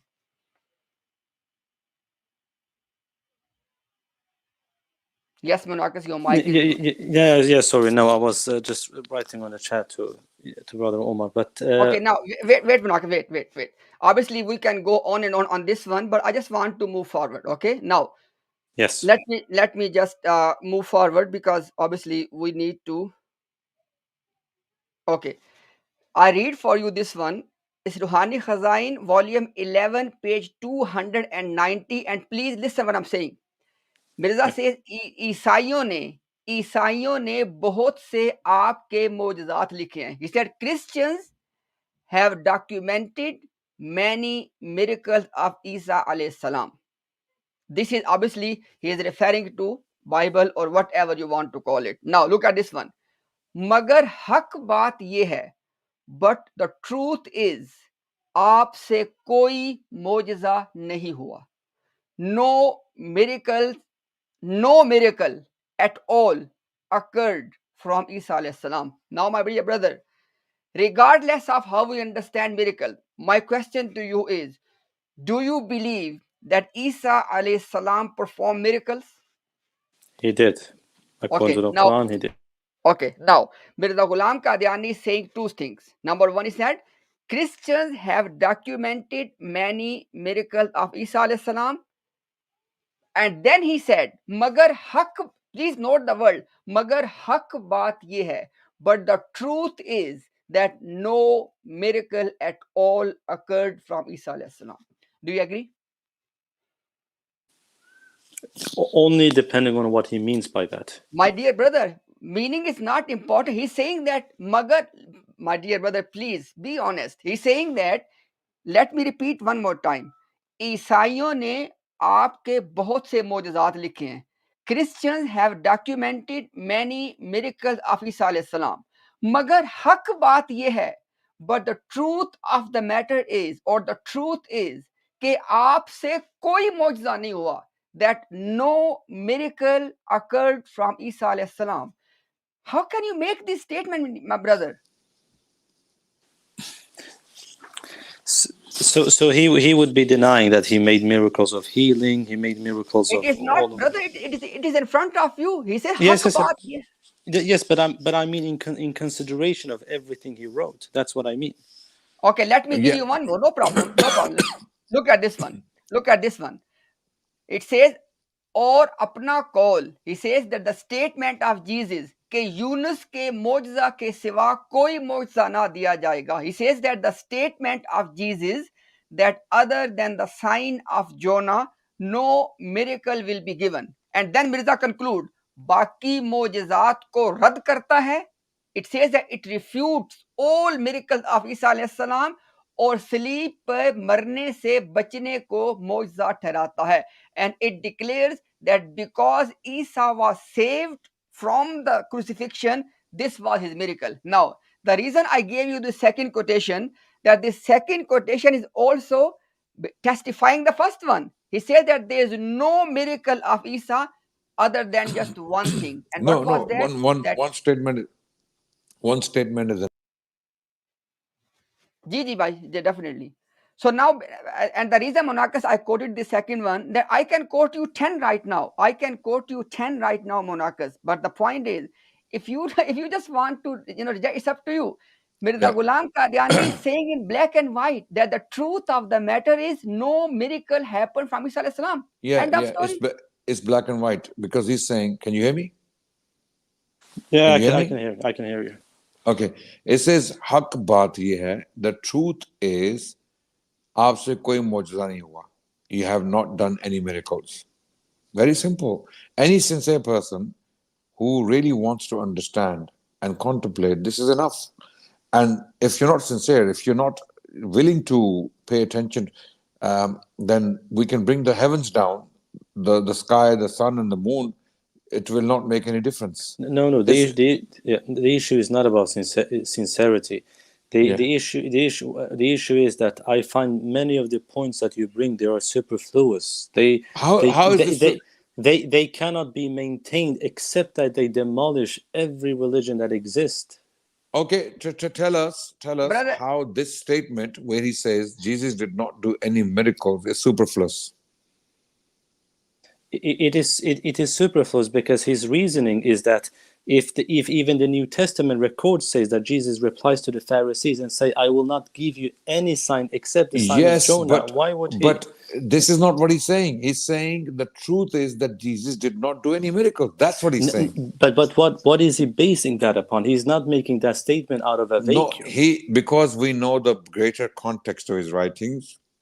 He denied the miracles of Jesus. He called them mesmerism. He called them trickery. He said these miracles were not actually. This is why we've been debating the Qadianis. Yes. You haven't. Yeah. But he makes. Monakas, look at. Let's make it simple. Do you believe that Isa alayhi salam performed miracles? Yes. Why you believe that? Because the Quran says that he made miracles. Why Mirza Ghulam Qadiani is denying that? He is not denying the miracles per se. He's denying that they are. Brother, wait. It is in black and it says that ईसाइयों ने आपके बहुत से मोजज़ात लिखे हैं. Christians have documented many of his miracles, but the truth is that no miracle have happened through Isa alayhi salam. And on the other hand, brother, look at this, brother. No matter how weak iman you have or I have, we don't have the audacity to say that Isa alayhi salam did not perform any miracle. We can't make this statement. Yes. But he did make this statement. Then how can he be a prophet or a Muslim even? Oh, I get the point, but we can leave it aside. I'm not denying anything you say. No, but wait. Let me, because our actual case was, we will prove to you that Mirza Ghulam Qadiani was not a Muslim. Now, let me read this one. Adnan bhai, look at this one. It says that आपको गालियां देने और बदजुबानी की अक्सर आदत थी. Nauzubillah Mirza. It says that Isa alayhi salam has a bad mouth and he used to swear. अदना बात पे गुस्सा आ जाता था. He used to get angry at petty things. अपने नफ्स को जज्बात से रोक नहीं सकते थे. And he could not stop himself from emotions. Now, next thing is the key point. Please, brother, look at this one. मगर मेरे नजदीक, अदनान भाई, मगर मेरे नजदीक, but according to me, yes, आपकी ये हरकत जाए अफसोस नहीं है. He says, Mirza says, according to me, these habits or these actions of Isa alayhi salam, we cannot blame him. क्योंकि आप तो गालियां देते थे, because he used to swear at the Jews, और यहूदी हाथ से कसर निकाल लेते थे, and the Jews used to slap him. Now, my brother, Adnan bhai, I'll leave it to you to discuss with him this point. Yeah. So here Mirza Ghulam Qadiani is claiming that Jesus used to curse or swear at the Jewish people. You accept that? This is even recorded by the Christian accounts themselves. That's okay. But do you believe? He even cursed the fig tree when he realized that it was a fig. Brother Monakas, that's not the point. The point is, do you believe that Isa alayhi salam used to swear? To swear. Do you believe that? We're not talking about who recorded it, because he's saying according to me. I don't. No, sorry. You don't believe that? Do you believe that? No. I mean, I don't believe that Jesus alayhi salam swore out of bad character. I don't think that. I think but I think Mirza, whatever condemnation he uttered. But Mirza did. Mirza saying according to me. Magar mere nazdeek. According to me. This is not. Yes. According to me, this is not shameful. Because he used to swear. He used to only swear, but the Jews used to use their hands against him. Okay, so if I understood you correctly, Mirza says that Jesus used to swear, and I state that he used to swear. Was that what you said? Yeah. Yes. Yeah. Okay. Yes. Yes. He said that. Yes, but again, what's the point? The point is that, brother. The point is, you are saying right now that you cannot believe that Isa alayhi salam used to swear. Can I ask you why you can't believe this? No, swearing is out of bad character. My brother, I'm asking you that why did you say that you can't believe that Isa alayhi salam used to swear? Why? But please, brother Imtiaz, you cannot ask those questions outside of context. It's impossible. My brother, you said, did you not say that you can't believe that Isa alayhi salam used to swear? Did you not say this? Yes, of course, but it's like saying, look, brother, wait. My question to you is, why is it that you can't believe that Isa used to swear? Why?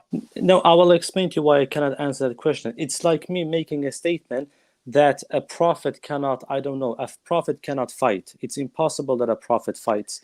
But we know that every prophet, like Musa alayhi salam, like Joshua, my brother, please. Fighting means jihad fi sabilillah. It has nothing to do with I'm not just talking about jihad. I'm talking about like when Musa alayhi salam fought against the mushrikeen in the land of Canaan. It was justified. It was in a larger context of establishing. Hello, brother. Let's not go too far. I'm asking you a simple question, Munakas. Be honest. I'm asking you. You already admitted that you cannot believe that Isa used to swear. I'm asking you why you can't believe this. Why? Because swearing as being part of his character as in overall bad character, I mean, it doesn't make any sense. I mean, Good. Yes, basically, the reason is if we attribute swearing to Isa alayhi salam, that is against him being a prophet of Allah, right? No, why would that be the case? Can a prophet of Allah swear at people? Depends on. No. I'm just trying to reflect upon your question. It's almost sounds like a trick question. No. Can a prophet of Allah call people MF, Mother F? No, of course not. That's a different. So that's what we mean by swearing. We don't mean by swearing something else, criticizing or being harsh. We're not talking about that. We're talking about vulgar words, okay? Because Mirza is using the word galiyan. Galiyan means swear words, very specifically in the Urdu language. Mother F, your sister this, your mother this, your this, okay? Whatever. And okay. If I may, yes. Yeah, so wait. So. Can you imagine a prophet using that language? Simple question. No. Yes? No. Mirza is saying Jesus did. And Mirza said this because Mirza himself used the same language in his works, in his books. Why this was the context, because the scholars of Islam, they were asking him that Mirza, you are claiming to be such and such, but you have a foul language, and that's when he gave that example. Okay. Yes. Wait, no. I'm aware of the context. Let me explain this thing, not from myself, from Mirza himself. Please, Adnan bhai, look at this one now. It says that Hazrat Isa ne khud, Hazrat Isa alayhi salam. So there's no doubt that who is being referred to, okay? Hazrat Isa alayhi salam ne khud ikhlaqi taaleem pe amal nahi kiya. It says that Isa alayhi salam himself did not act upon the moral teachings. इस कदर बदजुबानी में बढ़ गए. He went to the extent कि यहूदी बुजुर्गों को वलदुल हराम तक कह दिया. He went to the extent of calling the Jewish elders as bastards. और हर एक वाज में, pay attention, हर एक वाज में यहूदी उलमा को सख्त गालियां दी. And he used to swear in every single one of his sermon. He used to swear at the Jewish scholars और बुरे इनके नाम रखे. And he used to call them bad names. इखलाकी Muallem का फर्ज ये है कि पहले आप इखलाके करीमा दिखलावे. He says that the responsibility of a moral teacher is that he must live by the moral values first by himself. Ji Adnan bhai, now you can ask him if you want to ask something. Yeah, I mean, look, I think with Monakas, we have nothing more to say. If this doesn't make sense to him, then nothing will. I believe nothing will. If this is not making a difference to your mind and the way you think about Mirza Ghulam and Qadiani, then we leave you to Allah. That's it. There's nothing more we can say. No, I'm continuing researching and reading, but you know where he's basing this information from. When he says that Jesus used to swear against the Jewish elder, where is he getting this information from? But Jesus never called them bastard children. Mere nazdeek. No, wait. Jesus never called them bastard children. Where did he call them bastard children? No, he didn't use those words. So wait. Monakas, Mirza is writing here. He called them Waldul Haram. You know Arabic, right? Yes. I mean, I don't know fluent Arabic, but I know certain words. So I know. Do you know the meaning of walad? Walad, yes, the children of, or the sons of. And haram. Of course, yes, because they are like, the B word. Yeah. What is the word waladul haram? If you put two words together, you tell me what it means. Yeah, basically, like children of illegitimate, birth, to put it in that way.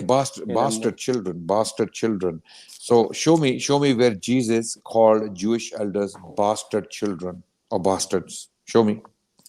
The only statement I can think of, which is what Mirza Ghulam himself makes reference to, it's when Jesus said that this is an adulterous generation. Yeah, that's different.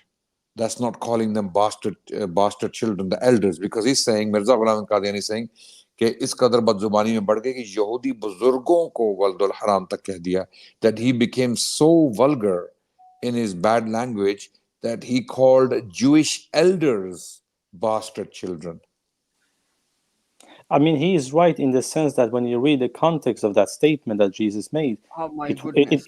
no, it's not my goodness. It was in reference to the elders. I think there's nothing next then. I think Monakas, we pray to Allah that Allah helps you and open your eyes and hearts. No, That's it. inshallah, That's I all will we can. continue. Monakas, before you, obviously, even though I just want to give you one last point, because look, our claim is, and by the way, Monakas, look, how about this one?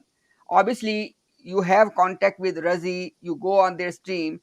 Can you please do us a favor? Bring them, and if they don't want to come, ask them to come on a independent platform. Let's debate on this one. Mirza Ghulam Qadiani was not a Muslim, to be honest.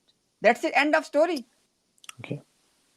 Okay, and I just want to say because that if you will go back and forth, you'll come to us, get ideas, get arguments, go back to them, get their spins on it.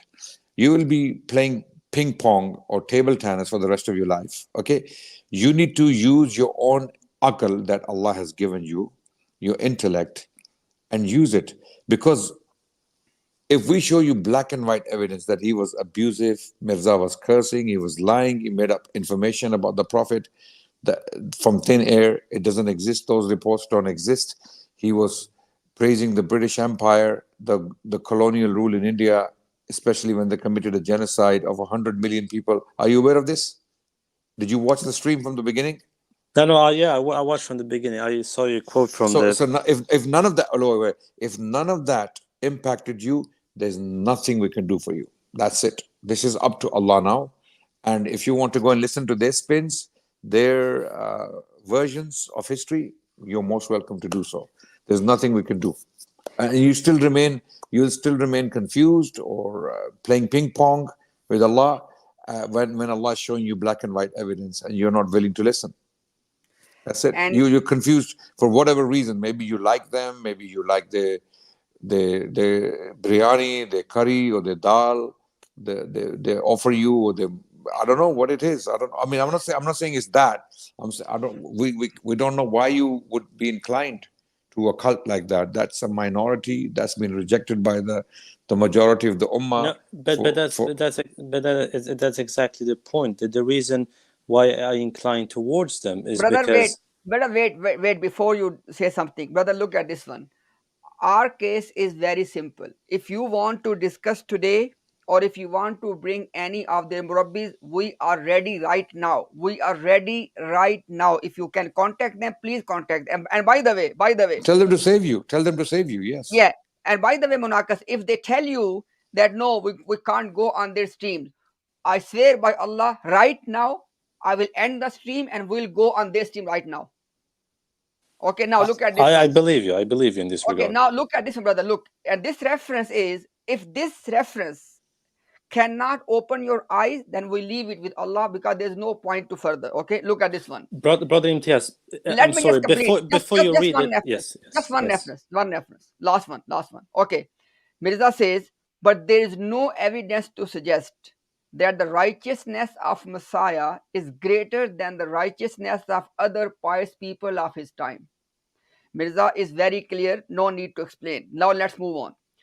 Rather, in one respect, Yahya alayhi salam possesses a superiority over Isa alayhi salam. And then Mirza gives reason. Why? Yahya did not drink alcohol, nor is it recorded anywhere that a prostitute ever came to him and massage his head with perfume oil purchased from her own earnings, i.e. earnings of haram. And then it says, or ever touched his body and rubbed it with her hair, or that as young women who had no relationship with him was placed into his service. Look at the word. And then Mirza says, next, this point, Monakas, is very, very crucial. Please pay attention. Mirza says, for this reason, Allah has referred in the Quran Yahya as Hasuran and not Isa alayhi salam. And then Mirza explains, because such stories stand as a hindrance or obstacle for Allah in Messiah being referred as Hasuran. Now, basically, in black and white, Mirza Ghulam Qadiani is saying in the Quran. Now, there's no question of Bible now. Okay, it says in the Quran, Yahya alayhi salam is referred as Hasuran, and Isa alayhi salam is not referred as Hasuran.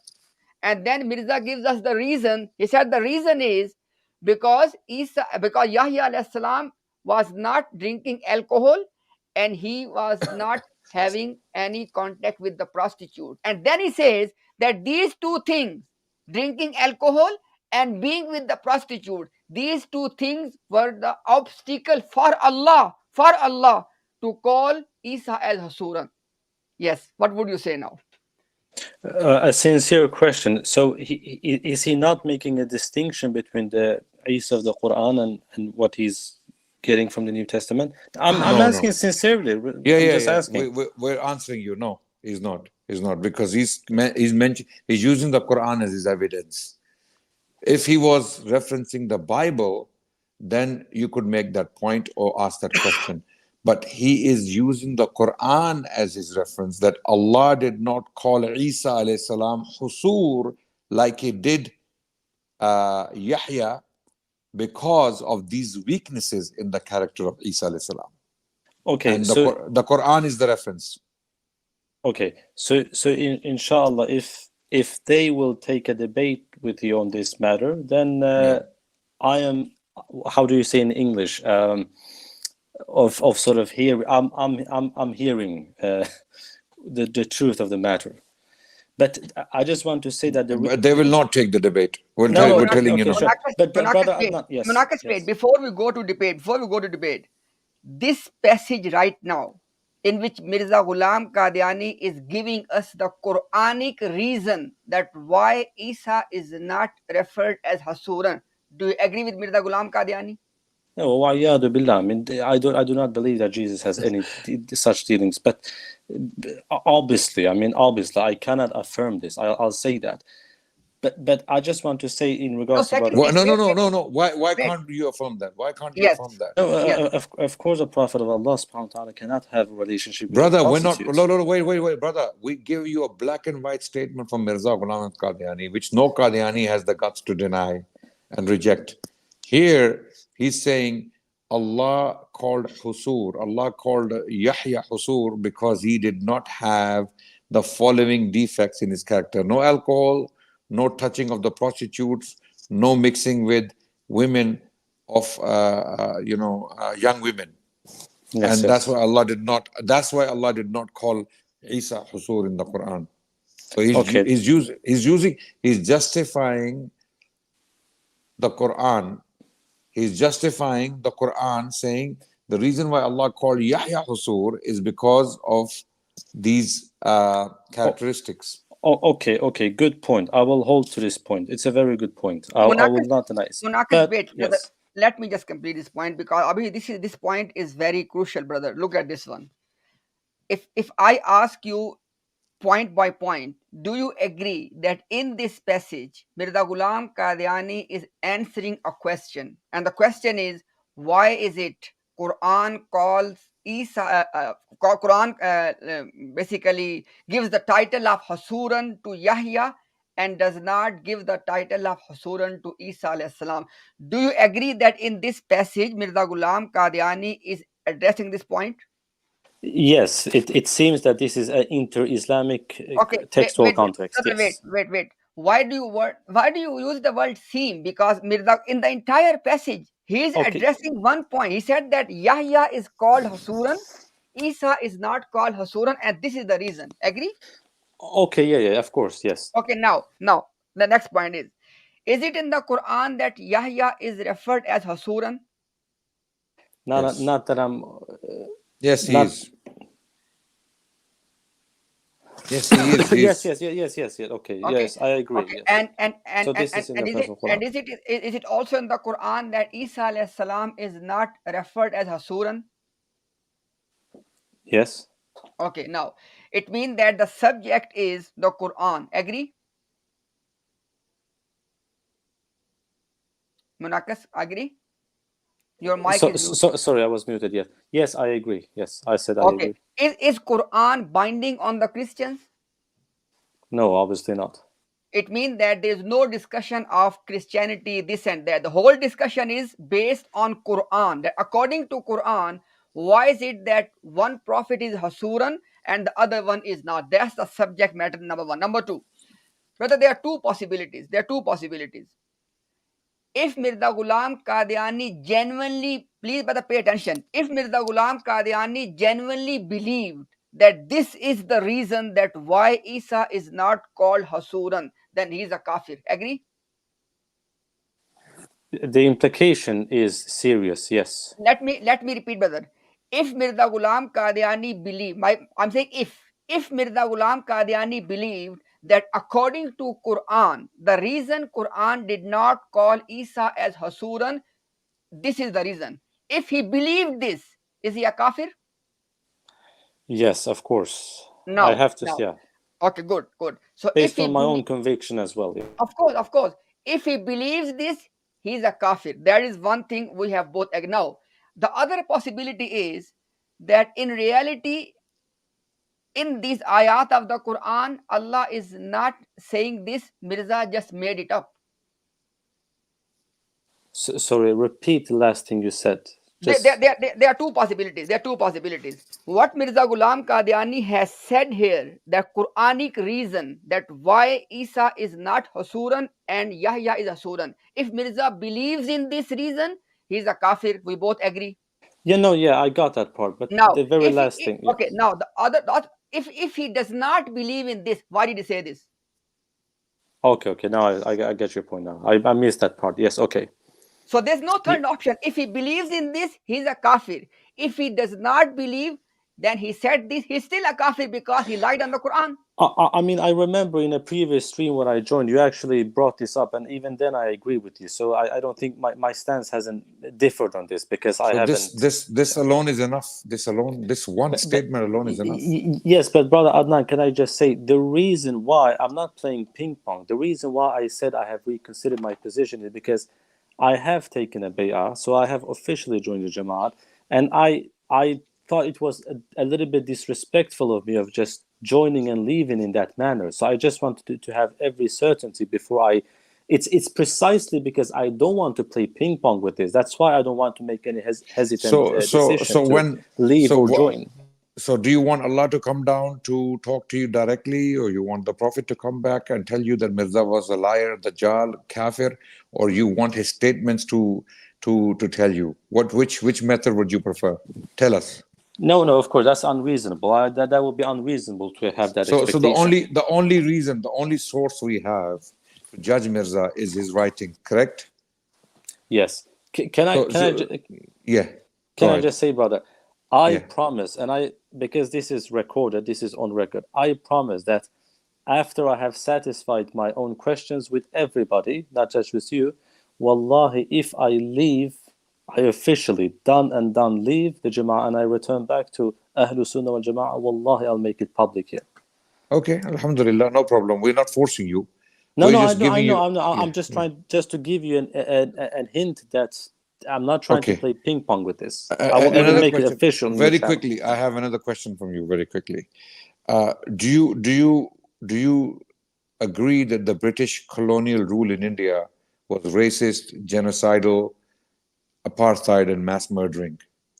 So I don't have that much historical knowledge about modern empires, but in a general sense, that's the knowledge I know in general. Yes. Okay. Obviously, there were those things associated with and if we give you specific evidence that the British colonial rule killed 100 million people when Mirza Ghulam al-Qadiani was active as the Messiah, the Mahdi, and the Prophet.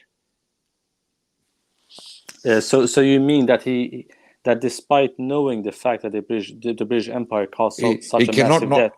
Yeah, he cannot not know. He's a prophet. He cannot No, of course. But I mean, your point is specifically that despite knowing that, he did not oppose or condemn the British. No, not oppose. Not oppose. He said,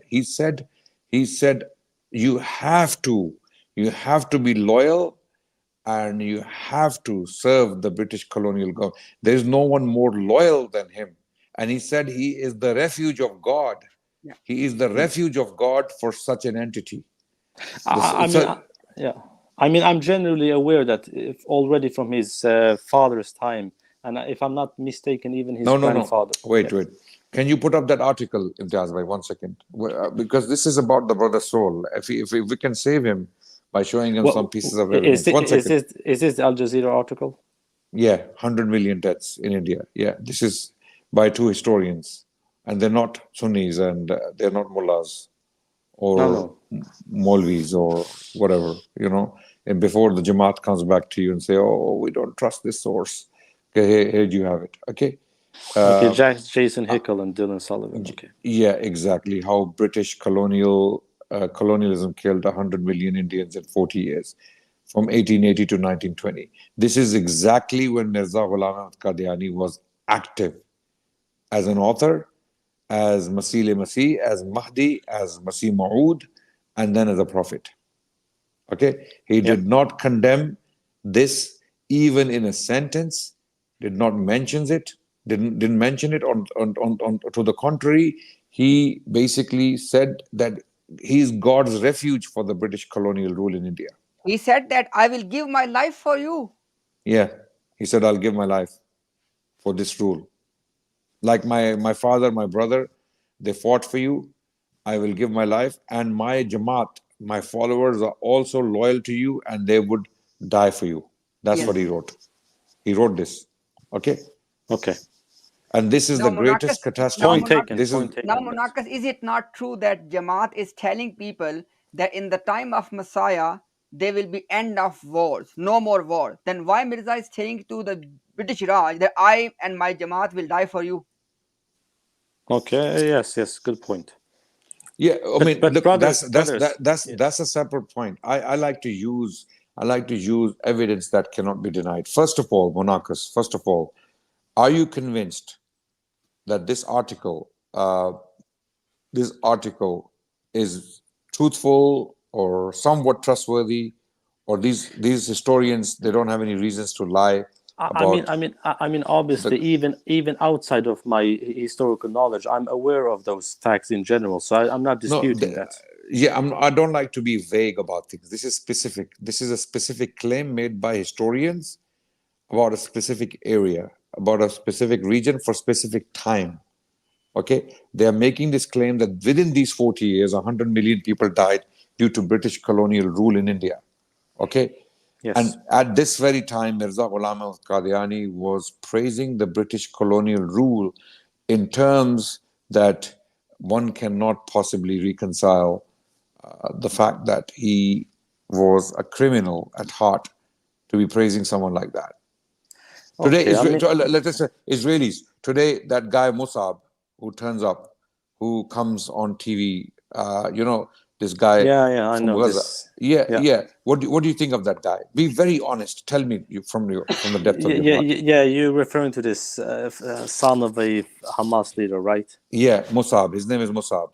Yeah, and he's being paraded around news channels with Piers Morgan and all those guys. No, I don't trust him. I don't trust him at all. You don't trust him, but you still somewhat have some sympathy for Mirza Ghulam Qadiani for you not to disown, because this is worse than that. What Musab is doing is trivial in comparison to what Mirza Ghulam Qadiani. Musab is not saying it's part of my religion to serve Israel. Musab is not saying that I am the most loyal servant of Israel in the world, or my followers must follow Israel. He's not doing that. Mirza said it is part of my religion to be subservient to the British colonial rule in India. Okay, yes. This is and British colonial rule in India in these 40 years in particular, if we take out the rest of the history, is far worse than what Israel has done in the last 70 years with the Palestinians. No, of course. I mean, the British Empire was even a larger entity. So yes, of course.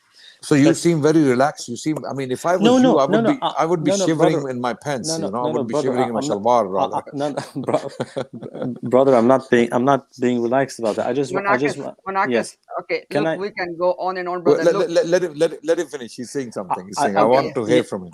Yeah, I just want to say that out of respect for the Jamaat, I'm not speaking about the Jamaat. Out of respect that I have made a bay'ah, I have joined them officially. I want to sort of just ask them, speak to them, and then wallahi, I will use my own aql. I will not just accept whatever answer I get from them. I will deal with whatever question I have. I will deal with them, and then yes. Can you use the stream in the very beginning? We put out some quote from Mirza Ghulam Qadiani where he's talking about dying for the British colonial rule. No. I mean, every point that has been brought up is relevant. The whole quote about Jesus not being Husul. I mean, all of this is relevant. It's very important. These are separate topics for and me. even though Nan bhai, if we want to put it this way, obviously when Mirza Ghulam Qadiani is saying that he himself and his Jamaat is ready to die for it means that he is ready to fight for them, right? Yeah, and they did. And the point at Nan bhai is he is telling Muslims the end of war. Yes, for Muslims to resist the British racist, genocidal, apartheid, colonial rule in India, jihad is not allowed. It is haram. For the Qadianis to fight on the British front in Iraq against the Ottomans, for the British to kill Muslims, by the way, to kill Muslims for the British colonial rule, it is a virtue. And by the way, when I come on this stream, obviously it's only one aspect of me that you're seeing, but I have a tons of questions that I have myself, which I will sort of bring up with them. In fact, no, but then look, the problem is when they respond to you and spin facts, you may not have the knowledge and the ability to counter their arguments. So this is why we want you to bring them here or bring them to us. Yes, but there are certain matters which I think will not. They if I go with that it will spin. It will not be possible. For instance, yes. Monakas, look, brother. We can go on and on. Let me make it simple for both sides. Okay, brother. There are two things. One is that we are going to debate on this topic, and we are ready even right now. What's your time for me? Yeah, I'm going to prepare and come back and tell guys, inshallah. And the topic, Monakas, is Mirza Ghulam Qadiani was not a Muslim. He was a disbeliever. Now, obviously, it's a big statement, and it has to be backed up with evidence. Yes, of course. There are two options. One is that you ask us that how much time you want. For example, if you want 1 month, no problem. Let's fix 1 month, and you go and sit with them, learn from them, and then come back, and then we can have a decisive discussion. It's not like that, for example, okay, I will go to them, talk. No, you take your time. You take 1 month, you take 2 months. Tell us, But yes, but that's my point. Yeah. Wait, let me complete. Or the simple way is we are ready to come on their stream to debate this same topic. The Mirza Ghulam Qadiani was not a Muslim. That would be wonderful. I would really look forward to that. And if they do not agree, even on their own channel, what it means then? It will be very disappointing. I'll be honest. For example, no matter how weak Muslims are, if any Christian, Hindu, or somebody says that he can prove conclusively that Prophet Muhammad sallallahu alaihi wasallam, nauzubillah, he was not a truthful prophet. If somebody throws this challenge, I would say there will be hundreds and thousands of Muslims ready to debate this person, right? Yeah, of course. And we are saying this day in, day out. We are saying that Mirza Ghulam Qadiani was not a Muslim. In order to hide all of this information, they want to debate the other topics. Oh, Isa died. Tawaffa mean this. Look, if Mirza Ghulam Qadiani is proven to be a non-Muslim, end of story. Yeah, there are certain. Yeah. And we are ready. Now, you tell us that, okay, for example, if you go to them and talk to them and they said, no, we don't want to debate, what would you do then? Then there is, at that point, there will be really no then I have nothing to stand on, to be perfectly honest with you, because I have questions, I need answers. If I don't receive answer, then yeah, it's very fishy. But brother Imtiaz, I just want to say, I'm not staying in the Jamaat out of how do you say, out of obstinance, if I use the correct word. I don't want to be disrespectful towards them. I have taken bay'ah. Yeah. Monakas, for us it is irrelevant. For us, only one thing that matters, and that is Mirza Ghulam Qadiani was a disbeliever. Okay, yeah, of course, it's a fair point. Yes. And if it is proven, nothing needs to be proven after that, because I'm saying again and again, brother, look, we will guarantee you everything. For example, what is the biggest propaganda? Oh, look, we will use Mirza Sahib. Okay, we will use the word Mirza Sahib, which is a respectful way of saying Mirza Ghulam Qadiani. Yes. Okay, and we can give them everything reasonable they want from us, but the debate will be Mirza Ghulam Qadiani was not a Muslim. You and Adnan have in particular been very fair. That's why